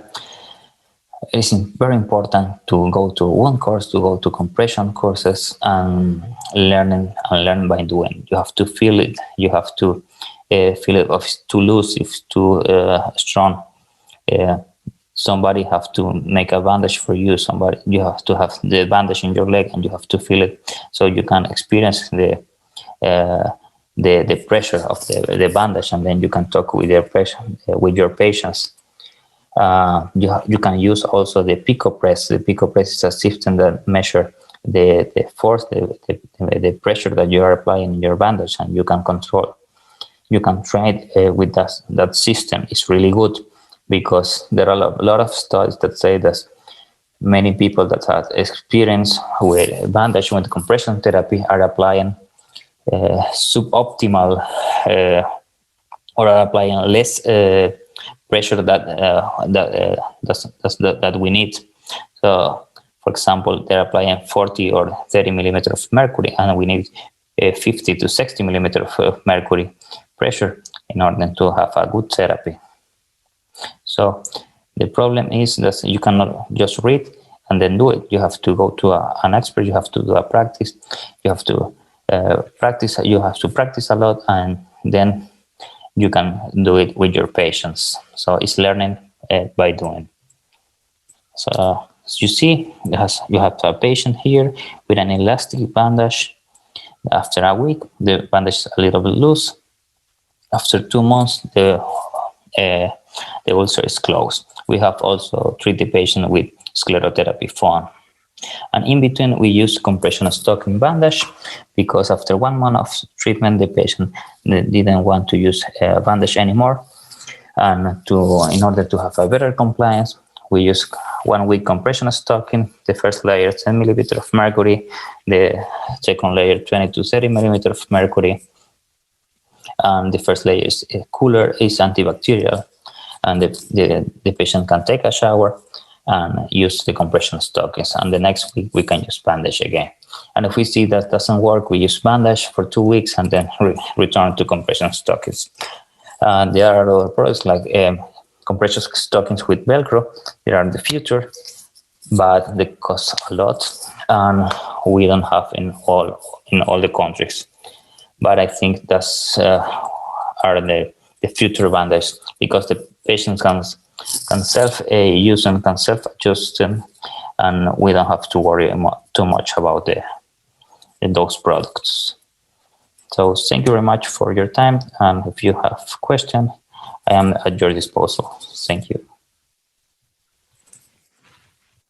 Thank you, Ernest, and thank you for the wonderful talk. Guys, I'm just going to stop for a second here. We are running around 35 minutes late. And you know, some talks are slightly bigger. So if you allow all, we will have only one question per talk from now, please. And so that we can move on and finish all the program on time, please. And one question for Ernest, please.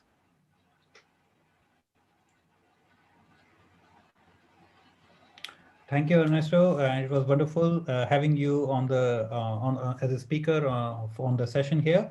Now we'll move on to the next talk. Dr. Varinder Singh, he's an intervention radiologist, a friend from Delhi. He's going to talk about a very, very important topic: how to perform varicocele embolization. So it's a very important topic, and we do get patients very routinely for doing this procedure.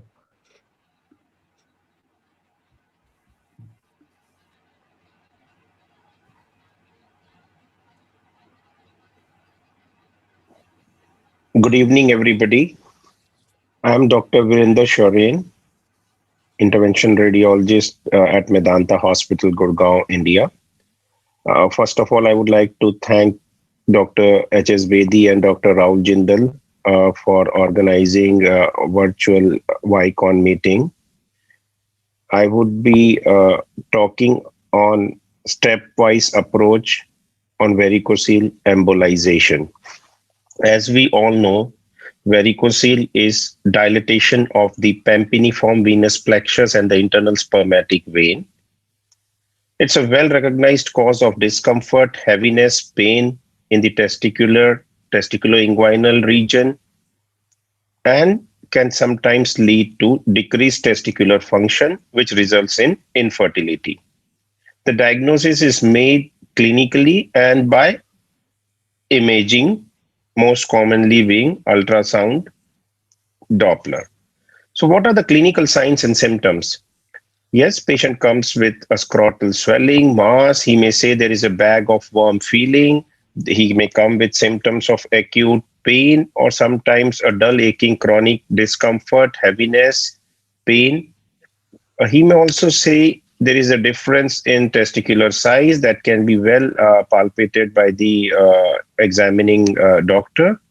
And maybe an incidental finding just on a scrotal ultrasound for some other reason. There are various grading clinically as well as on Doppler. So grade 0 is subclinical varicocele. You can't detect it clinically, but can be diagnosed by ultrasound or conventional venography or CT venography. Grade 1 is palpable with Valsalva maneuver. Grade 2 easily detected without Valsalva. Grade 3 is detected visually at a distance. So as I told you how it is diagnosed, if it can't be diagnosed clinically, it has to be confirmed on ultrasound duplex, which I think is a gold standard. And rest can be seen or as a finding for some other reason, a CT or MR venography was performed. Conventional venography, these are basically not done routinely. So I would say Doppler ultrasound. So what do you see on scrotal ultrasound or a Doppler? Ultrasound with color allow accurate diagnosis in nearly all cases of varicocele, even subclinical varicocele, and is the imaging technique of choice. Here on the right side, you can see the hypoechoic multiple dilated pampiniform venous plexus veins on cross-section and longitudinal. And when you tell your patient to do a Valsalva, it shows a light bulb sign. So on grayscale, there is dilatation of small vessels of the pampiniform plexus greater than 2 millimeter. Doppler demonstrates retrograde flow, which is called as reflux in these veins with standing position or with just Valsalva or asking the patient to lift their neck. On spectral analysis, venous flow is directed towards the testes, which augments on increasing the abdominal pressure. So the diagnosis is pretty straightforward on Doppler. So indications for treatment before going stepwise approach, I would say presence of varicocele does not necessitate treatment. There are many patients who may have grade 1, grade 2 without symptoms, don't require treatment. Significant testicular discomfort or pain, not responding to routine symptomatic treatment, yes, they qualify. Testicular atrophy, if there's a volume difference of more than 20%, yes, the patient qualifies for treatment. Possible contribution to unexplained male infertility. So there are American Urological Association male infertility best practice policy you can go through. Varicocele present, couple has documented infertility, female has normal fertility, one or more abnormal sperm or the semen parameters are abnormal. So men who have varicocele and abnormal semen analysis findings but are not currently attempting to conceive should not be offered varicocele repair. So coming to embolization, which is the main topic today. So there are many ways to skin a cat. The aim is basically to occlude or stop the reflux or divert the venous outflow. So access, I would say it's an operator dependent. You can go through IJV, through femoral vein, some prefer basilic vein from the arm. So I think it's an operator dependent. How your cath lab is oriented doesn't make a lot. Embolic agent, again, there are many ways to treat varicocele. It's the operator's training. So you can use sclerosant with coil. You can use liquid embolic agent like glue. With coil, you can use even micro plugs. Additionally, look for any underlying cause such as Nutcracker syndrome or May-Thurner syndrome. So, for example, the varicocele could be secondary to underlying pathology, like there could be a compression of the renal vein, which is most commonly on the left side, which is anterior or posterior Nutcracker syndrome, or could be secondary to iliac vein compression. So, before proceeding, one should be aware of all the collateral pathways. So this is very important. If you don't embolize it properly, there could be very high chance of a reflux. So one should be aware of the pelvic venous anatomy. So coming to the technique, as I told you, access either groin or neck, which is basically most preferred access sites. Catheter, again, if you are going through neck, you may have to go with a multi-purpose or some angled catheter like Wert or Picard, or which is basically hockey stick type. And when you're going through the groin, you may have to use a Cobra or just Judkins Right, or you may use a renal double curve catheter. And again, depending on that, you take as the second step would be a coaxial catheter. You can go with a 5 French catheter directly, or if you're using a guiding or a long sheet, you may take a diagnostic catheter. And then some people do like to use micro catheters as well, to go as distally as possible if the vein is really tortuous. Now, once you have reached the inguinal canal and you have demonstrated a good reflux, now it's the, again, operator's choice. What would you like to do? You can use sclerosant with coil technique. So you use 2 catheter, and which I'll be demonstrating in my images. You can use endocril. So let's see. So this is from the left side. This is from the left, for the left varicocele. You have hooked your renal vein, you have demonstrated the reflux, you have taken your diagnostic catheter directly into the left spermatic vein and demonstrated the reflux into the tympaniform venous plexus, and then you start coiling it from as distally possible. Try to coil all the confluence so that there is no reflux. So here you have done a coil and a glue combination. You can use a coil, and then you can use liquid embolic agent as well. You can use sclerosant. This is on the right side. Right side is not that easy, I would say, as compared to left.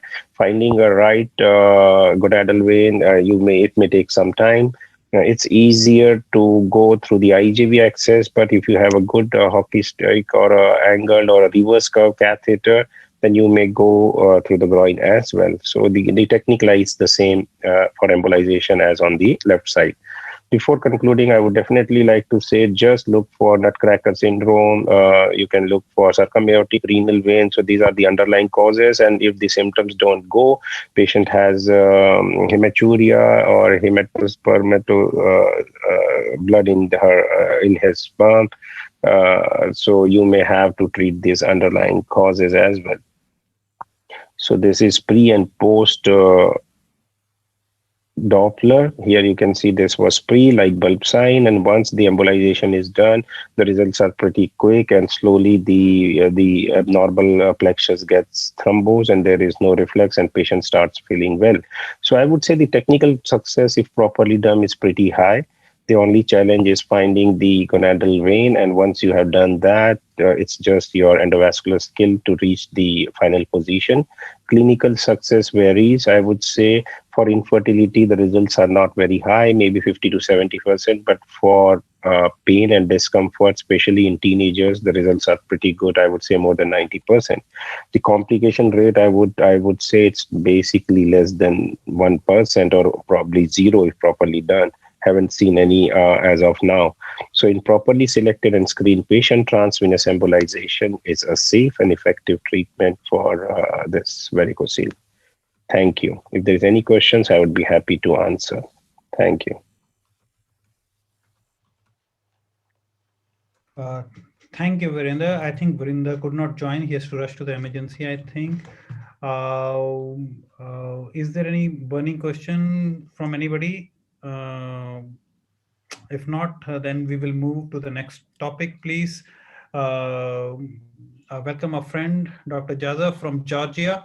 Another very, very important, similar to the varicocele, we are going to see how to treat and how to do an ovarian vein embolization. So, it's a different tips and tricks we have to learn from the experts. So we are going to share. So Dr. Jaza is among us, so he's going to answer your questions. Tarun, please. Dear colleagues, First of all, I want to thank to my friend Raul and all organizing committee for such possibility to participate in this great virtual meeting. It is my great honor. The theme of my current presentation is how to perform gonadal vein embolization. I have not any disclosures. The key question for effective and safe treatment of any disease is when to treat. Until recently, unfortunately, this was no unified protocol on how to perform this procedure. Published in 2019, the consensus document of WIP about diagnosis and treatment of pelvic congestion syndrome defined the principles and criteria by which this procedure should be carried out. Please note that we must treat the patient, not the diagnostic image. Ovarian vein embolization is generally performed under local anesthesia or light sedation using fluoroscopic guidance on a radiological tilt table.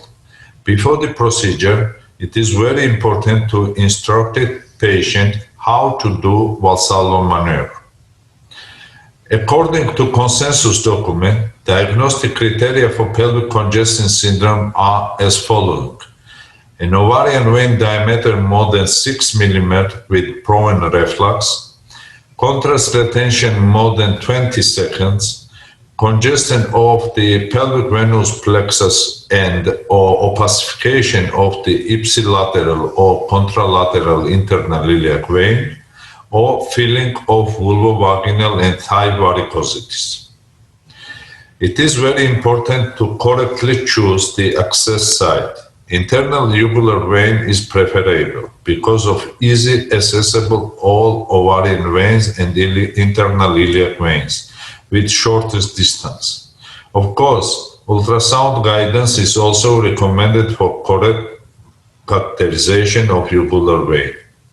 Basilic vein and the common femoral vein also are options, but in case of excess from basilic vein, the distance are longer. As for common femoral vein, cannulation of ovarian vein are more difficult because the angles with vena cava are significantly narrow. Different materials are used depending on which approach will be chosen. I most often use an MPA catheter. Also, other types of catheters and microcatheter can be used in the femoral approach. Sandwich technique, coils plus scleroform for embolization of gonadal veins is most usable. Using of detachable coils are preferable.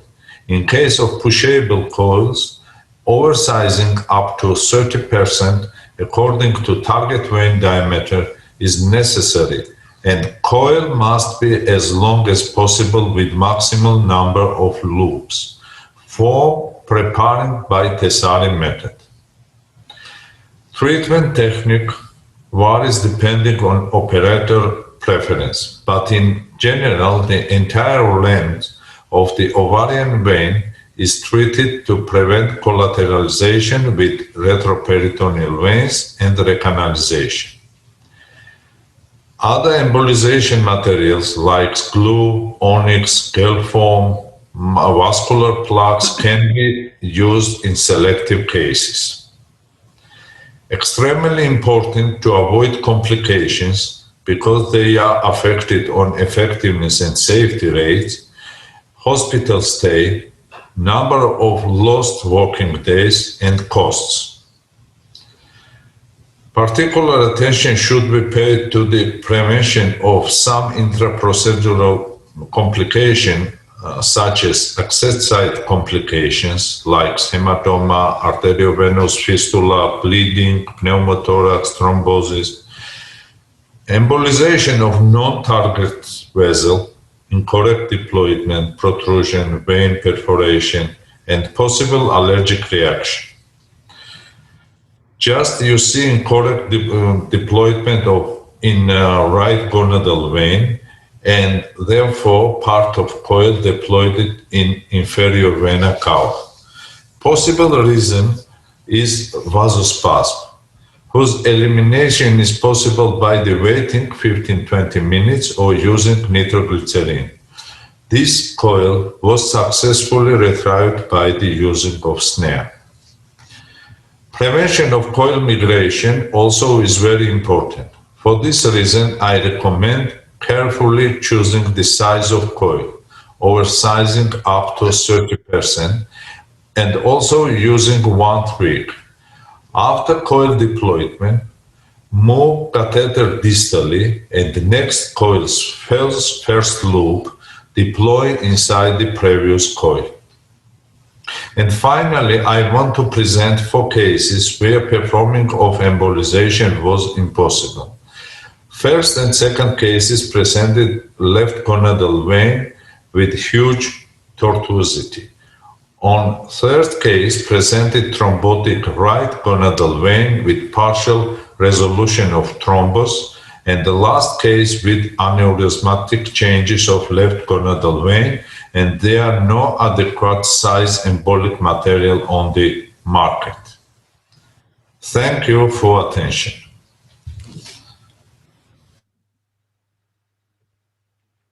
Thank you, Dr. Jaza. Please, if we have any questions, we've got one question. Which embolizing agent you think will give us the best results? About the embolization materials and the technique is sandwich technique is most usable, and I use in absolutely all standard cases. But also I have 2 cases when I use the vascular plug, and also once I used the product from R20 company. It's also like a plug, and in normal cases, absolutely the combination of coils with the scleroform is absolutely effective. And what percentage of STS you use?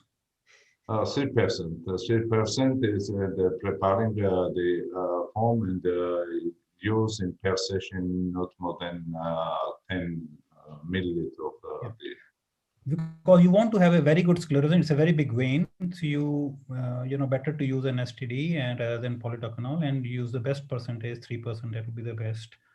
And another question is, which is the safest method of embolization? What? Sorry, it's bad streaming. Which is the safest method? Which method is the safest? Safest method of embolization? Yes, please. What? Safest method? Yeah. Safest method of embolization? Yeah. Yeah, I think this sandwich technique we are using last 10 years, and we have not any complications of this in our experience. Okay. Thank you, Dr. Jaza. We'll move to the next topic, please. Okay. Thank you very much again for invitation. Thank you. The next talk is by Dr. Rahul Jindal. Tarun, please.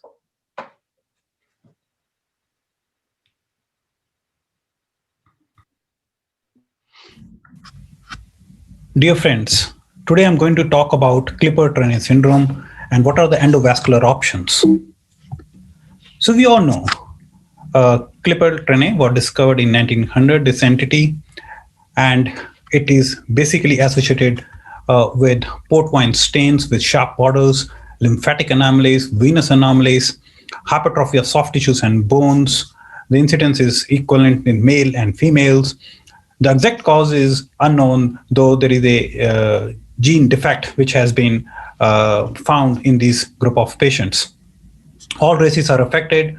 The incidence is between 2 and 5. to 100,000. You can see the sharp demarcation of the malformation, and you can also see that in some patients this is bilateral, but mostly it's limited to the midline. Venous malformation is present in 70 to 100% of the patients, and it's a persistent embryonic vein, and there is aplasia and hypoplasia with valvular incompetence and varicose veins, and these venous malformation can also be present in the GIT, causing bleeding. It can also be present in bladder and vagina. The venous component, which is there, the marginal venous vein, this is located in the subcutaneous layer. So that's very important when we want to think about an endovascular repair, and it's connected with multiple perforators to the deep veins. Hematological evaluation pre-procedure is important to allow consideration of anticoagulation. These patients, they can present to you with a bleeding, or they can present to you with a venous ulceration.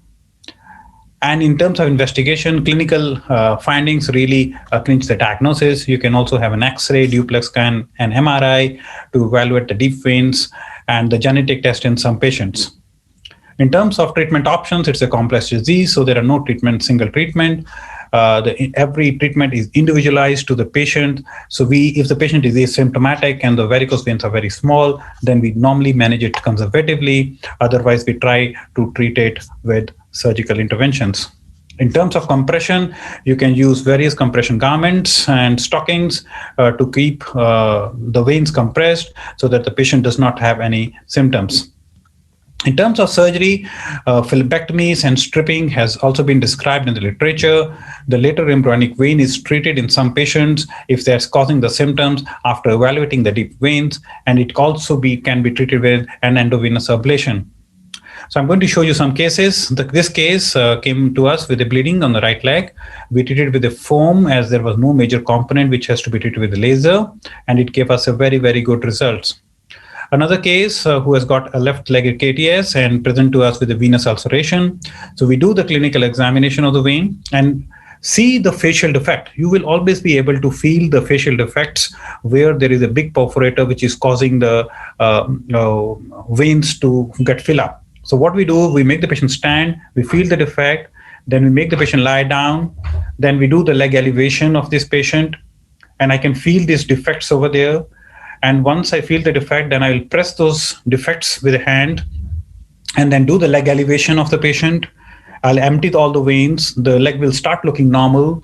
And once the legs start looking normal, I will press that walls very tightly with my hand and make the patient stand again. The reason for that is because as soon as I will make the patient stand, if I'm compressing the wall which is causing the symptoms, and then I will know that this is the culprit wall, because sometimes there are so many walls and facial defects in the leg that it's impossible to differentiate which one you want to block. So you see, I have pressed this wall near the knee, and I can see there are no veins which are filling up in the leg. So if I just treat this small wall near the knee, this patient will have an 80% relief of the reflux. So as soon as I release the wall, you can see the whole foot and the leg gets filled with the varicose vein. So this is a very, very nice examination, and you don't require anything. And actually, if the patient has got an incompetent deep veins, patient will start also getting symptoms. So this patient, you can see the photographs here, came to us with a venous ulceration, and which we treated with a laser treatment. There's another patient who had a right leg Krippel-Trenaunay syndrome with very severe leg symptoms. She's a young female, and the lateral embryonic vein was draining into the saphenofemoral junction, as you can see. So this is how we put in a 6 French sheet under ultrasound guidance, and we're using a 1470 laser fiber, and we give a lot of tumescence anesthesia because the vein is very, very close to the skin, so you can get a burns. And at the same time, what we have observed from our practice is that if we use the normal energies, which we use for the varicose vein, the veins tend to reopen. So what we use is we use 1.5 times of the normal energies what we use, and with a lot of tumescence, and we found that this has given us a very good closure. So here the laser fiber is near the saphenofemoral junction, as you can see, and we have burned the vein, and then we are given a lot of tumescence anesthesia, and you can see that all the laser ablation of the vein is done under ultrasound. Wherever the vein is aneurysmally dilated in some patients. So we give it much more higher energy and try to do a transmural burn on an ultrasound visibility. We can easily see so that we can get the maximum damage to the vein and get a very good closure. So if you look into this post closure, it's a very, very good closure, and you can hardly see any vein in the immediate post-operative period, and this gives us a very good result in the long-term follow-up. So this is a lady whom we did the ablation, and you can see the findings at 3 to 4 weeks. It gives us a very good cosmetic result, and the patient's symptoms, they normally disappear, but patient continues to wear stockings. Another case with a very huge vein, lateral embryonic, draining again into the SFJ. As you can see here, we have placed the 6-French sheath. We are using a 1470, I think 1940 laser here in this patient. And we took the fiber up, and as the vein is very superficial, you can actually see the light of the fiber, laser fiber, and we give a lot of tumescence anesthesia. You can see the vein is very big in this patient. So it was around 22 millimeters, so we have to give it a lot of tumescence anesthesia, and because we want to use a very high energy, and the vein is very, very close to the skin, so you have to be very careful that you don't burn the skin. So we put in the firing of the laser. You can see we are using the energy what we are using here, and we are just totally trying to destroy the whole vein. Whenever you use the higher energy, sometimes the fiber tend to stick up much more than the normal energies what are described for varicose veins. So you see, 1 day post-operative period, a patient is walking, we put these patients on stocking, discharge them, and we put these patients on 1 week of anticoagulation. And this really gives us a very, very good results. And you can look into this post-operative period, immediately how this patient looks like once she comes for the first follow-up. Another patient with a huge amount of dermatitis, bleeding from the knee areas, a huge amount of veins. She has multiple treatments, multiple forms sclerotherapy, but now she has come back to us 10 years later with an incompetent SFJs and a bad veins. So we have done the long saphenous vein puncture. It was not a lateral embryonic vein in this patient, so it was straightforward. And so once we have burned that, and as you can see, it gives us a very good clearance of the dermatitis and the veins and symptoms of the patient. So this is again a post-operative period, what this young girl has. So this is our experience. So around 280 patients with arterial malformations and other venous malformations, 42 patients with KTS, and similar age group. Ages are different. First 2 patients we treated with a normal energy, had a recurrence at 6 months. So we modified the protocol. And as I've already mentioned in my talk before, so we have treated around 13 patients with laser, some with foam and some with open surgery. And we got a very, very good results. So I feel KTS is a complex disease, and long-term follow-up is required of this patient. And I feel that if you choose your patient wisely, and as I shown in my protocol, if you follow it properly, endovascular route, endovascular laser is the best treatment for this group of patient, along with foam sclerotherapy. Thank you.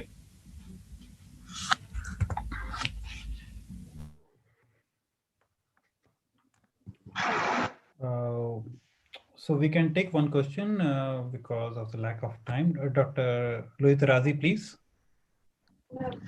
It's a nice talk and a nice experience, huge experience. See, you have talked about successfully about the superficial veins. So, but what do you think about the sciatic vein that we are finding always in these cases, and it is incontinent completely? How to deal with? Yeah, but you see, in our clinical experience, we had, because that patient we operated last week, so we had only one patient with a huge vein in the posterior part of the thigh. But if you look into the persistent embryonic vein, most of the patients, what we have observed in our practice, the patients who are symptomatic, they don't have a problem when we block these veins. This is very in contrast to all the previous things what we have been discussing.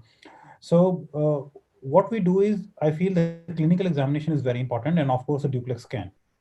So there are a lot of patients where the deep veins are competent or deep veins are present, and the lateral embryonic vein is also present. So then in that cases, once you block the lateral embryonic vein, there is no issues because there is a presence of the deep vein. But we have treated one patient where the deep veins were hypoplastic, and patient had come with hugely incompetent these veins. Because the time was limited, I couldn't show you all the patients. We treated that patient. What we did was we pressed the main valve, because there are multiple incompetent valves. If you see these patients on ultrasound, it's not only one valve which is incompetent, there are multiple incompetent valves. So we find the main valve which is causing the symptoms of the patient, by which we can reduce, we can make the patient better. We find that valve on the clinical examination. There is no other way you can find it up. And I keep on pressing that for 3 to 5 minutes and see if the patient does get any worsening of the pain or symptoms on standing. And sometimes we tie a tourniquet there and make the patient walk for a minute or so. And if the patient does not get any symptoms, then we do that laser of that area, a particular area. We don't try to get a closure of all the perforators which are there in this patient. So we just try to do the limited procedure which will make the life of the patient better. Thank you. Okay, we move on to the next lecture, please. I'm really sorry, we are short of time. Dr. George Rios from Argentina, he's president of the Society of Vascular Diseases from Rio Cuarto, is going to speak on a very important topic, popliteal fossa. All the vascular surgeons, venous surgeons, you need to know the anatomy of the popliteal fossa. So we thought, this will be a very, very interesting topic to discuss. Thank you, Professor George. Del doctor Bedi y Jindal, autoridades de la Asociación Venosa de la India, por este importante evento de difundir la educación flegológica. El tema a tratar es anatomía ecográfica de la fosa poplitea, una zona un poco olvidada. La zona poplitea es una zona que se encuentra localizada en la parte posterior de la rodilla, tiene la forma romboidal y está limitada hacia arriba por un triángulo en el cual su límite interno está formado por el músculo semitendinoso, semimembranoso, hacia afuera por el músculo bíceps y hacia abajo, hacia el lado medial, por la cabeza medial del músculo gemelo interno y hacia afuera por la cabeza lateral del músculo gemelo externo. El piso de la fosa poplitea está cubierto por el músculo popliteo y tiene un techo que está formado por la aponeurosis muscular del miembro inferior. Esta es una estrecha fosa donde tiene un contenido vascular y nervioso, el cual comprende desde la superficie a la profundidad el nervio ciático, en el cual en este espacio vamos a tener la raíz de la división del nervio ciático, que es el nervio tibial, más hacia la profundidad la vena poplitea y en la profundidad la arteria poplitea. Esta región presenta varias variaciones anatómicas debido a su origen embriológico. Por esta razón es una zona de muchas patologías, tanto patologías locales como patologías derivadas de otra región que impactan en este sector. Esta fosa es muy poco investigada y está en íntima conexión con la gran vena safena. Esta es una imagen de la zona donde se encuentra ubicada la fosa poplitea. Acá en esta lámina tenemos cómo se representa en la parte superior del rombo popliteo la división del nervio ciático, en su rama tibial y su rama peronea, la vena poplitea y la arteria poplitea. Este es un preparado anatómico de un cadáver fresco donde vemos el nervio ciático, que acá podemos observar el nervio tibial y hacia afuera el nervio peroneo. Habiendo ya limpiado la parte nerviosa, podemos ver la vena poplitea, la cabeza externa del gemelo y la cabeza interna del gemelo, donde desembocan en la vena poplitea la vena del gemelo externo y la vena del gemelo interno, la cual va un poco por encima del anterior y es de mayor calibre, ya que este músculo presenta un mayor desarrollo que el gemelo externo. En la anatomía ecográfica, ¿qué vamos a observar? Desde la superficie a la profundidad hacia afuera, en un plano transverso, vamos a observar el nervio peroneo común y más en la parte central, por encima de la vena poplitea y por debajo de la vena safena menor, el nervio ciático popliteo interno, o también llamado nervio tibial. Acá en esta imagen, en un corte transversal en colores, podemos observar desde la superficie a la profundidad la vena safena menor, la vena poplitea y la arteria poplitea. Y en este corte longitudinal observamos cómo corre en la profundidad la arteria poplitea, y hacia arriba podemos ver la vena poplitea y corriendo por encima de dicha vena en forma longitudinal el nervio tibial. ¿Qué vamos a observar también en la fosa poplitea, yendo un poco más hacia el lado del pie, o sea, hacia la región distal? Vamos a observar las venas gemelares, que se observan como dos espacios negros, ubicado en la parte central, la arteria del gemelo. Acá la podemos observar en colores, y en un corte longitudinal podemos observar la desembocadura de la vena safena menor en el rombo popliteo con su prolongación cefálica de la vena safena menor, o extensión del muslo de la vena safena, que acá se une a una vena gemelar en un tronco común para ir a desembocar en la vena poplitea. Fíjense en esta imagen, esta paciente, como estamos haciendo un corte transversal, y la vena poplitea se ve aplanada como si estuviera enferma.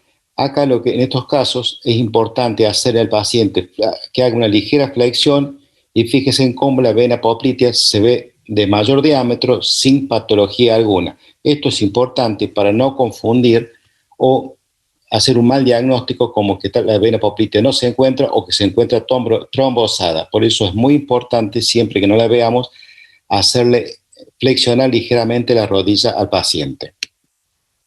¿Cuáles son las patologías que podemos encontrar? Y la insuficiencia de la vena safena menor. Este paciente presenta una úlcera con un gran trastorno trófico, donde la vena safena mayor es normal, pero observen unas tributarias que se dirigen hacia la vena safena mayor y que proceden de la vena safena menor. Acá observamos una gran vena safena menor insuficiente con tributarias que salen de la misma para dirigirse al aspecto antero-interno de la pierna.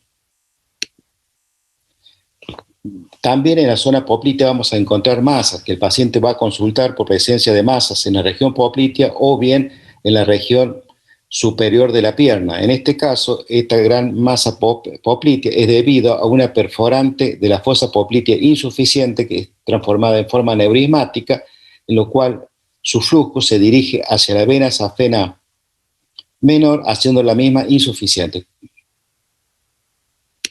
Otra de las consultas también es la presencia de masas, como dijimos anteriormente. En este caso no es debido a origen venoso, sino es un aneurisma de la arteria poplitea, como lo podemos observar, que mide 3,46 de diámetro transverso por 3,88 por diámetro anteroposterior. Para corroborar se hizo una angiotomografía donde observamos la gran masa que corresponde a la parte arterial. También otras estructuras importantes que vamos a encontrar en la zona del rombo popliteo son los quistes de Baker, que es bastante frecuente, siempre lo vamos a encontrar en la parte interna y generalmente tiene un cuello, un cuerpo y una extremidad posterior redondeada. El cuello sale entre la cabeza del gemelo interno y el músculo semitendinoso. Suele ser bien ecogénico, o a veces suele presentar material denso en su interior, como en este caso. Esta imagen corresponde a una paciente que consulta por gran dolor en la pantorrilla con tensión del músculo gemelo interno. Se le hizo un ecodoppler donde en la zona transversa se observa un quiste de Baker de pequeño tamaño, pero sí se observa un gran hematoma en el gemelo interno. Eso es importante para hacer diagnóstico diferencial con trombosis venosa profunda que esté comprometida la vena poplitea y no hacer una terapéutica equivocada, ya que si lo anticoaguláramos a este paciente estaríamos incurriendo en un grave error terapéutico. Conclusión: explorar la fosa poplitea siempre será incluida en todos los estudios de los miembros inferiores, por más que el paciente nos presente patología en la cara anterior o en el territorio de la vena safena mayor. La vena safena menor es un sistema que generalmente está conectado con la gran vena safena y con las perforantes pélvicas. Muchas veces la insuficiencia en la región de la safena menor no procede de la unión safeno-poplitea, sino que viene desde perforantes pélvicas como son la pudenda interna o la glútea inferior, o bien a través de las circunflejas posteriores o de la vena de Giacomini. Esto es debido al desarrollo embriológico, en lo cual existe una gran variabilidad de la vía venosa, y es también ver patología no venosa, como dijimos, los quistes de Baker o los aneurismas en la región poplitea. Muchas gracias por su atención y los dejo con algunos paisajes de nuestra Argentina. Thank you, Professor George. Professor, you are online with us. If there is any questions, if you can take up that question, please. We can allow one. Ahí está, Víctor. Yes. Any questions, please? Okay, thank you, Professor George, for a wonderful lecture. Okay, and now we'll move to the next lecture, please, by Dr. Sanjeev Lakhanpal. As you know, Dr. Sanjeev is President and CEO for Center for Vein Restoration from USA, and he's going to talk about iliac vein evaluation and IVUS and venograms and stenting. Welcome, Dr. Sanjeev Lakhanpal, and thank you for joining.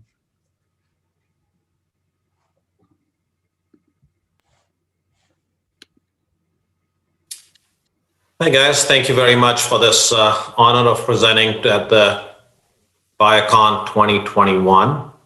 My name is Sanjeev Lakhanpal, and my topic for the day is how I do it pertaining to iliac vein stenting. I'm a bleeding Indian American and represent the organization called Center for Vein Restoration and Center for Vascular Medicine. Center for Vein Restoration recently hit a landmark 100 centers in the United States because of an amazing group of physicians who you see here. And today I present the work of these physicians. So what I intend to cover today is quickly talk about patient selection and how do we confirm that these patients have the disease that we're trying to treat? And then most of my talk today will be about the procedure, how we do a venogram, intravascular ultrasound, how we place our stents, how we size our stents, and then a quick consideration about postoperative issues.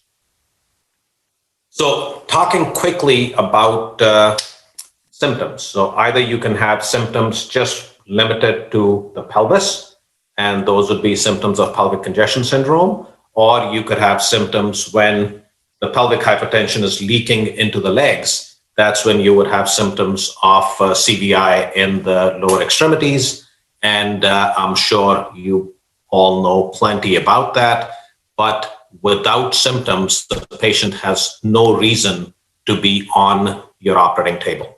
Just the presence of a lesion does not justify treatment of that lesion. Our group looked into a cohort as to who are the patients who have leg symptoms versus pelvic symptoms. As people mature in age, we see more and more symptoms on the leg side, and early on you see symptoms more in the pelvis only. How do we diagnose these patients? Again, number one, symptomatology. Once the symptomatology is there, we do a surface ultrasound. We do not typically do CTs or MRIs for these patients. It's the surface ultrasound that tells us whether the lesion is there or not. At times, those lesions are hard to see. Other important reasons to do the surface ultrasound is to look at the directionality of flow in the ovarian veins. However, it is critical that you also rule out any other coexisting pathologies in the pelvis before you take the patient to surgery. So now we have a patient with symptoms who has come to the operating room. One of the key things first we do is a pelvic venogram, and we access both groins with 10 French sheets, very slowly inject the contrast. We try to limit the amount of contrast. Our patients are awake during this procedure. We may give them a little bit of sedation, but we can we can talk to these patients well during this. And as you see in this venogram, you don't see any cross-pelvic collaterals.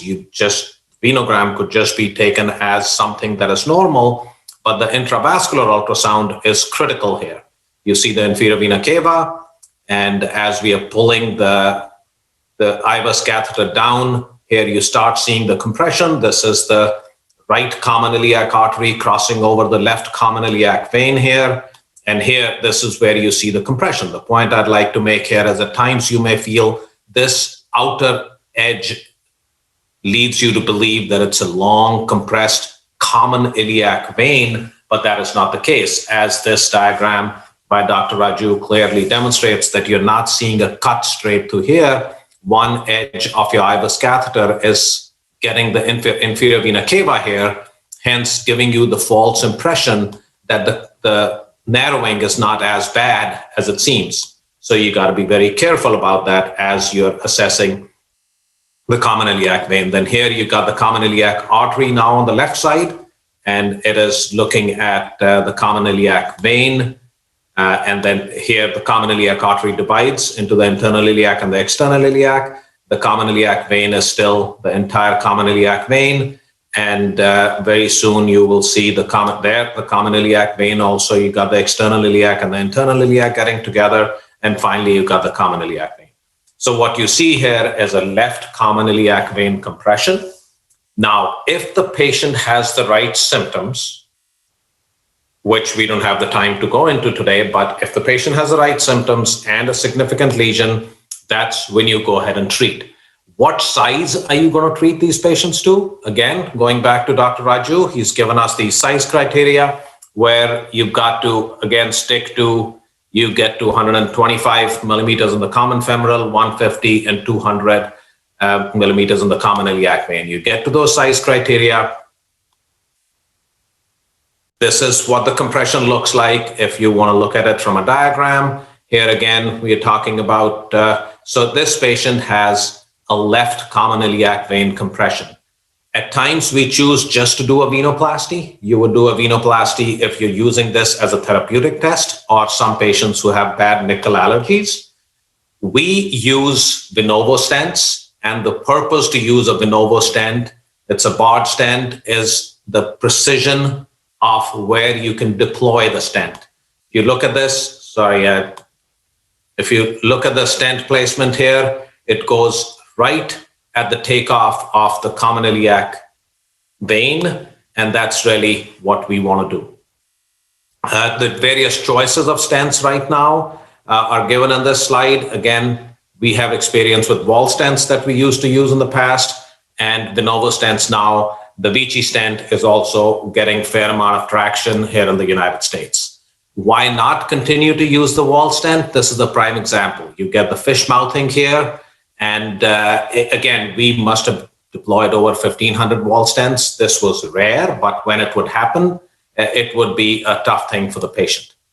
The other thing with the wall stent is that you would always have to deploy the wall stent partly in the inferior vena cava, as is visible here, and that would lead to a lot of issues by itself.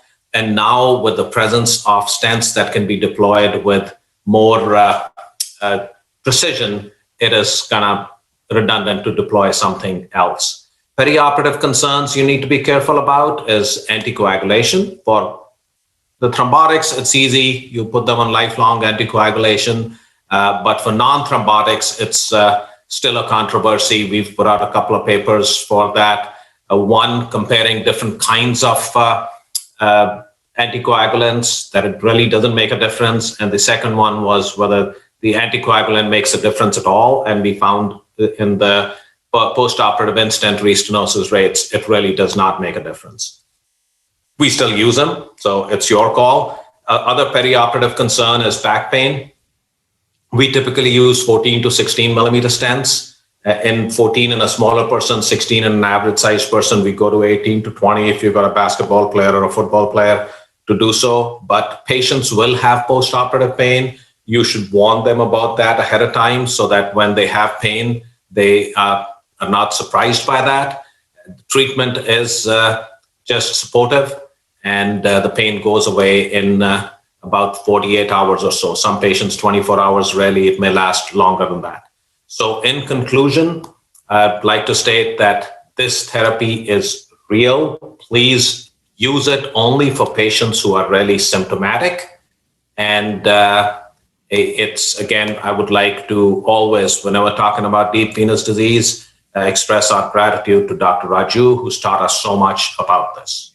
Thank you very much again for the opportunity, guys. Dr. Bedi, Dr. Jindal, everybody else at Viacon. Miss you guys. Would love to have been there in person, but hopefully next year. Thank you very much. Rahul, we've just got a message that Sanjeev is probably tied down with some emergency case, but his colleagues, Professor Nick and Dr. Khan, are there. Dr. Khan is there. Yeah. Nick So we is can also take there. one question, please. If there is any burning question. Or Dr. Jaza, please. Hello. Dr. Lohit Razi. Dr. Lohit Razi, please. Yes, we are talking of symptoms and we are treating only symptomatic patients, sure.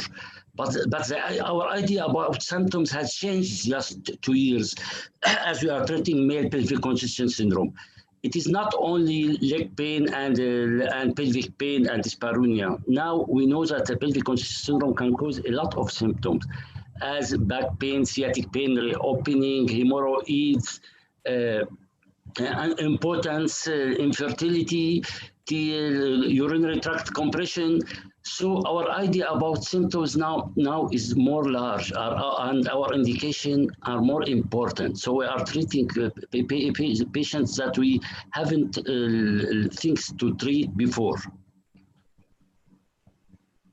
Nick, did you want to take that, Nick, or did you want me to take that? You can go ahead, Ken.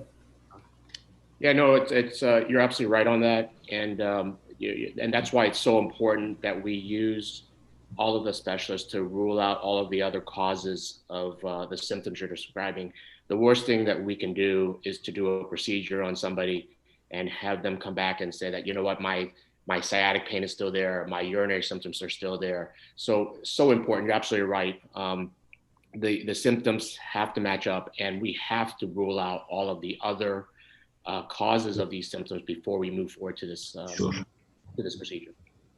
And another question, Dr. Khan, while you're there, another question from Dr. Jaza is, which stent will you prefer for non-thrombotic obstruction? You know, that's not something that I typically do. So Dr. Lockenpaul probably is going to be the right person to ask on that. I don't do the procedure personally. Okay. Yeah, no issues at all. And we will move, and thank you, Dr. Khan and Dr. Sanjeev Lakhanpal. We'll move to the next topic from Professor Nick Morrison. He's here on the panel. Thank you, Nick, for joining. And thank you for having me. Thank you.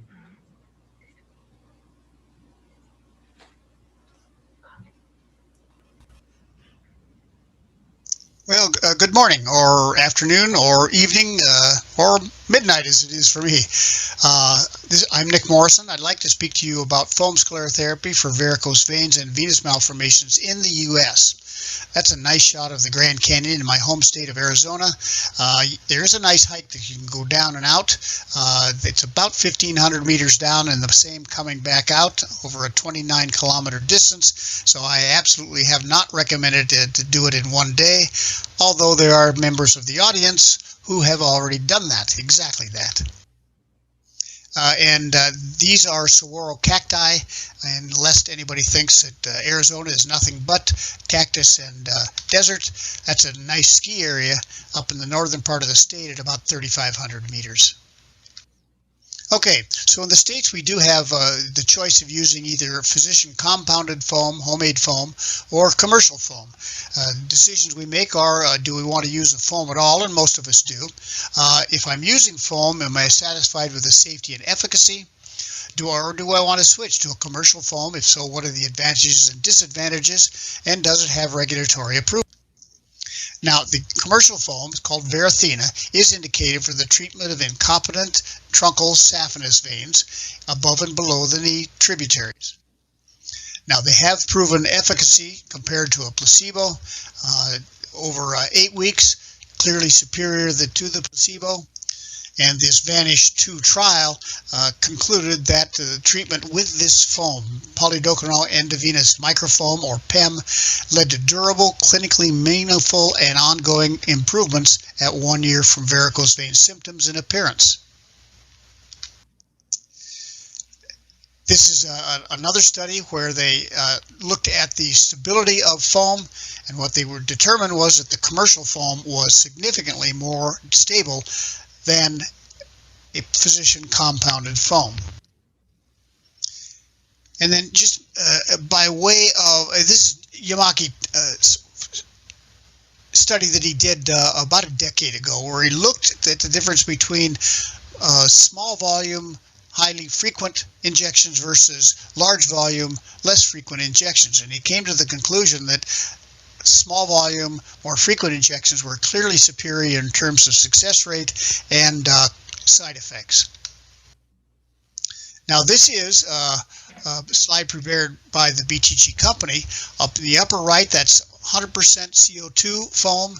You can see in a minute that it degrades really pretty quickly. And then the room air will start in that upper right.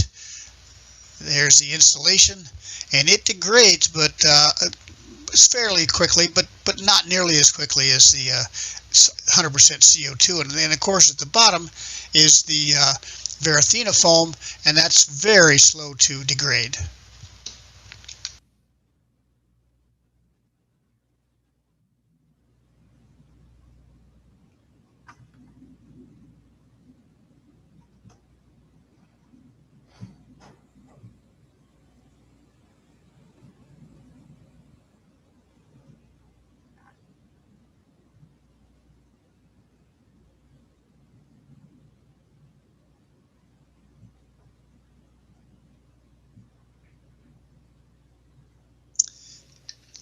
So the commercial foam has a lower degradation rate than the homemade foam, so a longer dwell time and more contact with the vein wall, so this resulted in better overall performance.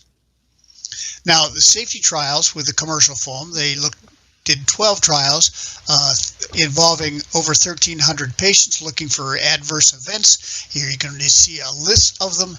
There were no clinically evident PEs or cerebral vascular events.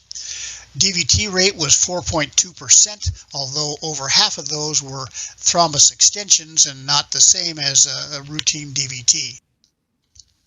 As far as neurologic or visual adverse events, 2.7% of the patients who got Varithena experienced one of these, while 4% of the placebo group also got them. So these are very nonspecific, and then they took a group of 80 patients, 60 of whom had a documented right to left shunt, and studied them very carefully. They hospitalized the patients, did MRIs before and after of the brain, neurologic studies, and cardiac enzymes, and their conclusion was that there was no evidence of cerebral or cardiac microinfarctions in any of those patients, including all of the ones with the right to left shunt. So to date, there have been no reports in the world literature of serious neurologic events such as TIA or CVA using this commercial foam. Now, in the States, we do have our own guidelines submitted by the various societies. They are very similar to the European guidelines, and so I won't go to those in great detail. But I would like to point out that in the U.S. there are package inserts in both the polydocanol and the sotradecol, which clearly state that the foam created with room air, the safety and efficacy has not been established, and its use should be avoided. That puts us in a very bad spot with this in the package insert if there's an adverse event and a medical legal action. As far as cost, there's a distinct difference. The cost of the canister, 45 ml canister of the commercial foam costs about $3,200 or $71 per cc, plus an administration pack. The cost in the treatment for a full leg treatment of 8 to 15 cc's will cost between $600 and $1,000, and distal truncal treatment will be anywhere from $250 to $355. Now the wrinkle is now insurance and Medicare does reimburse for the microfoam. So the commercial rate, the Medicare rate, as you can see, for multiple veins injected is $1,500 for the commercial foam, and for homemade foam, it's $172. A dramatic difference, which is really shifting use. Now I want to talk a little bit about foam sclerotherapy for venous malformations, and that's another shot of the Grand Canyon. That is, I believe, the South Kaibab Trail, and that looks like that's Eberhard looking for Felicitas. Stepwise look at patients with venous malformation starts obviously with a physical examination. You're looking for pulsatility or audible bruise, bluish discoloration, the characteristic of a venous malformation, or lymphatic, has a rubber consistency, and has localized lymphedema. Next step is a duplex ultrasound to identify the flow characteristics, to be sure that there isn't an arterial component. Look for the extent of the malformation, proximity to adjacent structures, and particularly the drainage pattern, because that's what's changing things a bit. Then an MRI or MRA to fully identify the full extent, and then direct puncture phlebography. If you look for the drainage patterns, if it's essentially normal drainage patterns, your cure rate will be fairly high and the complications will be quite low. On the other hand, if there's dysplastic or ectatic drainage, the cure rate goes down and the complications go up. And finally, treatment, surgical excision confined to truncular lesions. Sclerotherapy can be used, ethanol to a certain extent, but more and more people are using the detergent sclerosants foamed because of fewer complications. Combined approach, sometimes people will look for those drainage patterns and use something like glue to eliminate the drainage pattern, which allows for longer dwell times. Now, that's a case study of a 32-year-old patient with a congenital venous malformation. On ultrasound, it looks like that, and then on direct stick phlebography, there is the extent of the lesion, again there, and before and after 3 rounds of sclerotherapy, so it is certainly diminishing in size. Now, I mentioned some of the other ways. This is a laser approach, so they're using laser to eliminate these venous malformations, perhaps along with some foam sclerotherapy. And this is something called a STACE technique, which involves using adhesives, coils, heat, something to close the outflow tract, and then foam sclerotherapy, so there's a much longer dwell time. That's it. Thank you very much for your attention, and have a great rest of the conference. Thank you, Nick, for a wonderful talk. And please, any questions? We got one question from Dr. Lovell. When do you use physician compounded foam versus commercial made foam? How do you decide which one to use? It's a very simple answer. It's an economic answer. Both are very effective. However, as you saw, the difference in reimbursement is dramatic. And so if the commercial payer will pay for the commercial foam, I'll use that. If they don't, I use my own foam. Thank you. For the time, can we just move on? I'm really sorry because we are running late. Thank you, Nick. And I'd like to invite Dr. Khan. He's from Vein Restoration Clinics from USA. Tarun, can you change the slide, please? Dr. Khan, he works along with Dr. Sanjeev Lakhanpal and Dr. Nick Morrison, and we would like to invite him to talk about how I do it Medtronic glue in varicose veins.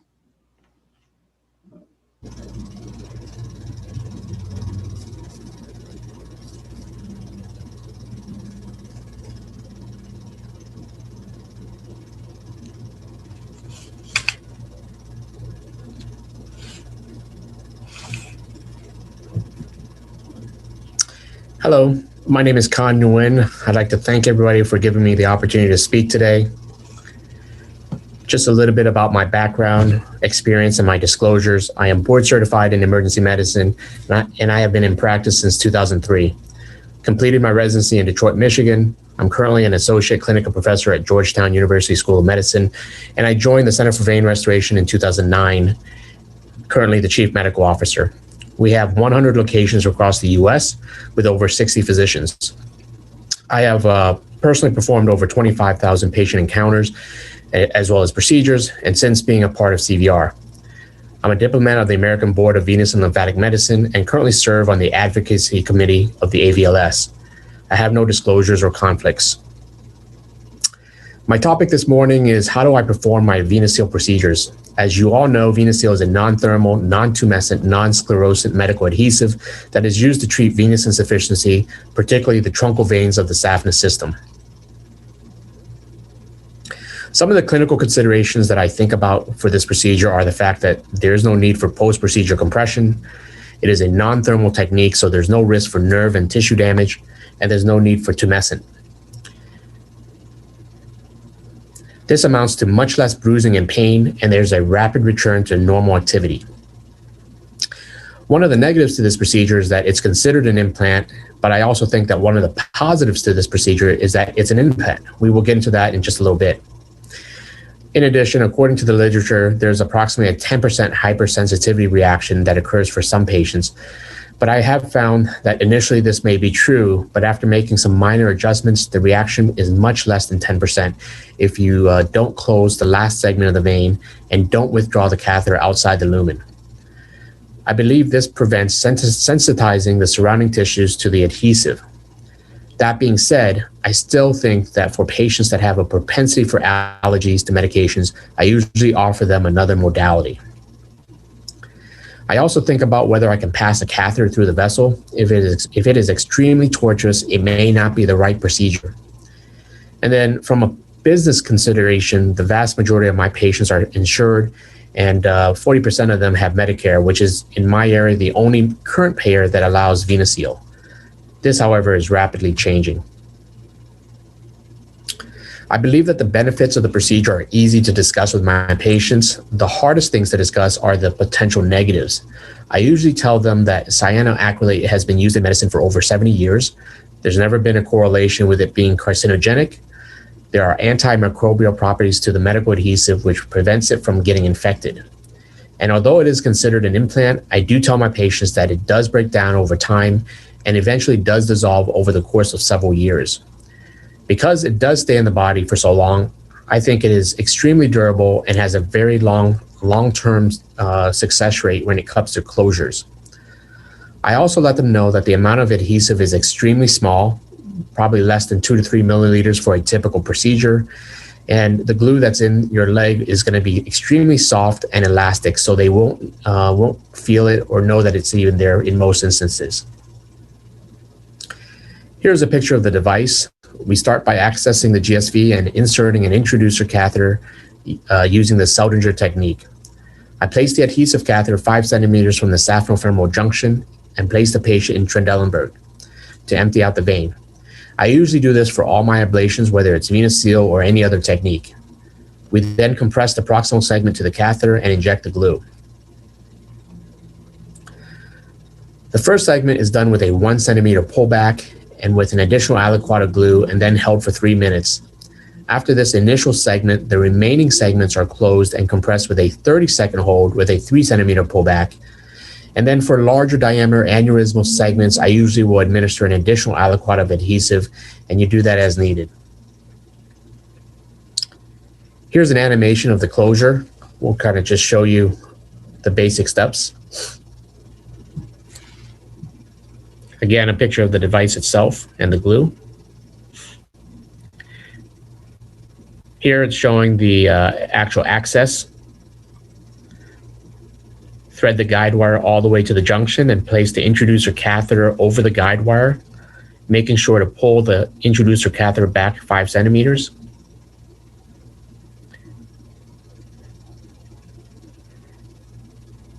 Next, the glue catheter is being inserted through the introducer. And again, we're making sure that we are 5 centimeters from the tip of the glue catheter now to the junction. Here we're looking to find the tip of the catheter. We're going to go just proximal to that and compress.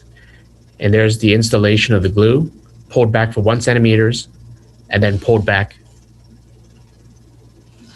for the remaining 3 centimeters.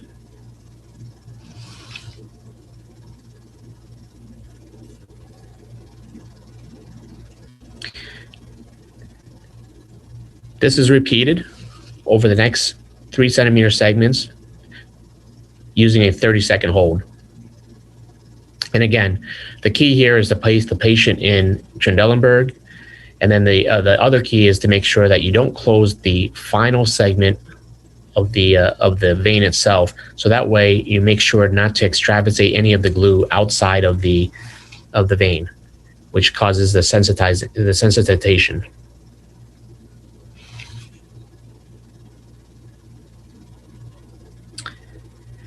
The picture on the left is a longitudinal view of the field in a sealed catheter with a administration of the adhesive. You can see a slight swelling of the proximal segment of the vein indicating injection of the glue. The picture on the right is a transverse view of the catheter tip, which shows an echogenic stellate appearance to help you identify the tip. So to review, we want to follow the IFUs. We want to empty the vein and tilt the patient back in Trendelenburg. For larger segments of the vein, you want to administer additional adhesive. You want to refrain from closing the last segment of the vein before withdrawing the catheter to prevent hypersensitivity reactions. And finally, you want to choose your patients very carefully and explain the risk and procedures, as well as the benefits very accurately.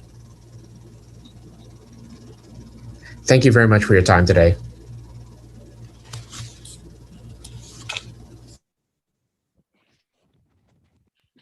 Thank you, Dr. Khan. Please, any questions? We can take one question, please. Dr. Khan, we have used the glue in a few cases, and we have had some of them get a reaction and sometimes needed to remove the glue with a small surgical nick. So is that common with the VenaSeal?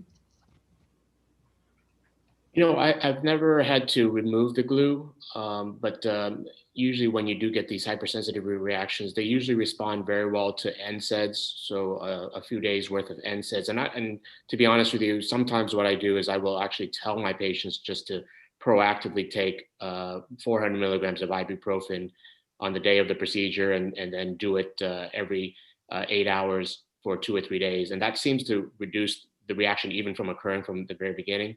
And then for severe reactions, if I'm going to go ahead and make an IND or remove the glue itself, I probably will at least try some steroids, some oral steroids first. And then if that doesn't work, then consideration for an IND. Okay. And how do you choose between laser and glue? Which patients to take for glue and which patients to take for laser? You know, the benefits of a non-thermal technique are really to prevent significant nerve and tissue damage. And if I'm going to, if I have the ability to use a non-thermal technique, I'm always going to choose a non-thermal technique over a thermal technique. And again, just like Nick said, it really comes down to commercial payers. The non-thermal technique just provides just much better patient satisfaction. We have good long-term 5-year closure rates for these techniques now. And if there's significant tissue damage, skin changes, ulcers, especially near the ankle, a non-thermal technique is going to be the best opportunity. In our practice, we use laser really for short segment, large diameter vessels. And then for any long vessels, we typically use RF or non-thermal techniques just because the amount of pain and ecchymosis after the procedure is so much less. Thank you, Dr. Khan, for joining us, and it's been a wonderful session. And thank you to all the ladies and the speakers. We'll move to the next very important session of lymphedema. I'd like to invite Dr. Gogia. He's the president of Indian Society of Lymphology. Dr. Rajesh Hyderabadi from India. Dr. Vivek Kumar Singh, VK Singh from India. Dr. Ankur Agarwal is also a vascular surgeon from India. Dr. Arvind Kohli from Jammu from India. Dr. Tapesh Sahu from India. And Dr. Murli Krishna from India. And Dr. Sarvanan Robinson from India. thank you for joining here. And we got very important 4 lectures. And the first lecture is by Dr. Alessandro. And you will listen to this lecture. It's very important. And he is the director of the Colombian School of Lymphology.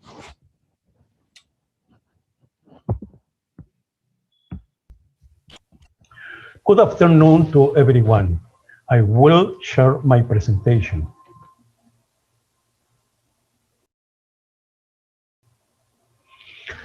Thanks to Dr. Harinder Singh Bedi and Rahul Jindal. And cordial greeting to Dr. Malay Patel for the invitation for the 14th Annual Conference of the Venous Association of India to present our experience in the management of lymphedema treatment under the context how I do it. I live in Bucaramanga, Colombia, in the northwest of South America. We work at Foscal International Medical Complex, made up of Foscal Clinic, Foscal International Clinic, and Medical Campus of the Anatomos University of Bucaramanga. I work as Vascular Surgery Service and Lymphedema Clinic Chief Coordinator, and as a professor of vascular surgery in the medicine program at the Bucaramanga's Autonomous University. We provide the lymphology service in the lymphedema clinic through the Colombian School of Lymphology, ECL. We provide in healthcare and academic file as well. In academics, we give a postgraduate program on the physical therapy techniques for the lymphedema treatment. Our work is certified by the Bucaramanga's Autonomous University and other universities and medical societies in different Latin American countries. To establish the management of protocols for patients with lymphedema in ECL, we take into account the concepts of existing national and international consensus and guidelines to establish our own protocol. We began to establish an accurate diagnosis of lymphatic pathology. First, excluding differential diagnosis, and second, the diagnostic is based on the etiology and the state of evolution and the level in involvement of the limb. When we need to supplement the studies in patients with lymphedema in special cases to determine a specific cause and to get the best diagnosis, we have lymphogammography, lymphoangiography, and lymphoscintigraphy MAT-CT in the near future with lymphofluorescence with indocyanina green. Once of the diagnosis is established, is presented to the medical ward in the lymphedema clinic to establish the management protocol according to the clinical chart under the concept the transdisciplinary lymphedema treatment, which include physical therapy, pharmacology, electrocompression, multidisciplinary treatment, surgery, and follow-up. In the physical therapy, we consider the complex descongestive therapy, CTT, with 4 basic elements: relaxation and breathing exercise, manual lymphatic drainage. We use inelastic or very short stretch bandage under the concept of multi-layer bandage, therapeutic bandage class 3 and 3C and 3D, biokinetic exercise. As complementary techniques are currently being use different devices, which are not yet consensual, such as deep oscillation, ultrasound, shock waves, radiofocal, and taping, which can be used in 3 ways: derivative, contentive, as we use it in the service, or therapeutic, which is under discussion. Once the lymphedema is compensated, or in the remission period, or maintenance phase, or when the use of multi-layer bandage is suspended, we go to containment phase with the compression elements. Slips for the upper limb of different brands. Stock, pressure gradient stocking, class 3 or class 4, or the use of double stocking in the same limb. Other system that can be used is contentive, not yet consensual, and Velcro system, which are about 10 different brands in the market, but the problem is the high cost for Latin American countries.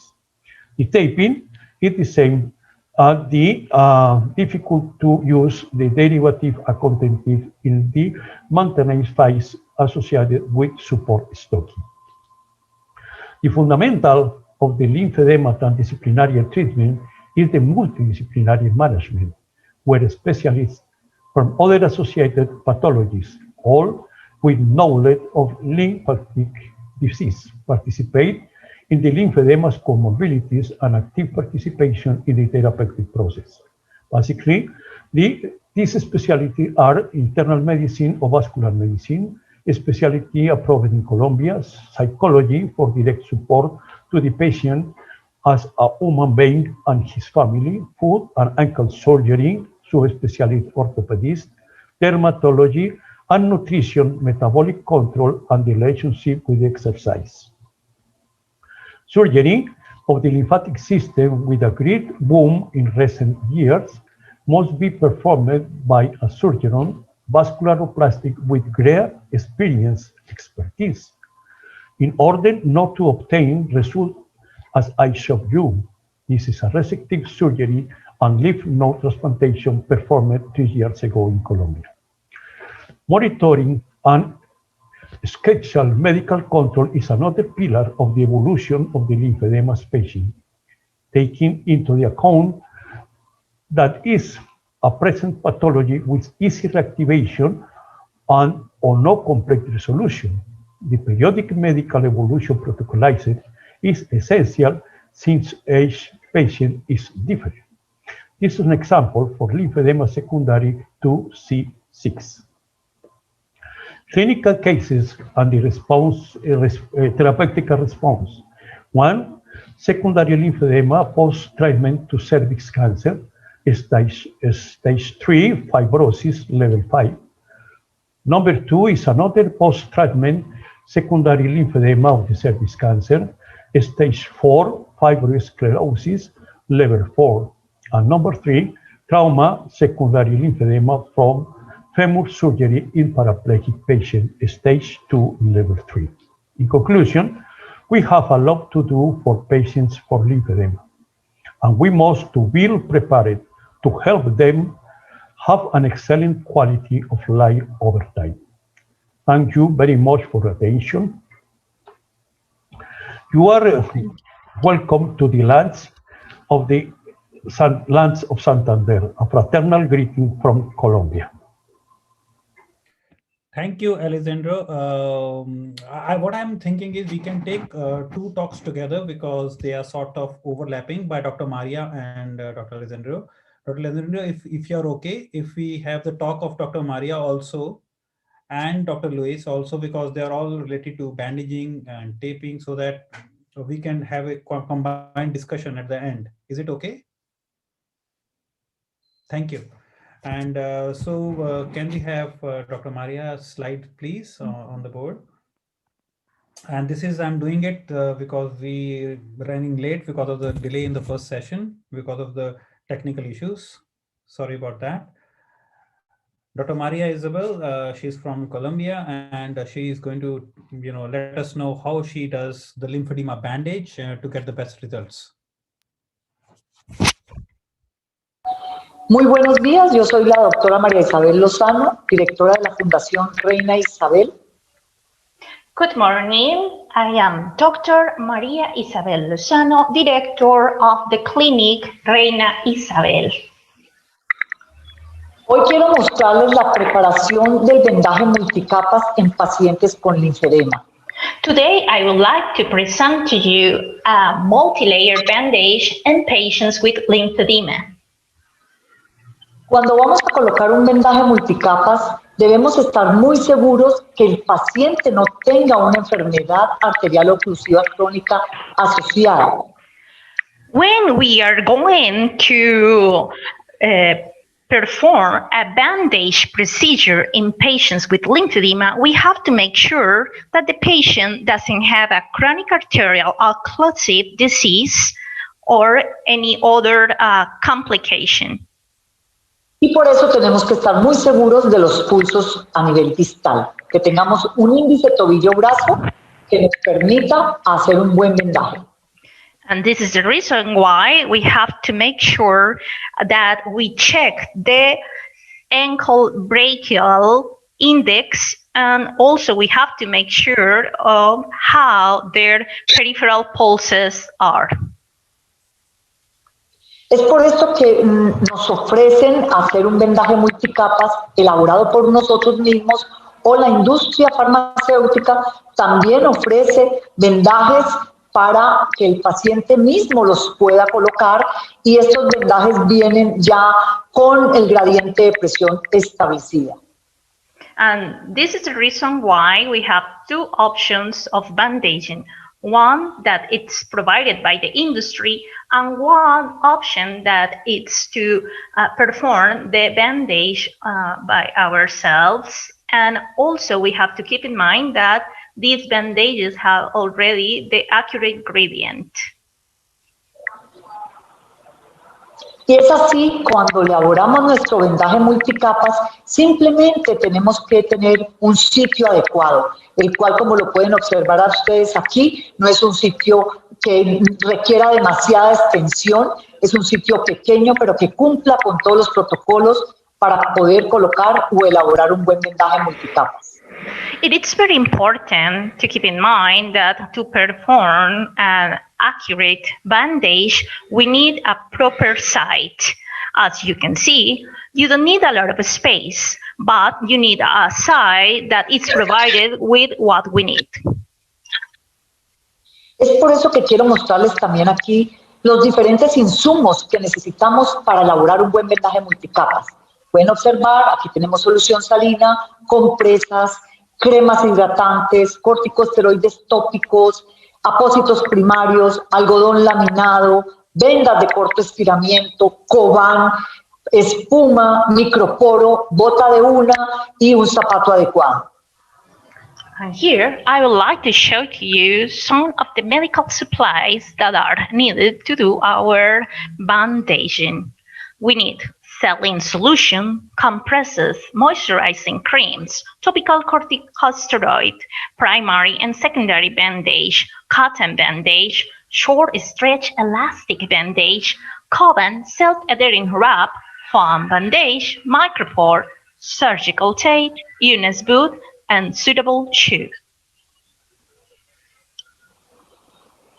Es importante también, cuando vamos a colocar un vendaje multicapas, estemos con un colega o con un personal de la salud adecuadamente, que hagamos prácticamente un equipo para poder hacer un buen vendaje multicapas. It is important that when we perform our bandaging, to have the help of a person that can assist us, of someone who is able to perform the bandaging with us. Es tan importante colocar un vendaje como quitar un vendaje. It is very important to place an accurate bandaging, but also it is important to perform an accurate removal of the bandage. Aquí debemos lavar la extremidad bien adecuada, la limpieza, cosa que es muy importante. It is very important to do correct washing of the extremity. Igualmente hacemos un buen secado, sobre todo en los interdígitos de los dedos, para evitar alguna humedad. It's also very important to pay attention to the drying process, and we need to make sure that we dry between the toes because they can keep humidity. Importante también es hidratar la piel. Aquel paciente que tiene linfedema, hay que hacer una buena hidratación. Also, it is very important the moisturizing procedure. we need to apply a moisturizing lotion in the extremity. Luego colocamos un apósito primario. Then we continue by applying an adhesive bandage. El algodón laminado que debe ser colocado de distal a proximal. Then we continue with the placement of the cotton bandage that should be placed from distal to proximal. Una vez ya colocado el algodón de distal a proximal, procedemos a colocar el cobán en los dedos.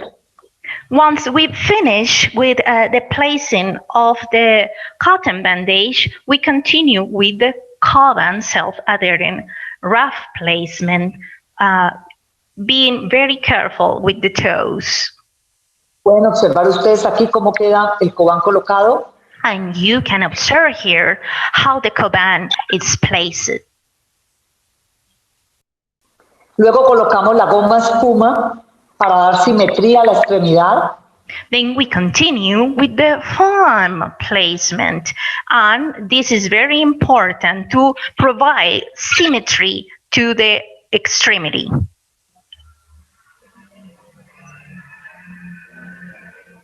Aquí colocamos luego ya las vendas de corto estiramiento de distal a proximal.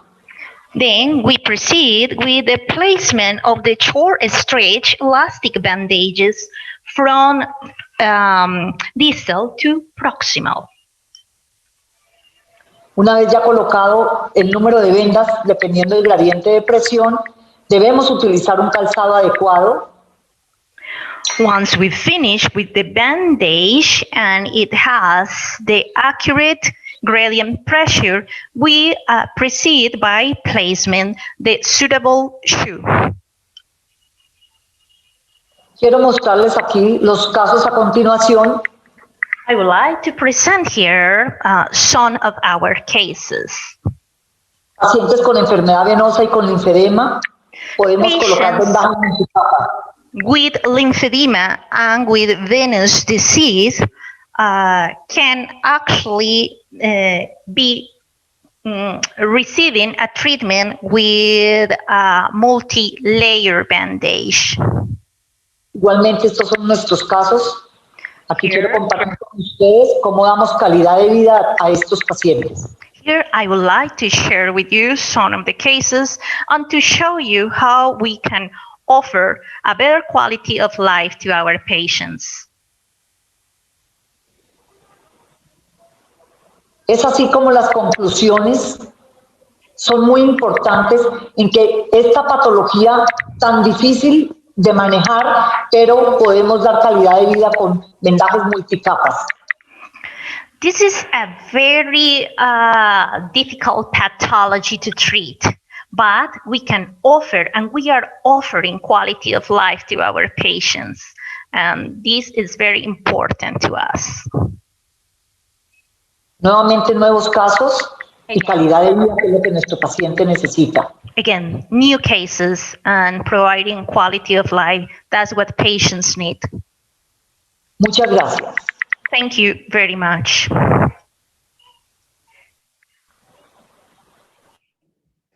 Thank you, Dr. Maria, for joining us all the way from Colombia. And we will now take up another lecture from Dr. Luis, and then we will take up all the questions together. Is it okay?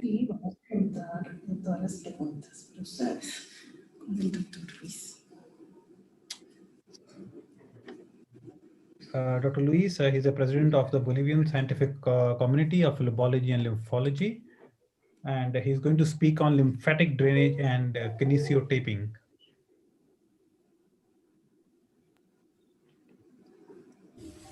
Hello, everyone. This is Dr. Luis Arias from Bolivia and Mexico. The topic I'd like to talk today is about lymphedema.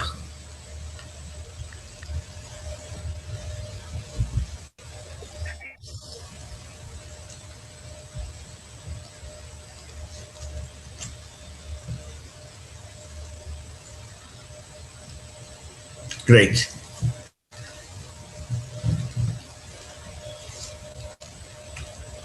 Lymphedema is defined as an abnormal increased protein-rich fluid in the interstitial space due to an alteration in the transport capacity of the lymphatic system.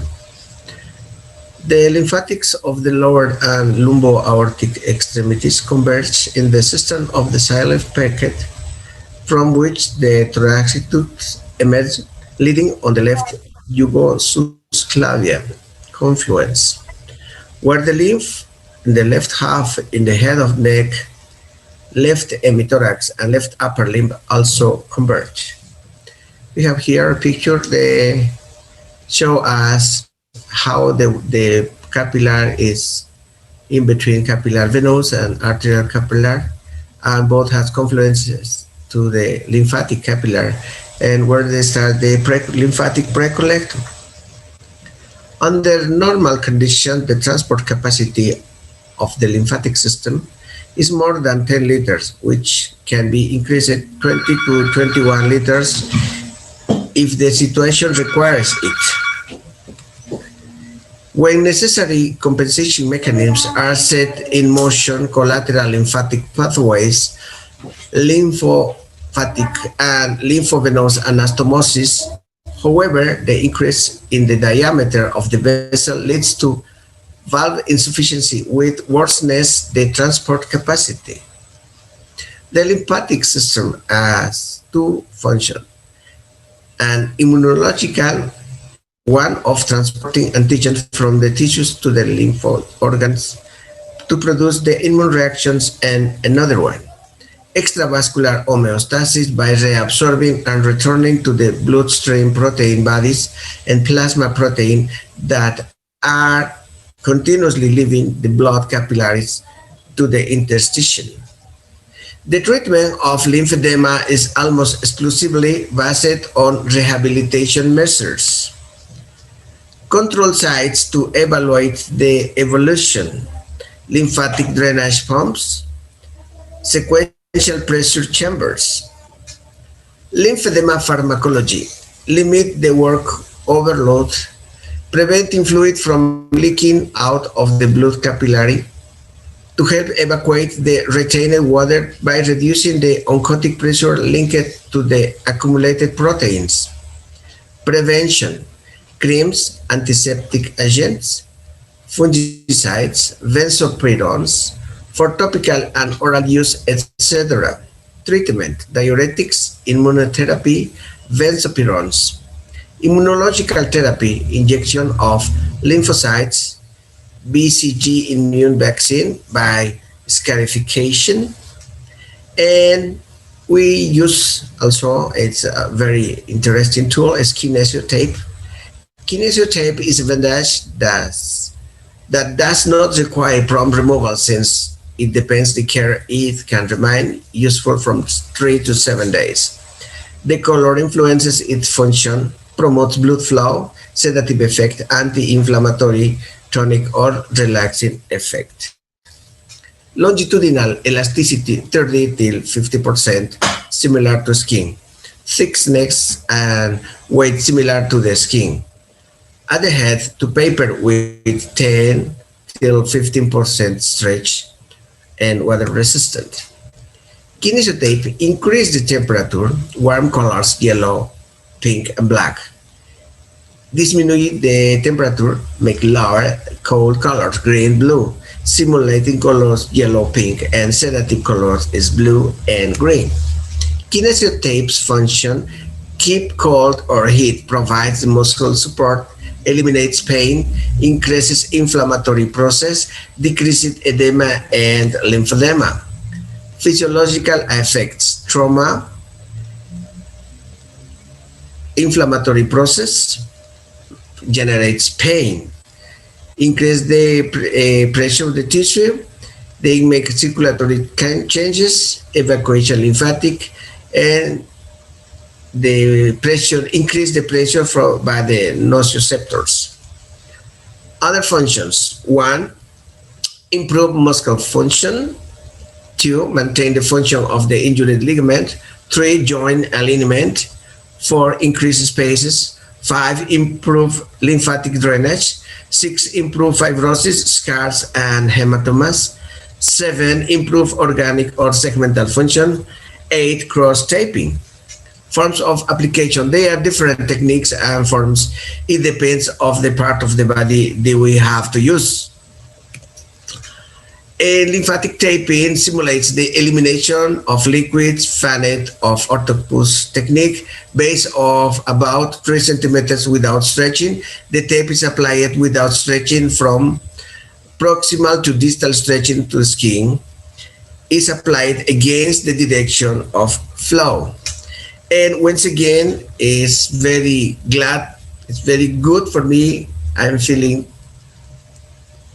family, stay back with Bicon 21. Regards to Dr. Shohib Padaria, Rahul Jindal, the shark, regards to also Dr. Harinder Singh. See you.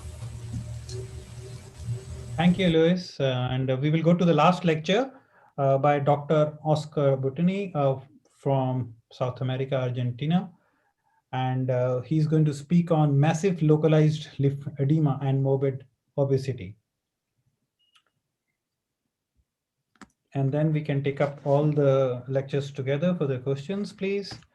Dr. Oscar cannot join us because he's slightly off the internet at present. I thank the authorities of the Congress for allowing me to participate in such an important event. Described by Farship and Weiss in 1998, the massive localized lymphedema in the morbidly obese patient is a rare pathology with an increase in cases in recent years due to the advance of the surgical treatment of obesity, which tries to solve a problem in patients before evicted.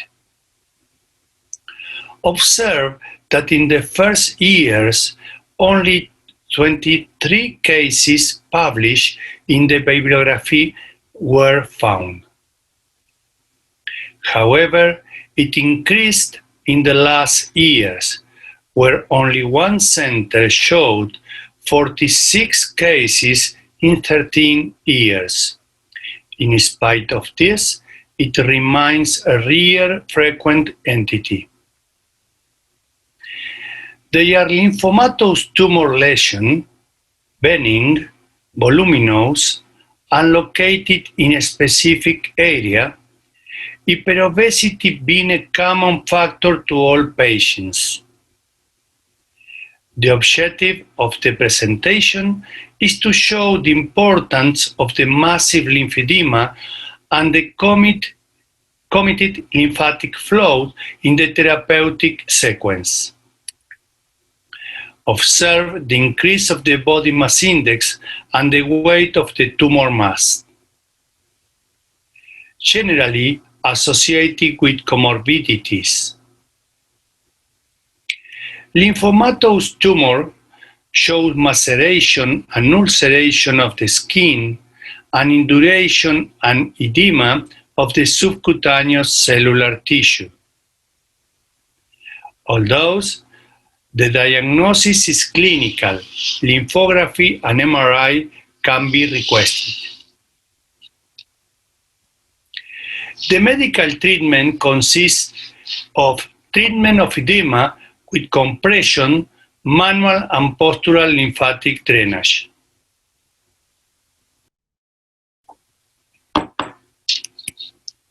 And skin care. Surgical treatment consists of resection of the tumor mass. The microscopic characteristics are hyperparakeratosis, hypertrophic epidermis, dermis edema, hypodermis fibrosis, lymphangiectasias, which inflammatory infiltrate without signs of malignancy, although it has been described associated with Kaposi sarcoma. The result is definitive, because the derivative lymphatic flows are not affected, the lymph always finding an escape route. It is complemented then with the treatment of obesity. In the sequence, first the treatment of the massive localized lymphedema and then the obesity. Massive localized lymphedema in the lower limbs, after studying the venous system and lymphatic, always requires medical treatment with skin care and the drainage of the lymphomatome mass to allow better walking. Together with the medical treatment of hyperobesity and psychological support. After which, we proceed to the surgical treatment of obesity. And a significant weight decrease is expected for the surgical resolution of the inflammatory tumor. The sequence will then be reversed to the previous. First, surgical treatment of obesity, followed by the treatment of the lymphomatous mass. In this case, the failure of the psychological support results in the recurrence of the hyperobesity. There is the importance of the multidisciplinary support. Summarizing, when the affection occupies the upper body, the tumor mass should always be resolved first and then obesity. But if the affection is in the lower limbs, involving the normal drainage of the lymphatic flows, the obesity must be treated first because the weight loss will allow a better compressive management of the lower limb in the post-operative term. Thank you for your attention. Thank you, Professor Oscar, for a very nice lecture. And now the things are open for discussion. We have Dr. Gogia here. Dr. Gogia, and if you want to ask any questions, please, you can ask. Please ask slowly because Dr. Maria and Dr. Alessandro, they are from Spanish speaking. First of all, thank you for inviting me for this August session, and I'm glad to hear all the talks. The first two were excellent, and they provided an overview. Of course, Dr. Luis then talked about kinesotaping, and these two cases which were shown for massive lymphedema, they were good, excellent cases, and he pointed out some of the things which I wanted to ask for the first speakers. The role of infection. How often do you see infection in your patients, in these things? And also, like Dr. Maria talked about, cleaning and drying the limb, which is very, very important for managing the limb. But we find in India, at least, many cases having fungus also. That mention has not been done. And how often do you find infection in your patients? Thirdly, just related to that is, you said that you put tape first after putting a moisturizer. Does the moisturizer help stop the taping in some way, or does it interfere a little or not? I'd like to answer this question. Dr. Shashi Goya. In my experience, we have the procedures for kinesiotaping we do in the office.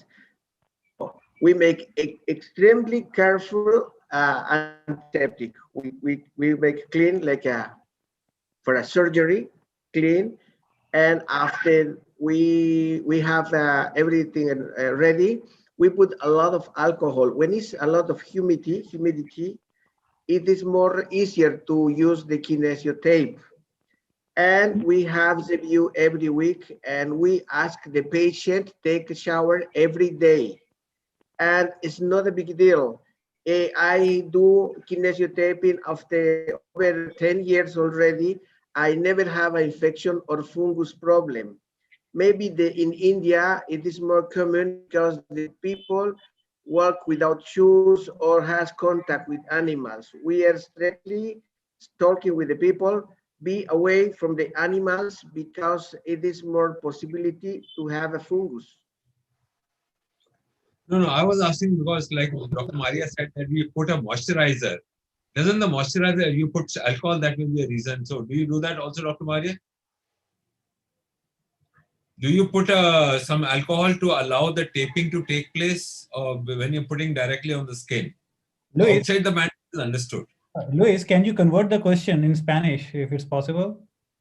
Yes, María, quiere saber si tú también utilizas alcohol para ayudarte a pegar el kinesiotape y si es que has tenido problemas con infecciones u hongos.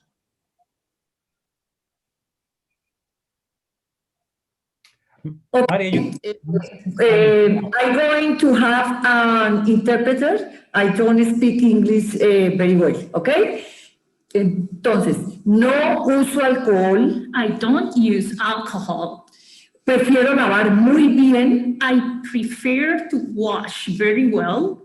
Con solución salina. With saline solution. Más ácido acético. Plus acetic acid. Porque si pongo alcohol, because if I use alcohol, los pacientes con linfedema tienen la piel muy deshidratada. The patients with lymphedema present a very dehydrated skin. Entonces prefiero lavar con este tipo de solución. So in this case, this is the reason why I prefer to wash with this type of solution. Y secar muy bien and dry very well, ya que la humedad, since humidity, es un factor de riesgo para aparición de hongos. For fungus appearing. Logro después humectar muy bien. Then I moisturize very well. Con cremas que tengan urea al 10%. With 10% urea lotions. Ya que estos vendajes, la extremidad se ocluye y cada semana se retira. Since it's very important to pay attention to the extremity and to do the follow-up because each week we remove those bandages. Porque nuestro sistema de salud no permite el cambio de vendaje 2 veces por semana. Because our health system doesn't allow us to remove the bandages twice a week. So we have to do it every week. Thank you. Thank you. Excellently answered, first of all. Also, now the next question is for Maria. How often do you see fungal infection in the webs and how often do you get erysipelas, infective episodes? María, ¿quieren saber la frecuencia que has tenido infecciones de hongo y con qué frecuencia has tenido una secuela de erisipela? Generalmente es muy frecuente la aparición de erisipelas en pacientes linfedematosos. It's very often to find erysipelas in patients with lymphedema. Porque la hipertensión linfática es un factor de riesgo. Because the hypertension is a risk factor. Para la aparición de procesos infecciosos. Y esto empeora for the appearance of infection, and this makes it worse. La patología linfática. The lymphatic pathology. Dr. Gog, yeah, any questions to Dr. Alessandro, please? No, exactly, it was similar because they were from the same unit, and Dr. Alessandro presented very nicely the patients that he has done some good results. And we look forward to interact more on these because we also have some similar results. But somehow I feel that their patients are slightly different. Exactly the same thing I wanted to ask him also. How much do you treat for infection, which is a major problem that we find, and what antibiotics do you use? Dr. Alessandro, if you can unmute, please. Okay, thank you, Yuval.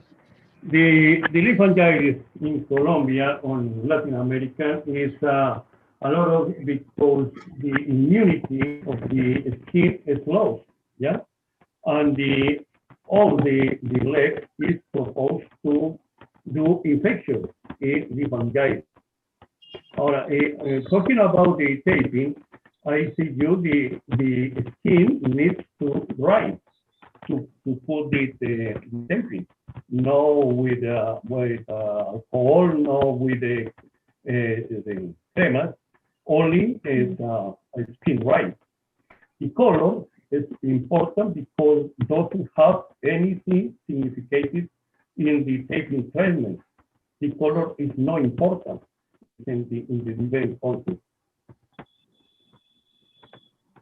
Okay, thank you. Any questions from the audience? Anybody else? Thank you, Dr. Gogia, for interacting. And thank you, Dr. Maria, Dr. Alessandro, Dr. Oscar, and all the panelists for joining the program. And now we will end this session, please. We are a bit late.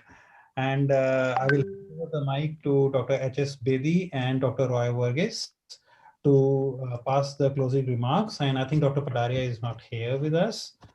So Dr. Roy Varghese and Dr. H.S. Bedi, please.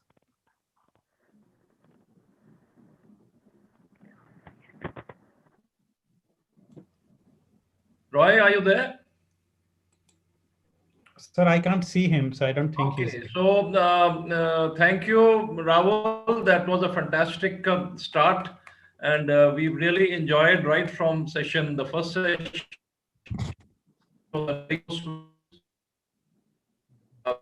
New sort of procedures like the HIFU from Mark Whitley, steam ablation. These are some things which are pushing the envelope. And beside that, we had people like Shoaib and Dhanesh and Deepak who told us what is the best way of doing the conventional therapies. And Dr. Rashad, Dr. Bozort, Dr. Victor. So we've really had a who's who of phlebology. Then we had Dr. Imad Hussain, Dr. Sergio, and our own Wasila Taha, Aman Fakri, and something new we learned from Jill Shapira.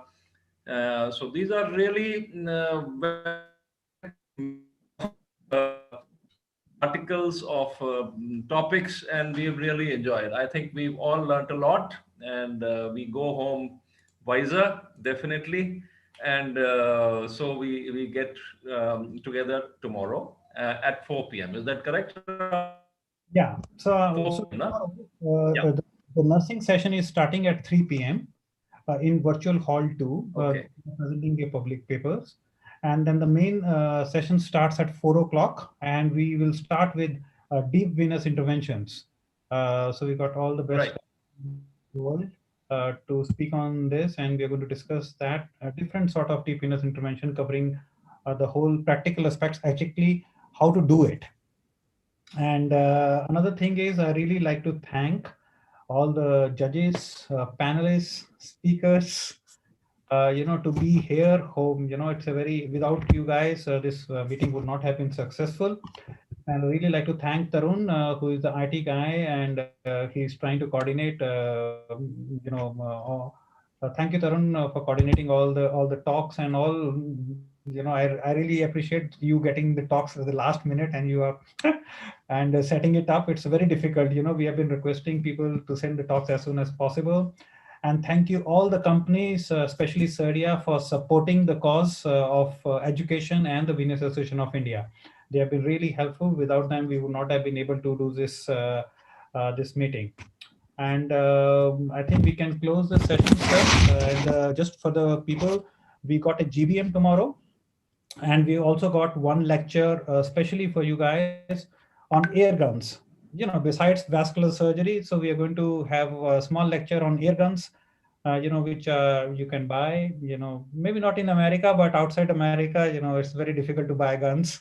So at least you will have some knowledge about air guns, which you can buy and enjoy them. Thank you. Thank you, sir. Thank you. And we are closing the session today. Thank you. Bye-bye. Bye-bye. Bye, sir. Good night, Thank you so everyone. much, sir. Good night, sir. Good night. Bye-bye. Bye, Harinder. Take care. Bye, Luis. Bye, Luis. Bye-bye. Okay. Bye. Bye, Good night, Rahul. Dr. Gracias, amigo.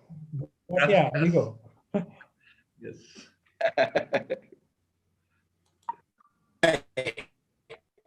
Bye, everyone.